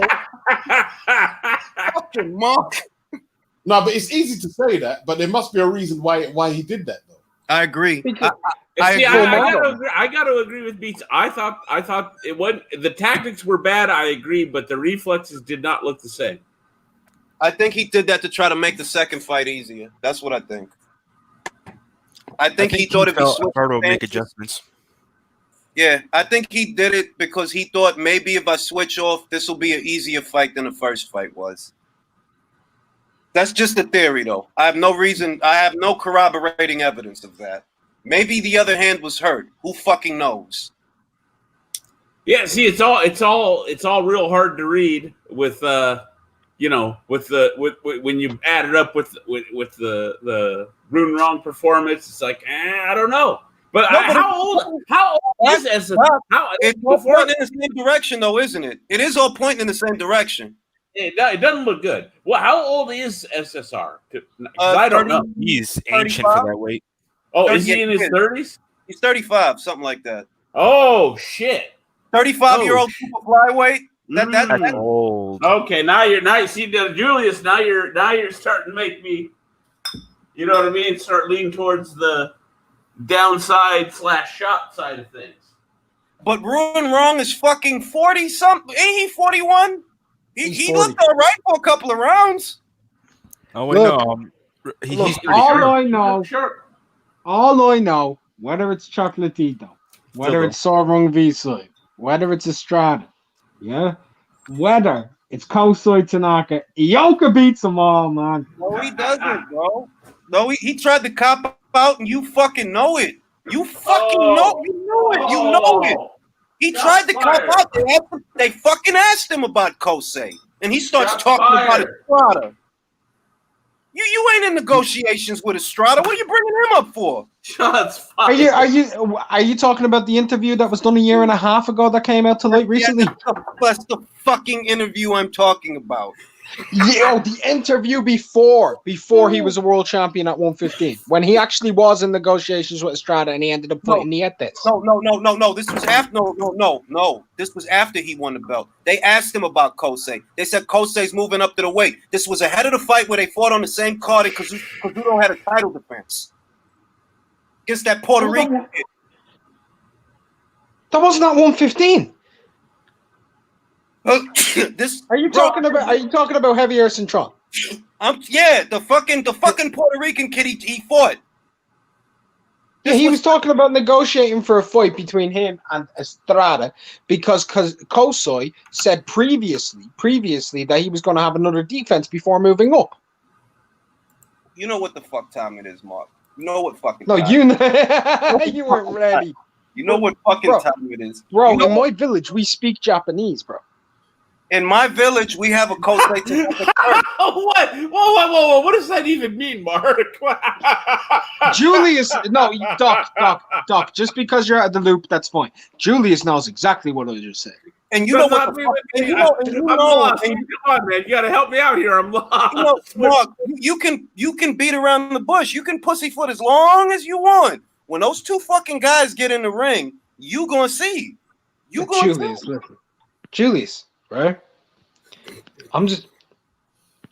Listen. You can tell by the way I use my talk.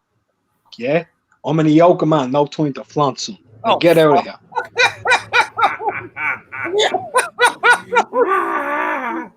That was good. That was good. How much of it does Barry actually own of that land? What? How much of that land does he actually own? You talking about Barry Hearn? Fight camp? Yeah, it's a lot of land. Well, Barry's a really I assume he owns all that property. It's a pretty big garden, mate. That's what rich people do, Beats. They buy property. Over here, I you know what? I gotta recuse myself. In America, rich people buy property. Can I say this? Can I say this? Big garden, mate. Can I say this? You can't throw an Epstein party in an apartment. Wow! If monetization wasn't out the window already, you just nuked that shit right out the frame. Because ain't no party like an Epstein party.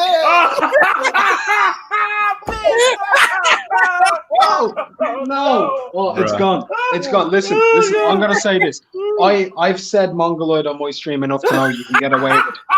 You can't get away with saying Epstein. Bro, they don't. Hey, look. I'm just saying that you can't throw that kind of a shindig in an apartment. That's all I'm saying. you need land. Here I was gonna go with the example of Ted Turner buying up most of Montana, and my man's got to bring up Epstein Island.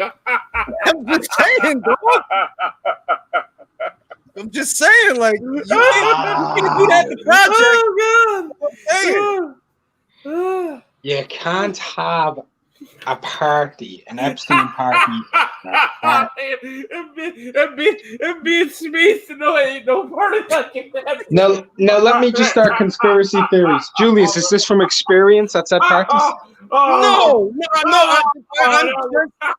I'm just speculating that if by some chance there were more to that, well, you can't throw those kind of soirees when you have neighbors. That's all I'm saying. That's not true. Go ask Joe Fritzl. You gotta at least own the block, man. Julius is right. You gotta at least own the whole block. You guys saw Eyes Wide Shut. They had the whole property. They had a whole fucking property. Julius, I'm too old to laugh this hard. It was a whole bunch of acres surrounding the whole goddamn complex. It was a compound. That's all I'm saying. That's not true, man. Joe Fritzl used to have regularized orgies with his daughters underground and his own partner with neighbors for 22 years. What is happening? Where is this? Where are we? Where are we? Orgy. What is happening here? What is going on? Control Julius.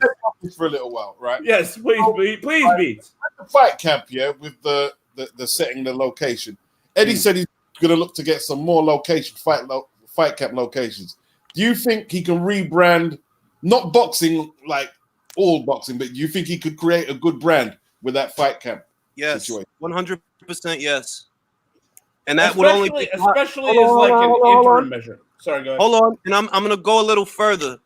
High rollers, look for high rollers, limited seating, premium pricing. Yes, that can be done. Because that's what I immediately thought when I saw it. Yeah. So in other words, he could say like put a crowd of maybe 2,000, but you mean they'll be paying like serious money for their tickets or paying through the fucking nose, but it can be done. Yeah. But he's gonna have to make sure that they are good fights, mate. You can't be people ain't gonna be paying a fucking fortune to watch paying up the nose if you're Cal Sauerland. Right? They will pay like if it's a select people like 2,000, then put like for tickets. Let's say they're 25 grand each. They'll be gone within a day. Yeah. Yeah. Do you think that Eddie Hearn's going to sell out 2,000 tickets worth of Ted Cheeseman for 25 grand at a pop? Ted Cheeseman, come on, man. We're talking like not Ted Cheeseman. We have to go up a level. A level or two. But now, Beats, and I'm not trolling or trying to be funny. Basically, what you're describing to me is a variation on the old school 70s and 80s high roller Vegas, Reno type shit. Maybe they might have fight parties there for a week or something. Yeah, could do. I guess what I'm asking it as a question to you is that what you're seeing as a possibility. I'm not sure. I think it'd be a little different. Well, yeah, it's like I said, it's a variation, but the basic concept of you're having a limited number of very high paying customers. We're talking Michelle Joy Phelps, no top one. Christina Ponce, no top one. Wait, what? You distracted me now, Julius. We're talking tubs of mayonnaise. That's what we're talking. We're talking about oversized novelty butter knives. That's what we're talking about. Julius, right now you've given me three of my worst nightmares. Yeah. Commercial conglomerates, Michelle Joy Phelps naked and male. What did I just hear? This is cool stuff. This is Roman Polanski stuff. All right. And let's not forget. Barry was in that black book. He got the contacts to make this happen. Harvey, I've got a little thing going on. Weinstein, get Polanski. We got a thing going on this weekend. Leave Weinstein alone. He's dying of a cold in prison. They'll get him out of it. No, Then get Epstein out of there. Well, I'll tell you, they're going to get out of there. Who's that? What's that chick's name? That was his partner in crime. Oh, I know what you're talking about. Yeah, they're going to get her out of there, if you know what I mean. Oh, are you talking about Ghislaine? Maxwell. I know the Maxwell. Yeah, Ghislaine Maxwell. Yeah, she's not getting out of there alive. She'll get out of there. If you have an office Deadpool, lay some money on Maxwell, bro.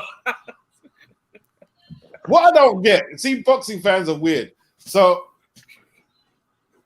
the JoJo, and I'm not talking about Julius because Julius knows boxing, right? But you can get high on Daniel Dubois and the ISIS fighting nobodies, but I can't get a little higher Fabio Wardley fighting a nice little back foot game, good jab, snappy movement, like yesterday, and he wasn't fighting nobody. No, Fabio looked all right. Fabio looked all right. He looked all right. Is that the one you saw Milli Vanilli? Hold on. There's a difference, right? There's a bit of a difference between Daniel Dubois fighting Kevin Johnson, fighting Gorman, fighting Ruslan Kajanu, who went to distance. Hold on. Who went to distance with Ruslan Kajanu, and Fabio Wardley having a fight with Milli Vanilli with fucking Spike O'Sullivan's fucking handlebar mustache. Gorman don't believe. Listen, Gorman is not quality opposition. No, that's not fair. That's not fair. Yeah, but hang on. He went the distance with Kajanu. Now, correct me if I'm wrong, Mark. Is that not the same Gajanu that 50-something-year-old Luis Ortiz stopped? Daniel Dubois didn't go the distance with Kajanu. Okay. That's why I asked. Joseph Parker went the distance with Ruslan Kajanu. Oh. How many rounds did they take? Yeah. Joseph Parker. And Kingpin is a journeyman. Kingpin is just a journeyman. Yeah? But he's cagey. Gotta give him that. Well, Kingpin's claim to fame, Beats, correct me if I'm wrong, is going the distance, right? That's why Joshua getting him out of there was impressive. Correct me if I'm just asking. Yeah. But he's a journeyman. Like Daniel done what he was supposed to, you know. I think Gorman was a very good win. I liken it, even though it's too soon for it. I do liken it to Joshua beating White. I liken it to that. That's a necessary step. You got to go through that. The Joyce fight is a better parallel, if I'm honest. But yeah, Gorman was a good win. Gorman can beat a couple of guys. Let me introduce you to some London slang. Gordon blagged his way into that fight. He blagged into that. He talked his way into that fight. Gorman is not nowhere near a world-class fighter. Nowhere near. Can Gorman beat, let's say, Tom Little?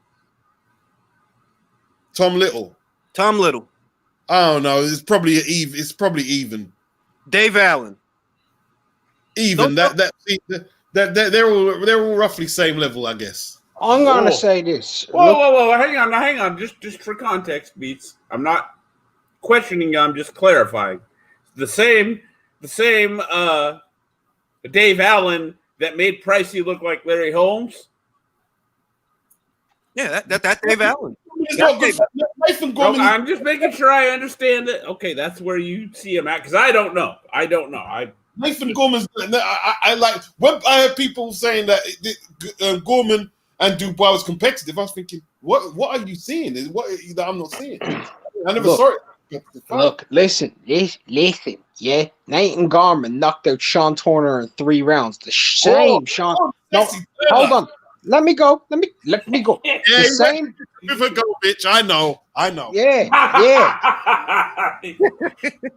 But like Julius, let's let the UK guys go at it, right?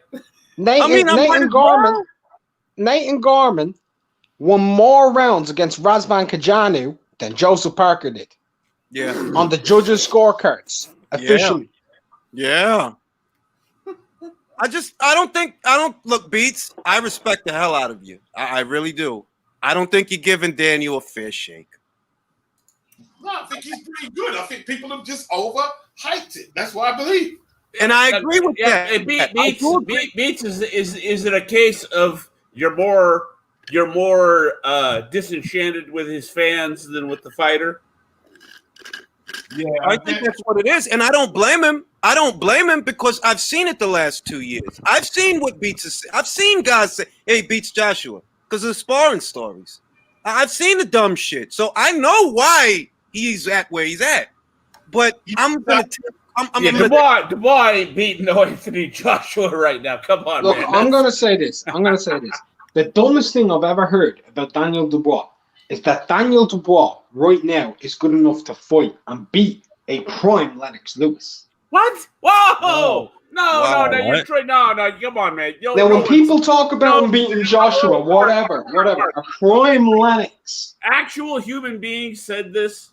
Actual human beings. Oh, my head. I mean, I've seen, and like I said, if you want my opinion, those aren't Daniel Dubois fans anyway. Those are Fury fans or AJ haters. That's why I'm not going to make it about Daniel Dubois, because I know you guys don't even like. You guys are doing with Dubois, right? You guys are doing with Dubois what the fake Rigo fans did with him ahead of the Lomachenko fight. You fucking guys aren't Rigo fans. You didn't watch the Jazza Dickens fight. You didn't care about that shit. You didn't care about that Flores fight either. You're just using him because you don't like this other guy. You hate Joshua, so you get behind Dubois. That's the fuck that is. I'm looking forward to seeing that Joyce fight, man. I really am. Daniel didn't do anything to you, Beats. He didn't do anything.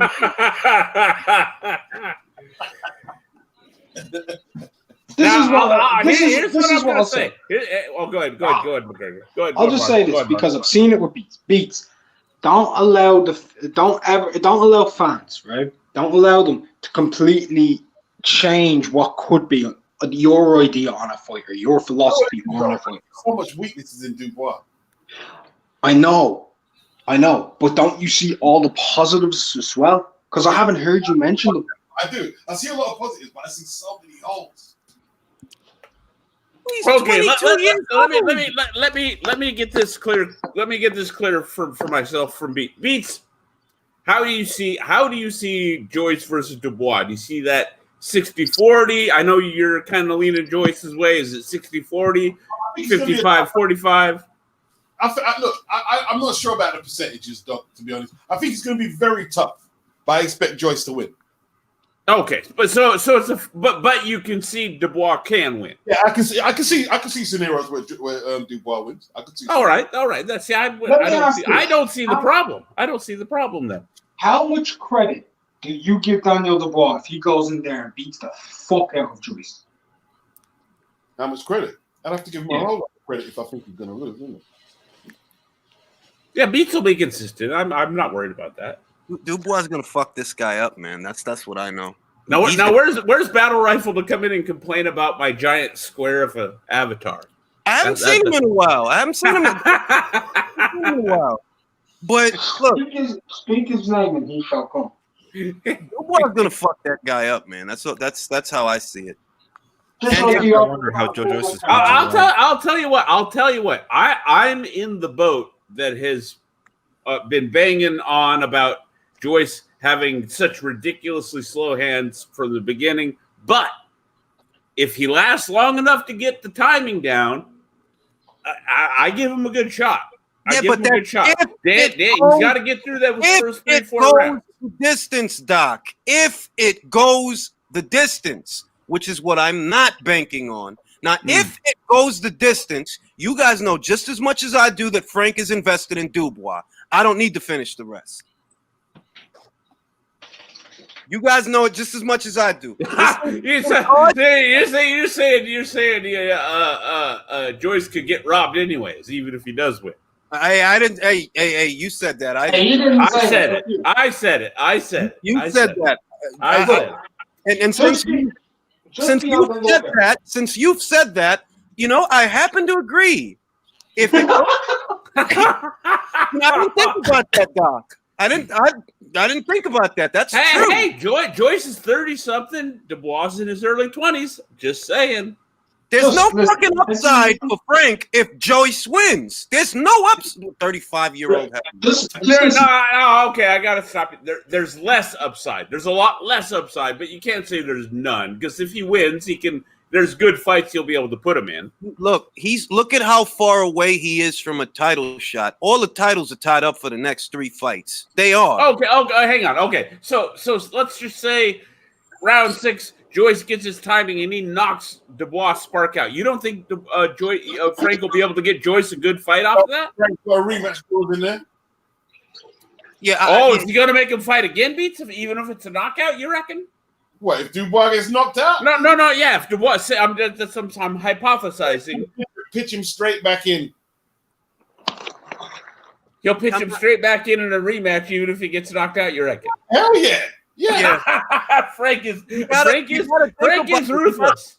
Think about it. Joshua's got Pulev, then he's got Usyk, then God willing, he's got Fury. But that's 2 fights. So that's 4 fights. You got to worry about Wilder in the mix. Yeah, he's there. But what we know is every single belt out there is spoken for at least 3 fights. No, I didn't mean title fight. I just said good fight, like a Michael Hunter or a top 10 guy. He can get him in there with a top 10 guy off that, can he? I mean, is he? You know, like what or top Parker? 10? How about Joyce versus Parker? If Joyce Parker's a matchroom guy. He's a matchroom guy. Politics, Julian, stop bringing up politics. You're hurting us. And not to mention, I'm just talking you know what I mean, in the abstract, that kind of a guy. Could he not get Joyce? Let me name you some guys that the winner of that fight would have access to, devoid of politics. There we go. These are the guys they have access to: Carlos Takam, Agit Kabayel. Who else is on that side? Agit Kabayel, Bryant Jennings. They could conjure up Bogdan Dinu. Why are you mentioning it? Top rank Dino from the foot. Frank has a deal. Frank has a deal with Top Rank to show Frank's cards on ESPN Plus. That's how I fucking watched them. Frank has access to those fights. There's still different stables. It's still Top Rank and BT fighters, isn't it? Yeah, but they have access to each other, though. They got more. Look, he's got more access to Agit Kabayel than he has access to Joseph Parker. That's a matchroom fighter. What's Julius? What about assuming AJ gets, which I do, assuming AJ gets through Pulev? What about Pulev against the winner? Pulev will fucking retire. He's gonna. I'm not sure if it's that much difference. Like trying to get like a matchroom guy with, because MTK is a good go-between Frank and Eddie. I'm not sure it's any easier to make them fights with the top rank guys that he's got on BT. I'll tell you why it's easier. What the fuck is Eddie Hearn gonna want for you to send my guy over there? You got to match what I'm paying him. Are you willing to do that, Frank? Because you give these guys so much fucking money. Well, why Josh Warrington leave you then? He can't. He's not gonna get a matchroom guy on that side of the street. We saw that with Callum and Billy. Trivia question to the boxing fans. How many world champions does Frank Warren currently have in his stable? One. One. None. He's got Tyson Fury. Yeah. He's top rank. That's not his fight. That's top rank, man. He's got a stake in it, doesn't he? I mean, he's got, but yeah, he's not cut out complete. Like, I know what you're getting at, Pete. He's actually, hold on, he's actually not on the official Queensbury stable. He's on the Top Rank stable. Yeah, he's a top rank fighter, man. Wow, dog. Bob, you got to give it to him, man. He's a sharp pencil. I've said it a million times. You always remember Bob's the guy that figured out he could make more money fucking people over in boxing than he could fucking people over in a court of law. Bob's a slime ball. I'm not going to say why, because, you know, we all know why, Beats. We all know why. Right? You see what he did? Like, he won't put none of his fighters in that fucking WBSS tournament, but the two guys who won it, Inoue and Josh Taylor, he swipe them up. Everyone else does all that promotion. The WBSS struggling to get dates, TV dates, struggling. You don't put none of your fighters in there. They get two winners. You flipping sign them up. All right, hold on. Now, Beats, in his defense, I'm a big believer in Bob Arum. I've been going to his church for a couple of years. The only guy that he had that could have been in that tournament in the first season was Zerto. That's who he had. Because Bob doesn't have a stake in the cruiserweight division, right? What cruiserweights does he have? So the only guy he had was Zerto. Now, if my memory serves me, Zerto was coming off a hand injury or some fucking shit. So he didn't have nobody to put in there. Man, he did, man. He had some fighters to go in. I can't remember who. He did have some fighters, but he weren't allowed. He said, "I'm not allowing them to go in there to fight." Bob did. Beats is right. Bob overtly said, "I ain't putting anybody in there." May I comment? Yes. Go ahead, Mark. He said it at 140, not for 168. He did say it for the 140-pound division, and he also said it when they were talking about the negotiation deals between them and trying to get fighters for the 175-pound, which ended up falling through. He didn't put Ramirez in there. He didn't, admittedly, but I think things worked out to where I'm not mad at him. Why? Ramirez, man. He didn't put them. Come on, man. Hang on, Julius. Hang on, Julius. The only way that I gotta side with Beats. The only way that gets forgiven is if we get Ramirez versus Taylor in a timely fashion. Now wait, Doc. This is what I'm trying to tell you. You got to think about how it happened. What was the virtue of joining the World Boxing Super Series? That you get to unify. What did Ramirez end up doing? He ended up unifying. So I'm not stuck on that anymore. You unify the title with Maurice Hooker, and Bob let you cross the street to do it. So why would now I? let's also keep this in mind. Was Maurice Hooker in that tournament? Who was No, in he there? pulled out. Originally he was going to be in it, and then he pulled out. And when did he pull out? When he signed to who? Eddie, Matchroom. Exactly. So this goes two ways. Eddie Hearn's put one fighter into those tournaments. One. Yeah, I'm not hung up on that. Now, Beats, I would side with you. Beats. I would side with you. Wait, he had Callum Smith and Jamie Cox in the super middleweight tournament. Oh, Jamie Cox doesn't count. Get the fuck out of here. Oh, come on. He put a welterweight in at 168. Oh, no, I ain't having that. Wait a minute. Wait 1 fucking minute, Beats. Rob Brandt, a top-ranked fighter, was in the tournament. Ryan Martin, a PBC fighter, was in the tournament. Yeah, Beats. Yeah, that's as good as George Groves, yeah? And Callum Smith. All right. I see you. Was George Groves promoted by Eddie at that time? Because I don't think he was. No, he wasn't. No. My only point was this: as a boxing, go ahead, Beats. Smith, when they were questioning, why do you let your guys go fight on top rank cards against Terence Crawford? Oh, we let Felix Diaz and John Molina. That's a good. No. Beats. You're right. All I'm saying is, the virtue of joining the World Boxing Super Series is the opportunity to unify with the other champions that are there. Now, Jose Ramirez did that without the World Boxing Super Series. So what are we mad about? He did what we wanted him to do. It's not just the unifications, Julius. It's also the quality of competition. That's why for me, speaking just for myself, that's why my zone subscription, I did everything beyond the World Boxing Super Series was just house money extra. I was just getting it for the World Boxing Super Series. It's not just unifications; it's the quality of competition that you get to add to your resume and legacy. That's like Inoue. It's not just that he won on unified belts. It's the other guys he beat also being of top quality. You get me?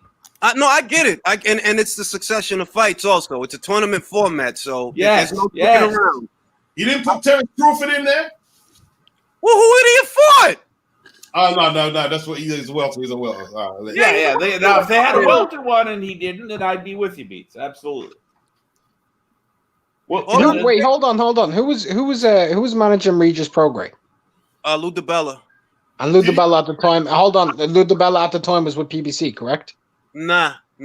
Was he exiled at that point? I think they parted ways by then. I think they did. No, at the start of the tournament they hadn't. I think Mark's right. I think it was like in the midst of the tournament. Wait a minute. Regis Prograis' last fight before he joined the tournament wasn't on Showtime. It was on ESPN.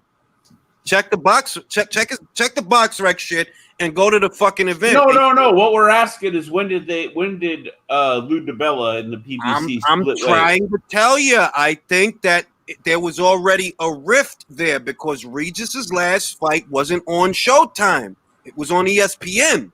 Okay, well, because I was kind of, I guess I was implicitly tying it to the whole Wilder negotiation blow up where they got mad at him for that.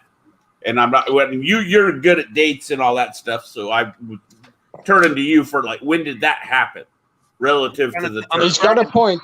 His fight against Velasco was on ESPN. It was in conjunction with DiBella and Tawk. Yeah, because Regis was never a PBC fighter. He wasn't ever a PBC fighter. He's a DiBella. He's a DiBella fighter, and DiBella is a promoter that the PBC makes use of at times, or was, right? Yeah. Is that? Yeah. He's not. He was never the equivalent of Tom Brown. Now, Tom Brown is just another way of saying Al Heyman. But Lou was always freelance. Fair enough. He did fight 2 fights on Showtime before that fight with Velasco. Yeah. Lou was a bit PBC, man. He was a bit PBC. No, he was until the Wilder thing, right? Isn't that when it all kind of fell apart between them? That was, I believe that was around the time. I believe that's what I remember hearing is that they got mad at Lou because Lou was like, oh, telling Wilder you should be taking the DAZN money. Somewhere in the negotiations, things between Al and Lou DiBella went south. Actually, I think that because the shit with that shit was the beginning of 2019. The zone deal, you're looking at spring of 2019 where they offered Wilder the $100 million. That means that's when Lou set that up. But the tournament and all of that was already underway before that. But before that, why isn't Regis Prograis fighting on Showtime? If you're in with the PBC so heavy, why?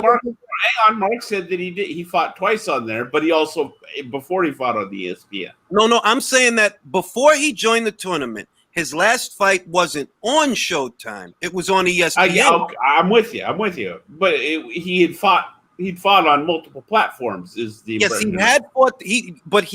I believe that Lou DiBella came out and said that Regis Prograis was never managed by Al Heyman. He was never a Heyman fighter. You mean no? So Heyman's not. He's not advised by Heyman. Exactly. Which goes okay. So his only tie is via Lou DiBella. Which I get it now. Yeah, he was never. If he was a fucking Heyman guy, we would have knew it because he fucking wouldn't have went anywhere. Bottom line is, both and Al Heyman haven't allowed no one to participate in that WBSS tournament, and they've depleted the quality because of that. Yes, because they both love them some in-house fights. They both do, but you can't put Bob in there with Al when he let fucking Jose. Yeah. He let fucking Jose cross the street and unify with Maurice Hooker. I'm not saying one is that they're absolutely equivocal. I'm just saying, in general, they both like them. They prefer, their preference is to keep things in-house. If you want to say Al is a lot more stringent about keeping it in-house, fair enough, but they both both of them have that as their preference. All right, now Doc, if we apply that formula, everybody wants in-house fights. That's not what we're looking at. It's not. I said that's the preference. I said that's the preference. Yeah, that's the preference. Everybody wants that. Eddie wants that, like Bob wants that, like Frank wants that, like Al wants that. To different degrees. To different degrees. But Bob is more willing to work with. Remember, Bob works with Golden Boy. I'm with you. Bob worked with a guy that he has stated multiple times in interviews. I think Don King tried to have me killed. All right. So that tells me everything I need to. He will, if the money's right for Bob, he'll work with anybody. That's what I'm saying. Ask Beats about the South Africa shit, because Beats can break that weight down way better than me. Beats. He didn't give a shit about no apartheid, did he? He didn't give a shit. He put on Breland. Konotsi versus Tate. Weaver versus. Yep. All them fights, man. You know what I mean? And Breland, didn't he send Breland over there too? Well, I think that was in America, but Volksbrett, I think, came to America. Oh, okay, my bad. Let me ask you a question. Don't you think the last 5 years, Bob has his drawbacks? I say it all the time. He's got his drawbacks. The franchise shit is proof. The franchise shit that cost Devin Haney a title shot. That's proof. But Bob has been more lenient the last couple of years than Al. Al is not letting nothing go on. Ring, we got to get both of them out of here, man. Hey. Well, Bob, how old is Bob? I mean, he's got to be homing in on triple digits. Well, this is the weird thing. I don't know if anybody noticed, right? Wait a minute. I don't know if anybody noticed. Through the pandemic, and I noticed this in the writing, in the print, through the pandemic, they were calling Todd Dubois the president of Top Rank. Right? All right. I think that, it's obvious that Todd Dubois is the heir apparent to the Top Rank reigns. It's obvious that's the guy they're grooming to take over after Bob leaves. But it doesn't look like Bob's leaving, because I thought he was leaving when they called Todd Dubois the president of Top Rank. Apparently not, because it's gone back to Bob. So Bob's here to stay until he ain't here. Bob's not going anywhere, guys. Bob's gonna just keel over ringside, bro. One day they're gonna think Bob is asleep at the fight. He's gonna be asleep at the fight. Yep. I stand corrected. Actually, George Groves was silent. He wasn't Eddie. Wouldn't put it past him. So Now, I gotta say that I've probably said this before, but I gotta say, I hope and pray that I'm half as fucking sharp as Bob is when I get to his age. Oh yeah. If I make it to his age. Oh yeah. Bob's a sharp pencil. I said it when we started this conversation. When we took it here, Bob's a sharp pencil. He won't let his guys fight in the series, but he'll scoop up the winners. that pisses me off, bro. That pisses me off. Well, somebody Bob. I mean, I'm with you, Beats, but he's a ruthless promoter. Business. I know it's business, and he's doing what he's got to do, but he's still pissing me off. I'm not gonna lie. Yeah. As a fan, I'm with you. As a fan, I'm completely with you. This guy said Bob's a cyborg.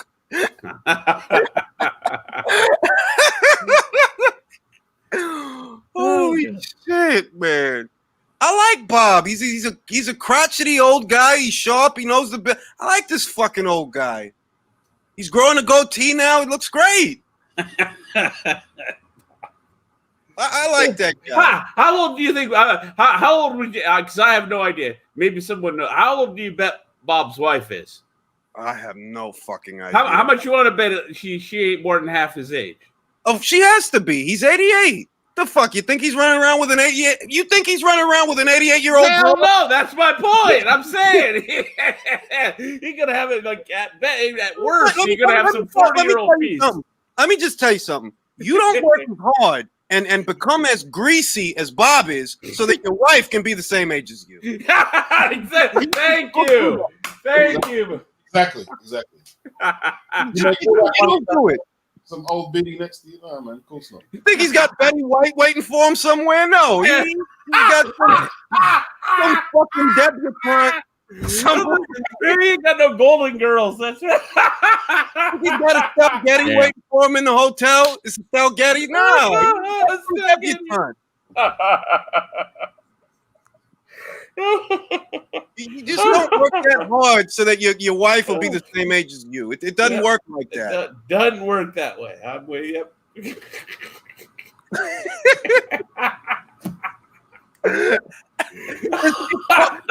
It's cold. It's hard. It's even a little bit misogynistic, but it's nonetheless. It's just the truth. It's just the truth. Truth. Look. If you got a lot of money, you guess what? You can pull in chicks half your age. It's just the way it works. And it's not going to change. All right. From the days of Anna Nicole Smith till now, it's not going to change. Everybody's got a price. Yeah, everybody's got a price, and everybody's gonna pay. Ted DiBiase up in here. I'm just watching this knockout reel of Lyndon Arthur's trainer, Black Pat Barrett. He's got the best turnover in the right hand, at least at European level. He used to knock people out cold, man. Spark them out cold. Is that fight with him and Yard still going to happen, Beats? No. I hope so. I wanted to, but I don't think so because that was supposed to be a keep busy fight. I think Frank changed his mind. I don't think he wants to make that fight anymore. Why? I think he does. I think he does. I thought that he wanted to keep Anthony busy, so he puts him in there with Lyndon Arthur. It's a good fight. It's a solid fight. But now I think he wants to ride things out and put those guys on separate paths. Or is he waiting and hoping that they'll be able to have crowds sooner than later? It's that because look, Anthony Yard came up short with Kovalev, but that was still a world level fight. There's options out there for Anthony Yard. I'm not gonna send him in there with Arthur so he could fucking lose when he can. If I'm gonna send him in there to lose, let it be for some fucking money. With the crowd, that's what I'm trying to say. Yeah. But it's that it was a solid fight that ain't worth that much. So if I'm gonna put this guy in that kind of situation, it ain't gonna be for Lyndon Arthur. Okay. Oh, now let's get Beats' perspective. Him being over there. Well, they've had press conferences like the last few days. Like Anthony Yard was at Lyndon Arthur's fight watching the fight on a laptop.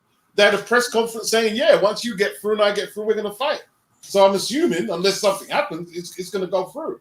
So Beats, what I'm asking is, Beats over there, that's a fight people are looking forward to then and talking about, yes?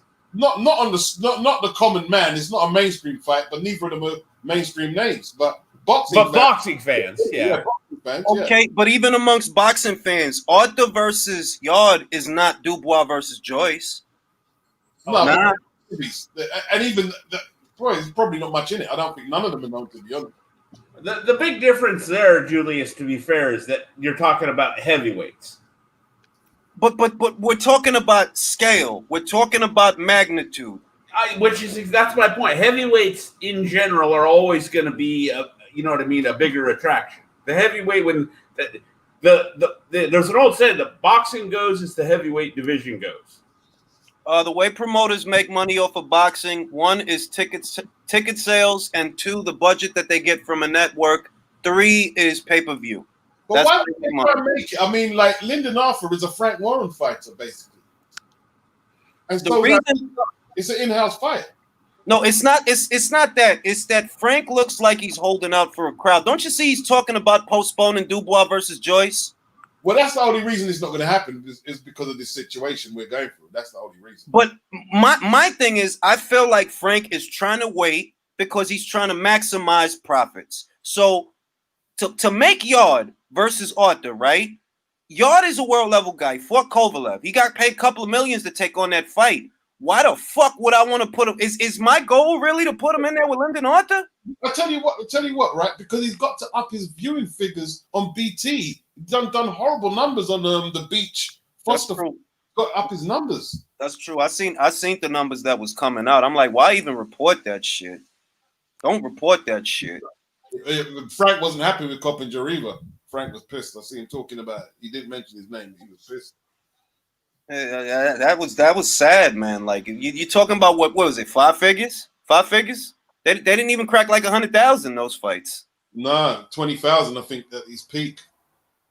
20,000 at the peak. Yeah, it's not good. I wonder how much King Arthur did. I wonder how much Eddie did. I'm sure Coppage is going to bring the figures out soon. Cheeseman is known enough that I think at least 100,000 people watched that fight. At least. Sam Eggington and Ted Cheeseman are known enough that I think at least 100,000 tuned in. I know that if they were to take all the illegal streams and that, they might get them numbers. But actual Sky subscribers, I'm not sure. All I know is, look, there were Americans. All I know, there were Americans, not just pundits, but boxing fans that I have on, like boxing fans, different boxing accounts, whatever, on Twitter. They were watching that fucking fight. Yeah, but you see what they were saying on my hangout? There was no Americans are watching it at all. I said, yeah, probably not a lot, but you say none at all. It's over exaggerated. They really have this thing about British boxing and American, man. It's just ridiculous, man. Well, that's because they got accustomed. See, this is the thing. They never gave. Julius, let me, because Beats wasn't here when I broke this down. Beats, you have to understand when it comes to American boxing versus British boxing, right? Yeah. The experience that the American boxing fan is going through right now is the equivalent of this. If you woke up one day, Beats, and realized the UK is getting their asses kicked. We're getting our asses kicked by America at soccer. Yeah. And Julius knows what I'm saying, right? There probably will be a lot of resentment, yeah. It's a bit traumatizing. I'd give them credit for beating them and say, no, we got to do better. No, but you, okay, maybe not you specifically, but you get my point. You know what I mean? UK soccer fans would be like, whoa, what do you mean we're getting our asses whooped by the US? Especially if America became better than... Yeah, specifically America. It'd be unthinkable. Yeah. If we go back to the 70s, 80s, even the 90s, and you try to tell me, Julius, anybody over here that was a boxing fan that, the UK are going to have 3, maybe 4 of the top 5 fucking heavyweights, we would have unthinkable beats. Well, it's not just the heavyweights, but it's not just the heavyweights. Look, and I don't got no problem saying it because I'm a fucking big person.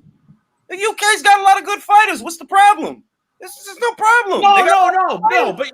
But you get what I'm saying. No, of course, because that's it. That's literally it. It's like Americans. Look, if it was 1993, and you told American boxing fans, you know the UK gonna be running this shit in a couple of years, right? It'll laugh in your fucking face. Yeah, especially the heavyweights. Like, because super middleweight, even in the 90s when it came around, that's always kind of been a UK weight class, right? Yeah. Would you agree, Beats? Yeah. Well, right? because sorry, go. But the heavyweights, Beats is the one that turned me onto this term. They in the 80s and 90s they called them the horizontal heavyweights. In the early part of the 20th century, they called him that. Okay, so for a whole century, man. So you're going to tell us that the horizontal heavyweights are going to take over and start whooping our ass? And it was Americans who named the British heavyweights, like Bombardier, Billy Wells, Fainting Phil Scott, all of them. Yeah. I mean, but that's the best. That really is the best parallel. If you told somebody in fucking 1990, 1989, the British are going to be running this fucking thing, and it's not that far away, they'd have laughed in your fucking face. Yep. They would have laughed. I'll say this. I don't have an issue with patriotism by itself, but some people take it a little too far. Oh yeah, we're not talking. No, hang on. We're not talking just like at all. I'm not anyways talking any kind of patriotism. I'm just saying the reality of the time was that the American heavyweights dominated. We dominated. Like me and Julius have said it a billion times. We used to win gold medals, multiple for fun. Fun. Okay, if we only got a couple, that was a problem. Beats has broken it down. We only won a couple gold medals. We had to revamp our whole fucking system, bring in Manny Stewart and all that shit. And that's when we got the 76 team, right, Beats? The last fucking male gold medalist that we had was Andre Ward, bro. That's where we at. That's where we at. Yeah. If you said that in 1970, what are you talking about? We're only going to have one gold. Come on. Even he wasn't that popular. I'd say you're absolutely mad. You should be locked up. Exactly. It was unfathomable. It was unfucking fathomable. It was unfathomable. Like I said, it'd be the same as if we came and told you America's going to whoop your ass in soccer. You'd be like, "What the fuck are you talking about? Get out of here!" You know what? The shoe might end up on the other foot. The shoe might end up. You never know. You never know.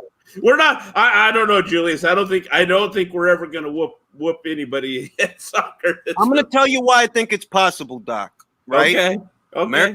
America is a melting pot, right? With people from different countries coming here all the time. What do they watch?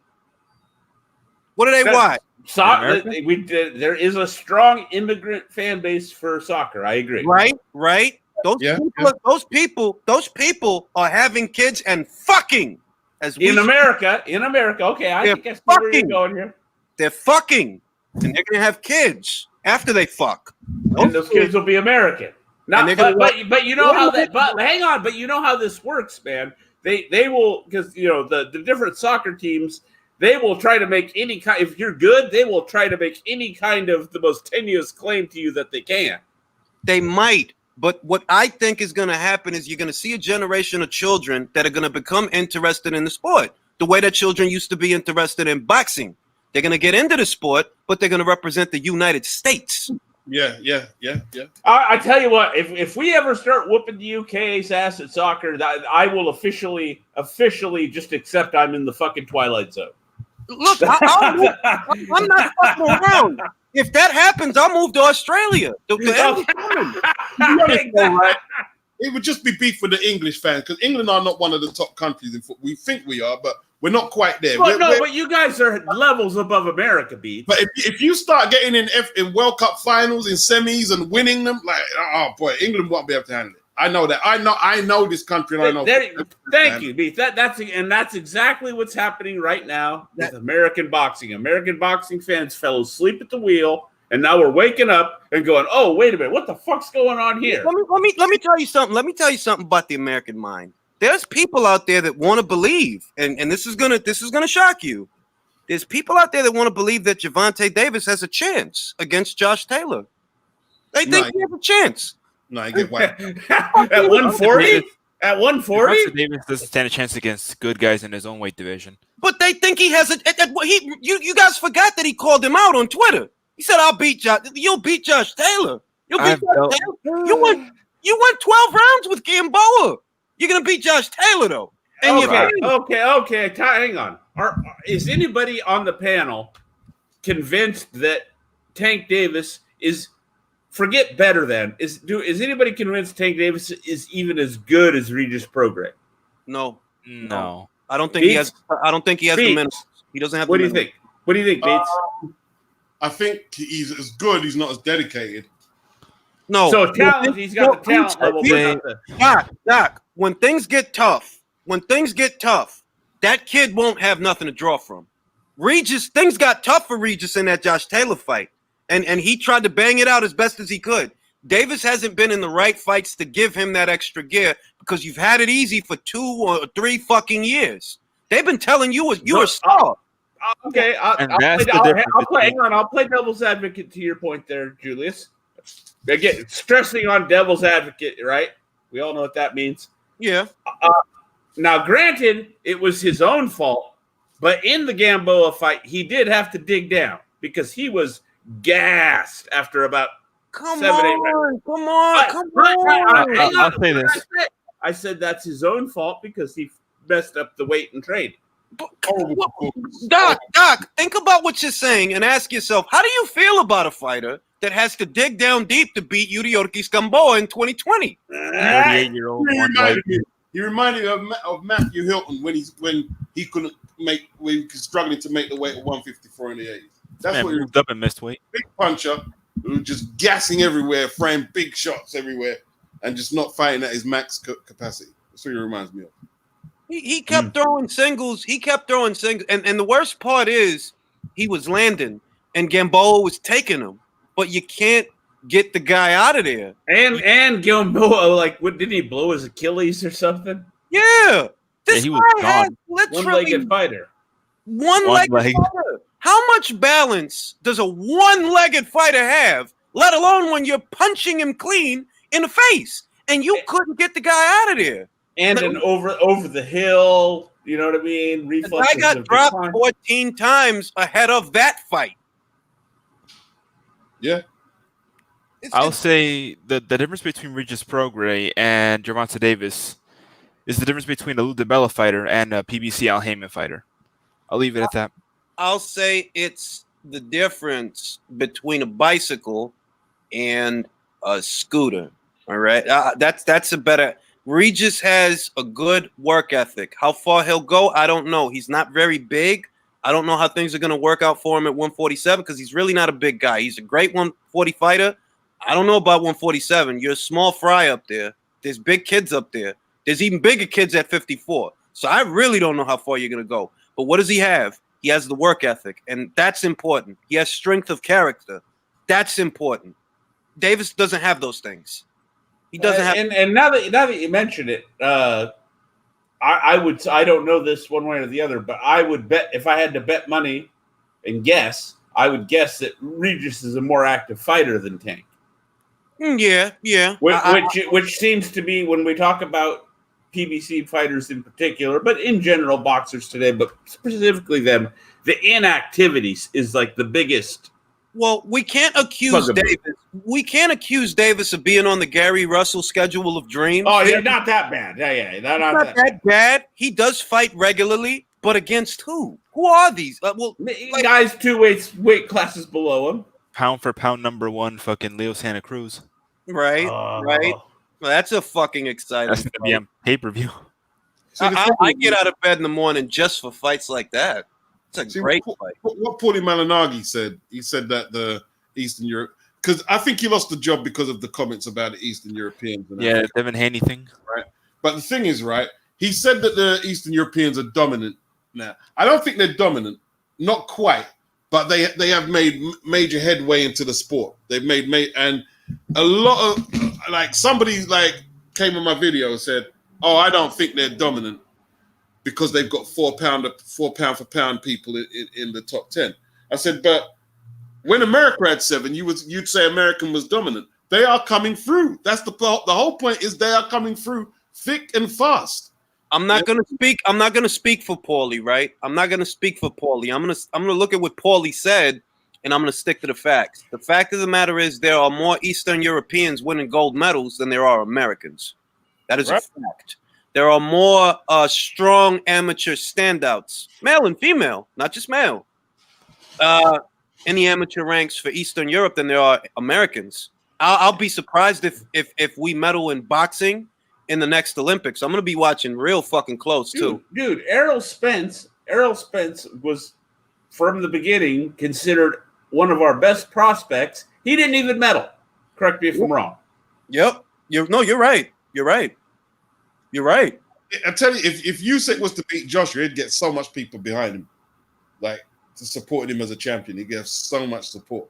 If Usyk beats Joshua, I'm moving to the Ukraine, and I'm getting that haircut. When you go to cruiserweight, how much they've got champions everywhere. You know what I mean? They've got about two. Well, they did at one stage. They've got cruiserweights are underrated in my opinion. Well, yeah, the two stepchild divisions, 140 and cruiserweight, they've been the ones doing it right. Light heavy, dominate. The Eastern Europeans dominate light heavy. Serbia dominate. Well, look. Now, Julius, what do you think about this? Because to me, it makes sense and seems to be the case. I think what's happened is that your supreme out. Like, okay, you know who Vince Lombardi was, right, Julius? Yeah, of course. Come on, just making sure. On the internet, I never know. You know what I mean? You never know in the chat. Anyways, Vince Lombardi, on observing Muhammad Ali, right, said that not only could he have been an all-star NFL player, he could have played any position he wanted and been a star at it. Yeah. I believe there is some credence to the notion that our best athletes have just, over time got less and less, gone into boxing and started going into other sports. 100%. Look, dog. If you ask me, hey, Julius, you want to make $1 million playing baseball, or do you want to make $1 million getting punched in the face? What do you think Julius is going to say? Well, it's not even that, because baseball, you make way more money. Well, baseball players get over. I mean, jobber baseball players get $10 million. But you see how I did it? That I put them on an even kill, even though that's right. Yeah. The reality is, those baseball players are making buku dollars without getting hit in the face. Yep. And boxing being such a dirty fucking business that needs reform, it's unappealing. Like, bro, I'm not gonna let. All right, I'll give you a name. Now, tell me if I'm way off base here, Julius. Does Kevin Durant, just looking at his athletic build and type, doesn't he remind you a little bit of a Tommy Hearns? Yes. And LeBron James could have been a great heavyweight. Yep. Sensational. And he's a Capricorn like me. Sensational. Do you know what Muhammad Ali and Tim Witherspoon are both Capricorns? George Foreman and Joe Frazier, Floyd Patterson, Customato, Usyk, Bernard Hopkins, Roy Jones Jr. Julius all on that. You fucking LeBron James has the build. He has the athleticism, the quality of movement, just the way his bones are. He would have been a sensational heavyweight. Yeah, but he can play basketball till he's probably 45. He's a Capricorn. That's what I'm saying. Whereas boxing, you know what I mean? Not only do you not make as much, but you know what I mean? Your career's shorter, way bigger risks for what you're going to have to deal with when your career's over. Guaranteed wage, man. And see, like in the heavyweight division, they've got the likes of Char, Usyk, Povetkin. Listen, man. They've got Eastern Europeans everywhere. They dominate the light heavyweight division, which previously was the dominated by Spinks, Muhammad Kawi, Matthew Saad Muhammad, Marvin Johnson, all that. Right. And those locations, Beats. Heck, even the UK, you don't have basketball, NFL football, them kind of leagues where you can make more money than you can in boxing. They don't have those options. Doc, you've been here with me in this country for all these years. I'm going to say that. Doc, Andy, you're going to understand this. Beats, this is just educational. Americans have gone soft. We're not what we used to be. We've gone soft. Boxing is a poor man's sport. that the fighters are bred in the ghettos. Thank you. I was about to say, no, it's a ghetto sport. It was always They closed the gyms out there, man, isn't it? Apparently, a lot of the gyms have been closed down out there. The Philly gyms, most of them are gone. Yep, Beats. Absolutely. Think about the gyms out here. You know, you got Wild Card, you got the Mayweather compound complex, whatever it is in Vegas. It's not what it used to be, man. And that's because Americans have gone soft. I mean, like, if I'm being honest, everybody's all in touch with their feelings. Everybody's getting upset about stuff. It's a different era. But in those countries, look at Kazakhstan, right? Look at that. You know, look at fucking Kazakhstan. They got fighters coming through, but why though? Because this place still ain't where we at. You know, they're not. They don't have the options. They don't have the options. No, they don't. They don't. Yeah. They don't. So it's a fight to live in certain countries, right? It's a fucking fight just to fucking live there. So of course you're gonna breed fighters because it's a fucking fight just to live there. Here, you got guys complaining about shit that they read on Twitter. And I'm not being Joe Budden. I'm not being the old guy, the crotchety old guy. I'm just saying I've seen it pan out. I've seen it. I've seen what upset people then and what it led to, and what upsets people now and what they do about it. Okay, yeah, we're softer. Maybe it also doesn't help that with the advent of the advent of almost every fight you can think of being on YouTube and all being all accessible, where everyone is much more aware of the potential consequences of a career in boxing. Oh yeah, all right. You know what I mean? These young kids coming up now, they've seen, you know what I mean, Muhammad Ali not able to talk and all this. You know what I mean? The Don King stories, the Mike Tyson stories. That too. Yep. Muhammad Ali, Parkinson's. You know, I mean, Wilfred Benitez, another terrible case. Yeah. And Andrew Holyfield and his slurring and all that. And there's just not a lot of happy endings. There's not a lot of look. The guy who managed to make the most out of his career, right? To make the most of it as best as he could and leave it, as he would say, with all of his faculties, just so happens to be a hated guy. Yes. Amongst Americans. They don't even exalt him like, yo, say what you want. That's our guy. Nah, that's not how they talk. They don't talk. They don't appreciate that guy. And that was our guy though. Like, bro, this is our guy. Like, he represented us in the Olympics. Look at his career. Whether people like it or not, Floyd is an icon for better or worse. But the Americans, they don't care. So we don't even really have a guy that we look at and say, yo, this is a bad motherfucker. No, we still just sitting here talking about Mike Tyson in 2020. That's what's going on. Well, and because also to an extent, I think your Larry Holmes, your Muhammad Ali's, and Joe Frazier's, they knew the risks going in. They accepted it. Yeah. Muhammad Ali, I've heard him say it out of his own mouth. He knew the potential risks going in. No. Let me see, because when you're going to talk about like the correlation between punches to the head and brain injury, yeah, I've seen Billy Walker documentaries in the 60s, right? And they're asking, and he's talking, and he's saying, "Oh, I don't think the punches can affect me. I don't think that they've really proven it." But that was the first time the medical profession actually had anecdotal testing to say, yes, there's a correlation between taking punches in the head and injuries. So in the 70s, the message was there, but I don't think it was getting through to them. But by the 80s and 90s, I think boxers were really starting to get aware. You know something? I could get hurt in it. Yeah. I'm gonna say this, Beats. I'm gonna say, because I don't want to go too far back because I was just a young boy, but I'll say in 2002, I did not have the concept of what this sport really is that I have now in 2020. Now it's common sense. This is a dangerous fucking sport. The most, if you ask me. Right. But, okay, another way of putting it then, Beats, would be this. The Thriller and Manila, those two were ready to die in the fucking ring. Yes. All right. They were ready to die in the ring for the sake of fucking not losing. Right? that you ain't gonna get fights like that anymore because you know what I mean. It's just people have a different perception of the whole thing. They got to, you could say a bigger picture. Well, you can look how the fighters talk these days. Like, they asked Tyson Fury the other week, after you beat Deontay Wilder, would you go straight into a camp to fight Anthony Joshua? He says, no, I'm going to take time. He says, they used to do that in the old days. We can't do that anymore. So he's just writing off the whole possibility of him just going into back-to-back camps. You know what I mean? But back in the day, fight 4 or 5 championship fights a year. Even Mike Tyson did back then. Yeah.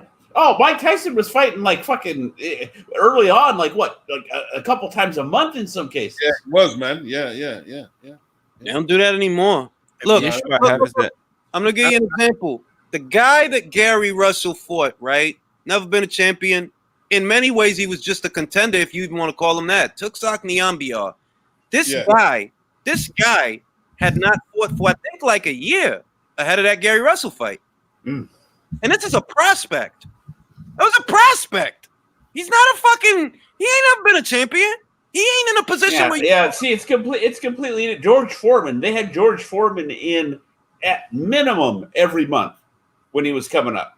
They'd go look at his box rec, how frequent his fights were, leading up when they were building them up before when he went through the up until the Frazier fight. I can't remember the guy I'm thinking of his name. It's not only the risk from the punches.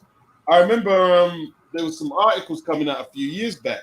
You see in America, like to insure fighters in New York, it costs a fortune. It's about $1 million or something. Yep. Ridiculous money. But there's really no fight cards in NY no more unless it's at the Barclays Center. But that pretty much, you know what? And that pretty much took away what used to be literally called the Mecca of boxing. Yeah, that fucked it all up.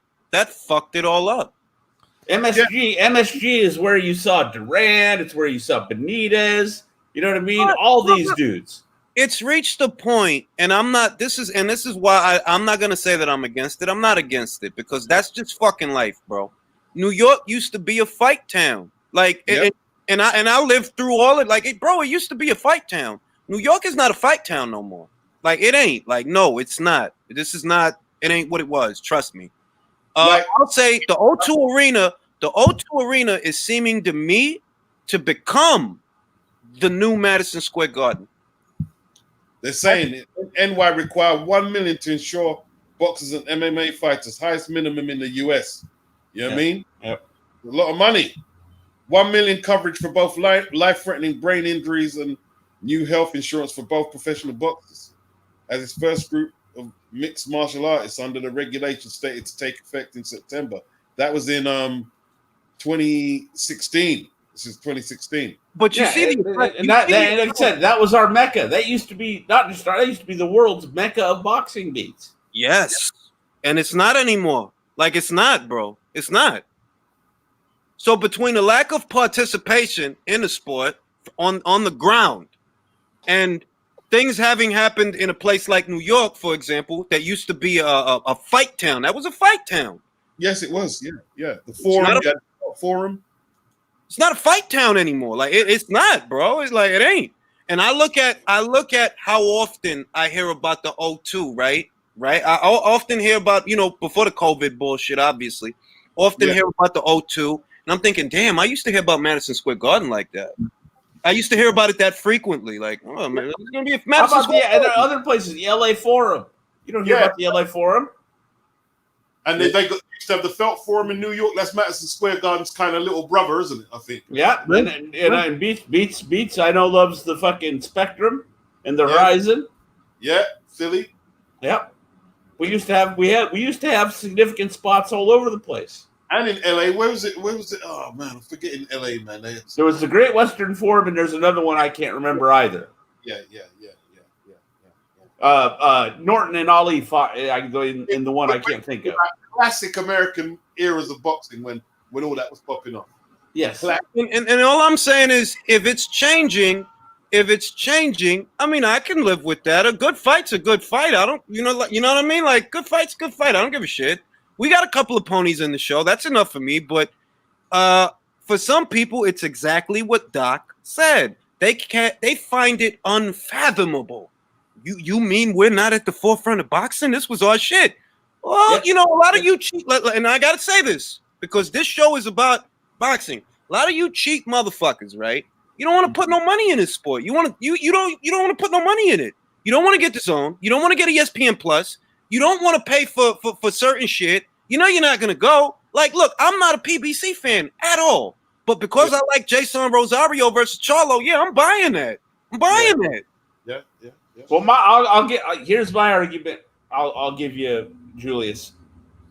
To me, it's a free market principle. Okay, the role in a free market of the consumer is when you have something that is overpriced and is not a necessity, right? In other words, a necessity for your existence. Mm-hmm. Your job as the consumer is to not fucking buy it if it's overpriced. That's how you get the price corrected, right? That is why I have a DAZN subscription. I got it for the WBSS. Everything else has been, house money on that end. I got an ESPN subscription. I ain't paying no goddamn $80 to $100. To your point, Doc. Because it's overpriced and it's not a fucking necessity. To your point, Doc. You proved it by saying, look, I like the World Boxing Super Series and I want to watch that shit, so I'm going to get that shit. I'm paying for it. I'm saying you got guys out there, right? They're such big fucking Wilder fans, right? Oh my God. He's bomber. The bronze fucking bomber. So that you can find out that, all right, this is your pay-per-view debut. All these guys that have been sucking your asshole for 2 years, right? You think they're gonna show up? They're gonna show up in the buys? You know what shows up in the buys? 325,000 is what shows up in the buys. What shows up in the illegal streams? About 1 million, 2 million in America, 1 million over there in the UK. All right, now, but Julius, tell me what fights in America do a whole lot better than that, anyways. What you know what I mean? What fights in America are bringing in 1 million pay-per-view buys? Post Manny Floyd. Not that long ago, and let's stop acting like it's ancient fucking history. That was 2017 and 2018. Canelo Alvarez, Gennady Golovkin brought in 1 million pay-per-view buys. Did they do that much? I could have sworn. I thought the numbers were about half that. All right. No, they did. They did that much. And before that, Canelo did 600,000 with Amir Khan. About 900,000. Okay. Now, hang on. How many of those pay-per-view buys, we don't know this, maybe you do, what percentage of those pay-per-view buys were American and what percentage were Mexican? No, fair enough. But remember, if we're talking pay-per-view buys, we're talking the United States, because in Mexico, they don't show those fights on pay-per-view. Well, my point being the common denominator, the few pay-per-views that do still make some money over here or do some significant numbers generally have a Hispanic fighter, do they not? Yeah, but Pacquiao Thurman.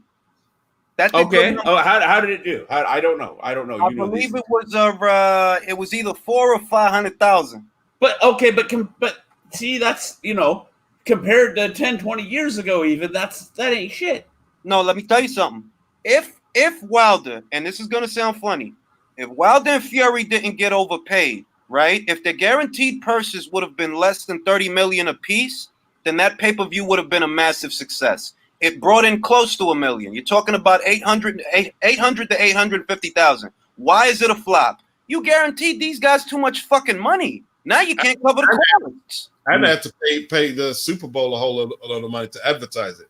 But here's the thing, though, right? Like, even over here, the pay-per-view is struggling because I was going to purchase Dillian versus Povetkin, but it was on the basis that I was going to get Bacoli versus Kuzmin.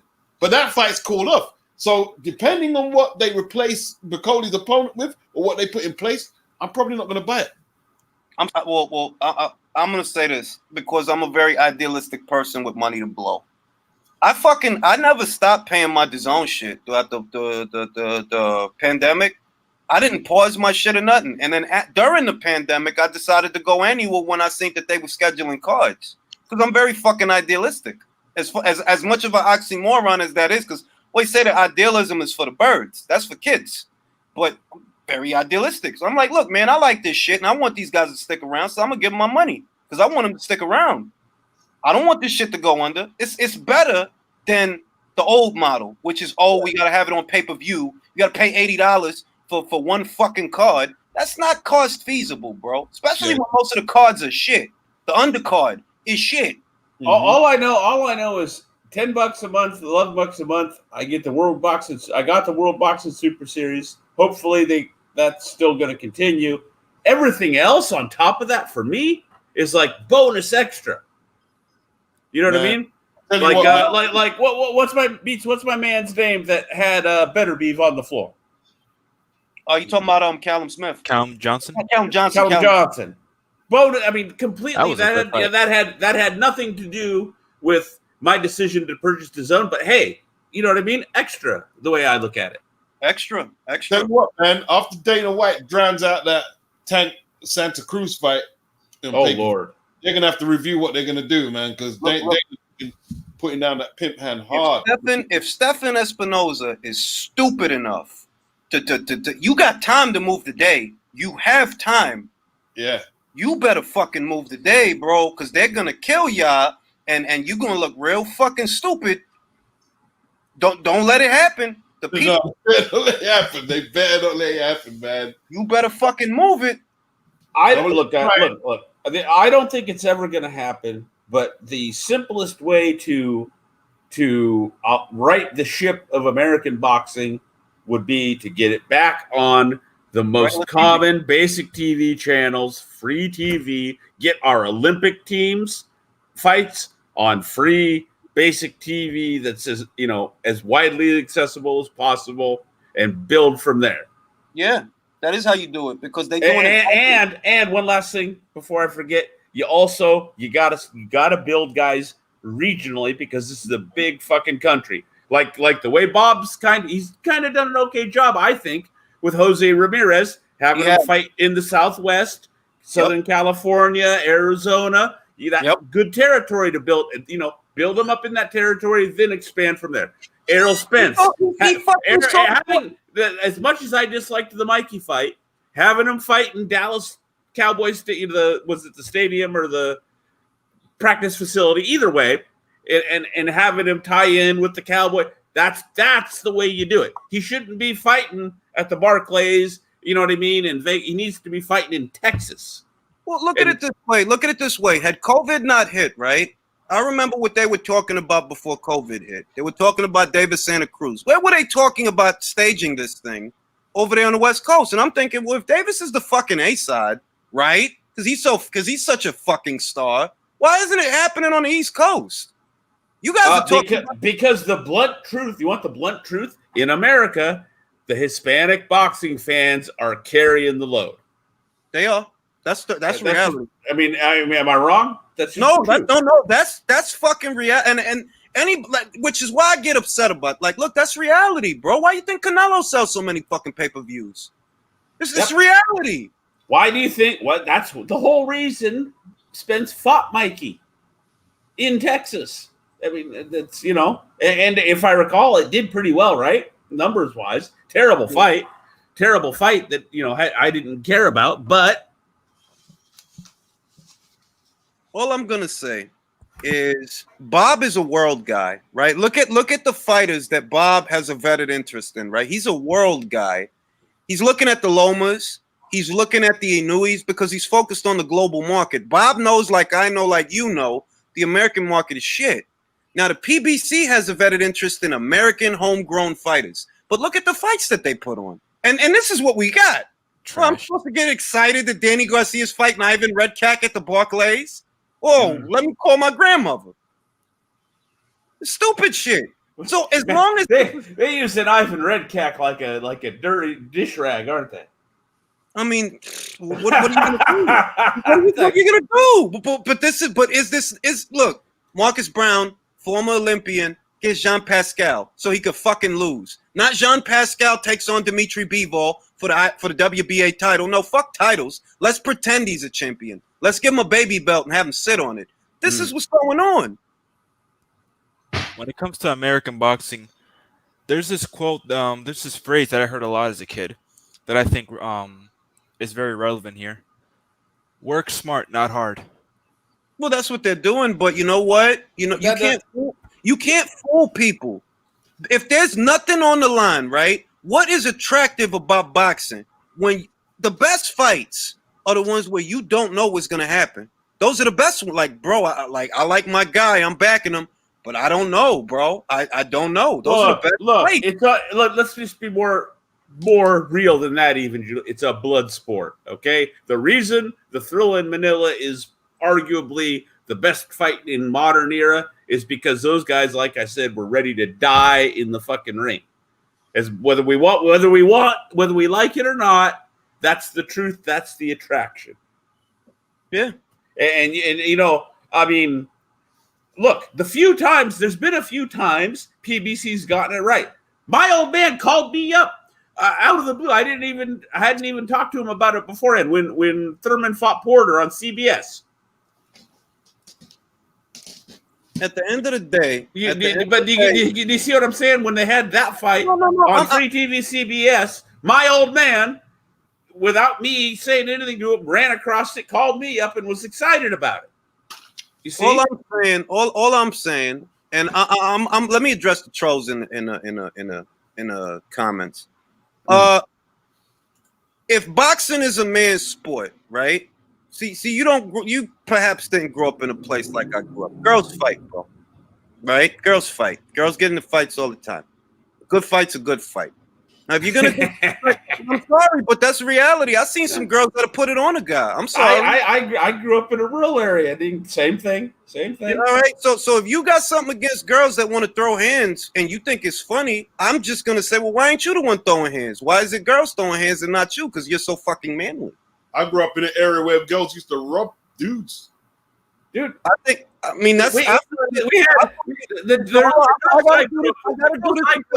hang on. The girls I grew up with rode motorcycles, dirt bikes. All right? And this is like, 70s and 80s.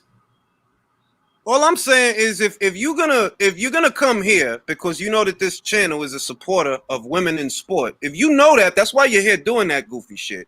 And I don't really care who it is. If you're gonna do that, you're trying to take the piss out of me, basically. So I'm gonna take the piss out of you. I'm with Oblev. No. If you're gonna do that, you're trying to violate me, which I don't think is cute. So I'm gonna say you're so fucking manly. Okay, go get yourself some fights, manly man. Since you gonna make fun of these athletes, I don't think that's cool. I've never thought that was cool. Don't tell me how manly you are when it's girls that's willing to sign that waiver and you not. Hey, look, man. I actually hate to say this, but that Katie Taylor Pursoon fight better than a lot of fucking fights between dudes that we. Yeah, I'm. See, this is the thing. It's not even. I'm not telling nobody to be a fan of what I'm a fan of. I don't do that. What I'm saying is, you came here to do what you're doing because you knew that. So your intention was to take the piss out of me. Yeah, it's a troll. You're dealing with a troll. Of course. So I'm gonna be a troll. If you're such a fucking manly fucking man, because boxing is a man's sport. Okay, manly man, go put on some gloves. Well, you can say that a lot of them women are making some good money out of boxing, bro. I'm telling you, making some good money and they're putting on some good fights. Hey, okay, is it just me being cynical, guys? All three of you. Is it just me being cynical, or does it seem like, at least at the top level, a lot of these female boxers are hungrier? Yeah, they're hungrier. They're more interested in legacy. They're more interested in putting it on the line. It's because it's more. Let's see. I'm gonna tell you something. Where women's boxing is now, right, is where men's boxing was a couple of years ago. When look, you gotta take on interesting opponents, bro. You're not gonna have it your way. You gotta take on interesting opponents. You gotta take chances because otherwise, your fight and you're not gonna get no attention, and your purses are gonna be what they're gonna be. Period. So if you want attention and you want to fight on a big stage, you got to take chances, and that's what made me gravitate towards it. That I noticed, like, damn, these broads are getting some shit, some real fucking shit. The top women fighters seem to fight each other more often or more frequently. It's a real shame that a fighter like Cecilia Brækhus can reign as long as she did and get very little recognition.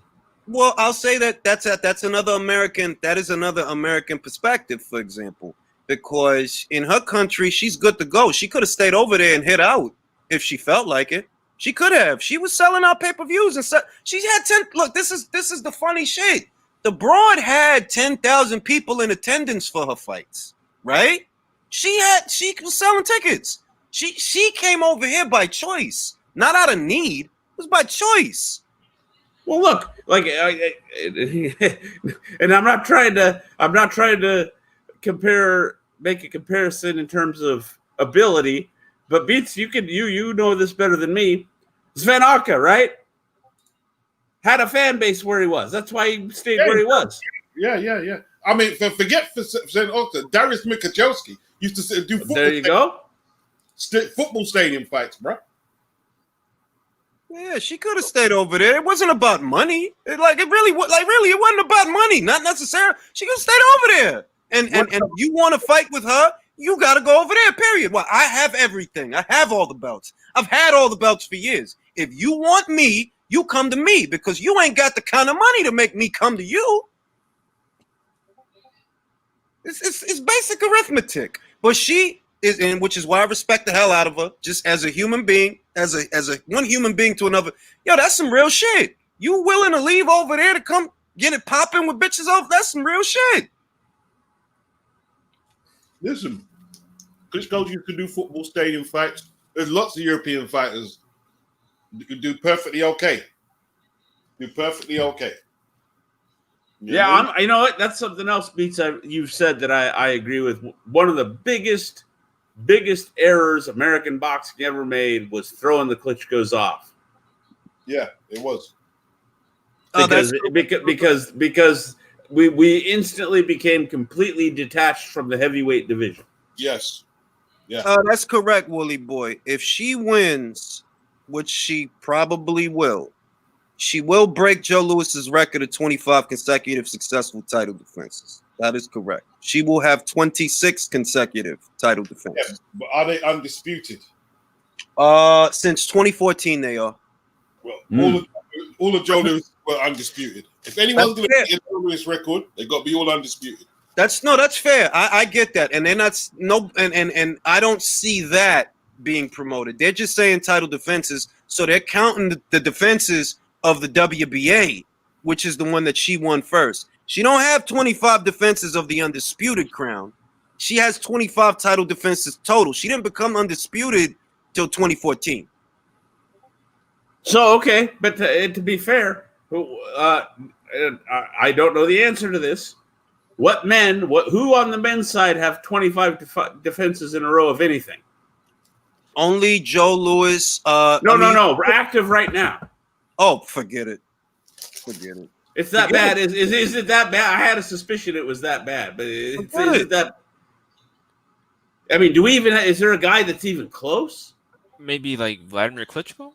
Yeah, he's close. No, he's not active. I'm talking about an active champion. But it wasn't that long ago, though. I mean, we got to count Vlad. He had something like 18. Which is good. That's still a good number because he wasn't, he was fighting who wanted it. If you want it, you can get it. So you got to give it to Vlad. That's active? Shit. Now, we don't have nobody like that. I mean, I'm struggling to think of a guy that I know for sure has 10 title defenses in a row. That's reigning or that reigned? That's reigning. Oh, well. Shit. Not a very good look, is it? For the men. I got to be honest. Because if you were going to say that reigned, I would have said Pacquiao. I mean, I know Navarrete, he had like 5. Farmer, he had like 5 before he lost to JoJo, I think. That's, you know what I mean? Yeah, that's just, I don't know, man. I don't know. And meanwhile, Larry Holmes had how many defenses, Beats? Larry had like, what, 20? He had a ton. About 18? I'm not sure. I know Larry has more than Vlad, and I think Vlad had about 18. I think Larry was at 20, and Joe topped out at 25. Oh, yeah, there's that guy, right. Juan Hagmanayotan. What are you talking about? What are you talking about? You talking about that guy, 51-0 guy? Like 54-0? Oh, come on. Come on. He's fighting rickshaw drivers over there. Come on. Come on now. But doesn't that kind of drive home the point? Yeah. Honestly. Shit. I mean, like, look, all I'm saying is I don't understand this, and I'm telling you, if you're gonna troll me, I'm gonna be a troll to you. If you're gonna troll me, I'm not. Look, L Dog, you ain't got to clean it up for me. Say what you say, but you came here to say it. Understand that. I appreciate your donation, but for Deshaun and Joe Strummer or whoever said what they said, all I'm saying is, if you're gonna beat your chest and tell me about how manly you are and how women shouldn't do what they're doing, why aren't you the one doing it then? Because you're so manly. That's all I'm saying. Now why isn't there a male boxer with friggin' half as many defenses as that? No, I'm not gonna take it to the boxers because the boxers already got my respect. So I'm gonna say for Deshaun. Okay, I got you. I'm gonna say for Deshaun. Oh, you're dealing with the trolls. You're dealing with the trolls. That's what I'm saying. Like, you got a lot to say, but you ain't got a lot to do. And you're a part of the problem because you're today's excuse for a man. These guys will fuck around. These guys will fuck around, challenge one of these fucking female fighters to a sparring match and go out like Charlie Jalolov. Can I be honest? I would take Raquel Miller to beat the doo-doo out of Deshaun 717. Any old day of the week. Where do I place my bet? Julius, where do I place my bet? I'm with you. Look, I could take him to the middle of Harlem. I introduce some people I know, some broads I know. I'll take any one of them broads. I'll take any one of them broads to beat the crab meat out of him. The crab meat, the white meat. They'll beat you to the white meat. I'll tell you what, yeah. My old man used to have this Jamaican friend, a woman, and I would advise you not to go anywhere near any type of fighting with her. Anywhere near, leave it. Will be my advice. Left it beats. Gotta left it. My first plug my very first plug when I was a very young boy, and I wanted to find out the secrets of nickel and diming and things of that nature, was a Jamaican lady named Paula. Now Paula's not there anymore. What was it? I think it was Paula. She's not there anymore. This was on Sugar Hill. Y'all know Harlem. You not beating her. Deshaun 717, you won't beat her. You won't. No, I'm telling you, you won't. Yeah, I wouldn't beat that broad. All right, and because this generation, they run their mouth a lot. And I'm telling you, those broads that put on them gloves and sign that waiver will fuck you up, bro. Those are violent people. Violent people. I'm talking about. I would beat the shit out of Manny Pacquiao. I'm thinking, you believe you'd step to Pacquiao on the street? You'd have to kill Manny Pacquiao. Pacquiao used to eat his fruit out of bins and shit, bro. That beats your. That is one of my biggest pet peeves. Is when we get civilians talk. Like, remember, and low place, if you're out there, it's nothing but love. But my man, when you try to talk about how you're going to do Chocolatito, no, you are a civilian. That is a professional fighter. Just like you ain't going to walk in to a fucking dojo and tell the karate and roll up on the karate instructor because he's smaller than you. It's the same way. You're going to get your ass whooped, bro. Yeah, like I'm thinking like, yo, these cats is talking like, look, man, I'll tell you what. You're so fucking... Julius, he would say, like, he would tell us, dude, I just got to lean on Chocolatito and it's over. Yeah, but see, Low Place is a younger cat than I am. Nothing against him. God bless him wherever he is. I hope. I repeat, nothing but love. Nothing but love. But when I hear that type of stuff, right, it just remind me of that meme from Mike Tyson. I don't know if he actually said that though. It sounds like something he would say. Dude, he repeated Beats, did he not repeatedly say? No, I'm not talking about what Low Play said. I'm talking about. Oh, okay. My bad. It says, yo, this generation got comfortable talking through a keyboard, and they don't know what it feels like to be punched in their face for what they're saying. Yeah, you're right, because in my generation, that's how it went down. Whereas in this generation, you get a cat like Deshaun that he probably ain't even got a Planet Fitness membership, right? Right? You probably even got one of those. But you will sit there and berate somebody that will literally fuck you up, bro. These broads will mess you up. You don't think so, but that's because you soft and you don't be fighting. You don't be fighting nobody. And they're not dealing with people in person. They're not dealing with people in person. Listen, the gym I used to go, I lived in a very highly populated black area. That's where I grew up. And there was a boxing gym there. And I remember I used to train there. So I was there once. And one dude came in there, a former boxer, big grown man. And I was talking to a black guy. And I can't remember there was an old white guy who used to run the gym. And he was talking to me about the old white when he was younger.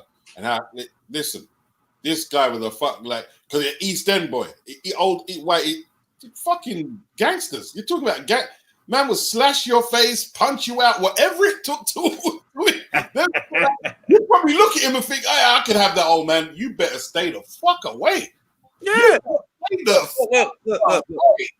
Look, everybody, I'm gonna say this, right? Because I don't cape for nobody first. I don't cape for nobody. But I tell you right now, all these cats, right, when it comes to Clarissa Shields, often disrespected via social media. A lot, right?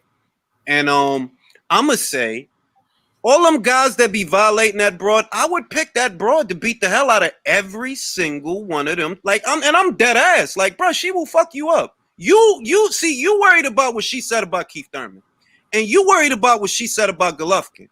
When you can't beat her. Don't hide behind Keith. Wait, Julius. Let me finish. Go ahead. You taking yourself out of it because you pussy. Like, you ass. You pussy. You want to make it about Keith. Don't make it about Keith. You the one popping shit. You can't beat that broad. I'll bet the rent. You can't beat that broad. You can't. Can't do it. But you want to run your mouth. They're civilians. These are civilians. It's just no different than pretty much any other sport. Look, you take a Joe Blow off the couch and make him play against a bunch of WNBA players. What do you think happens? That's what I'm saying. For all the shit that you see on social media can be a tool for good or it could be a tool for evil. It can be. It could be a platform for the intelligent or the ignorant. The ignorant motherfuckers talk more than anybody else. But I'm dead at, like, bro, I would pick Clarissa Shields to beat 90% of the trolls that show up under her. Because you guys can't fight. That's why you're talking like that. You guys can't fight. You don't fool me. The way you talking tells me who you are. Listen, real solid dudes who live in the ends in the hood, they don't talk like them trolls and they don't do that shit. No, they don't. They know better. They know better. Yeah, they don't do that shit. I'm like, that's, to me, that's common sense. Like, look at how you acting, bro. Imagine me that I gotta go over there and I'm gonna pop shit to it. Like, why would I be popping shit to this broad the way you popping shit to? Nah, I wouldn't do that. I'm not like that. You're talking about a person that's in the gym probably almost every day and has been doing this and training for their body for this since they were a little kid. But you're and these people are gonna get up off the couch having probably not done jack shit in their life, maybe thrown a jump shot, and they think they're gonna. Well, I seen. Look. 6 years I've been out in this place. I seen, like, with people in this area where I'm at now. I seen how these guys like throw hands and shit, right? And I seen how the girls throw hands. And I'm like, yo, the girls get it popping out here, but these guys, man, like, you over here throwing chairs. This cat throwing this, and like, you don't want to fight, bro. Why you throwing a chair? Go hit that man. Go hit that man. Hit him. Hit him. This man is throwing like fuck. I wouldn't be trying to fight Manny Pacquiao because I'm bigger than him. No, forget that. Fuck that. I'm 6 feet tall. I am not. I'm doing nothing but. I'm showing that man nothing but respect. Right, man. Or Dwight Cowie or something because he's shorter than me or something. No way. No, this is crazy to me that I'm like, yo, people don't realize. See, this is what the internet is to some people. It's an escape from their reality. So when they escape their reality, right, they will talk to someone. Like if that broad was in front of you, like if she was right there with you online at the Walmart or something, or online at the motherfucking at the Checker Burger, bro, you ain't even gonna talk. You ain't gonna sneeze. You doing that weak shit, and you get away with that weak shit on the internet because you weak. And I don't think that people hear that shit often enough. They don't get told that. So I'm gonna tell that to anybody that come on here. You think it's funny, it's cute. Nah, you're weak, bro. You was raised to be weak. You're weak. We had a generation of what they call helicopter parents. Yeah. If you're familiar with that term. No, peep this shit. Peep the outrage. Now he gonna say I'm on the register. Nah, I ain't on no register. You can look my name up. A lot of people know my government. You can look my name up in any database and you won't find me there. Yeah, register for what? He trying to say I'm like the BFTB cat. And why though? Because I'm talking. But peep it though. He come on here talking crazy. And he know he can't fight. He know it. That's why you picking on a broad or trying to pick on a broad. Because I know 100%. 100%. If that broad was in front of you, she'll probably fuck you up, man. Real bad. Real bad. Sorry to cut you, yeah? But once he puts your name into that, you should block him straight away. Yeah. To be blocked. You can't even make a joke about that, about another man's life. You can't even make a joke about that. You should be blocked. You should never be allowed. Yo, Deshaun, peep it. You such a manly man that you mad that I'm checking you for taking shots at a girl. Whoever raised you did a fucked up job. And we will discuss it no further. Because you came here thinking it's cool to take shots at broads. That's what you're doing. That's why you mad at me, because I'm checking you for doing that. Drop the link. Now, if you come in here, I'm out. After he's not gonna, he ain't gonna waste our time, bro. Think about it. I'm a mince words with a dude that wants to pick on broads and gets mad that I'm saying, yo, you weak sauce. And he's a liar. He's the type of dude who tell a lie on you to fuck up your job, your family. Yeah, like, bro. A lot of people know my government. You can look me up, bro. I'm like, my name is very unique, so I'm not hard to find. You could tell that lie if you want to. You're mad that I don't think it's not feeling it. Not feeling it, bro. Whoever you are, I'm not feeling it. Not feeling that shit.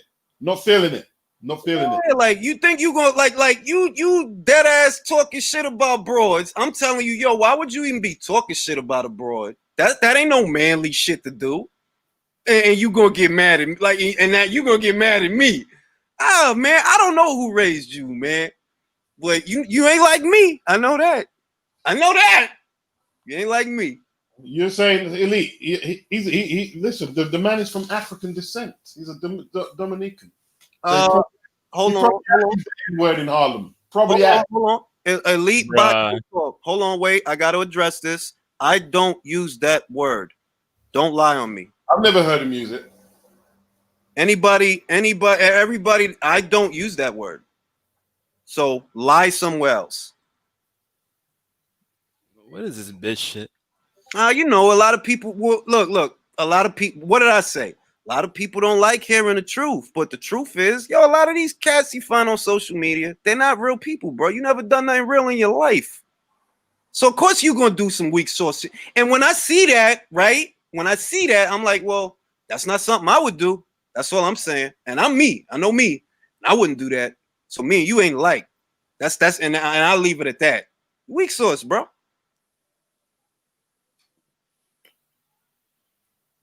Anyway.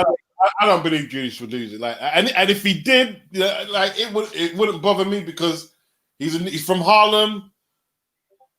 No, I mean, look. I'm gonna put it this way: there was a time when I was in the streets of Harlem. Yeah, of course. But what you're implying, nah. And I have enough credibility that people know I don't use that word, and they know why I don't use it. I don't even say it at home, behind closed doors. Man, listen, why you guys trying to stir shit, bro? They're not Beats, you're giving them way too much credit because they're not stirring shit. You're lying and you got caught in a lie because there's the people that follow this channel been following it for years and they don't hear that word. No, I've never heard Julie say that.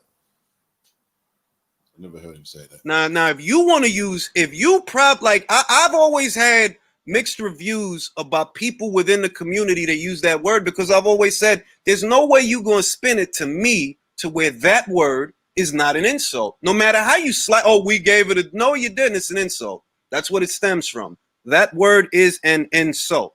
If you want to keep using it, knock yourself out. But I don't. Yeah. Man, there's a lot of weirdos on here, man. Yeah, they are. It's time to wrap it up. We've been on for a long time. Gentlemen, always a pleasure. All right, man. No problem. Man. Yeah, man.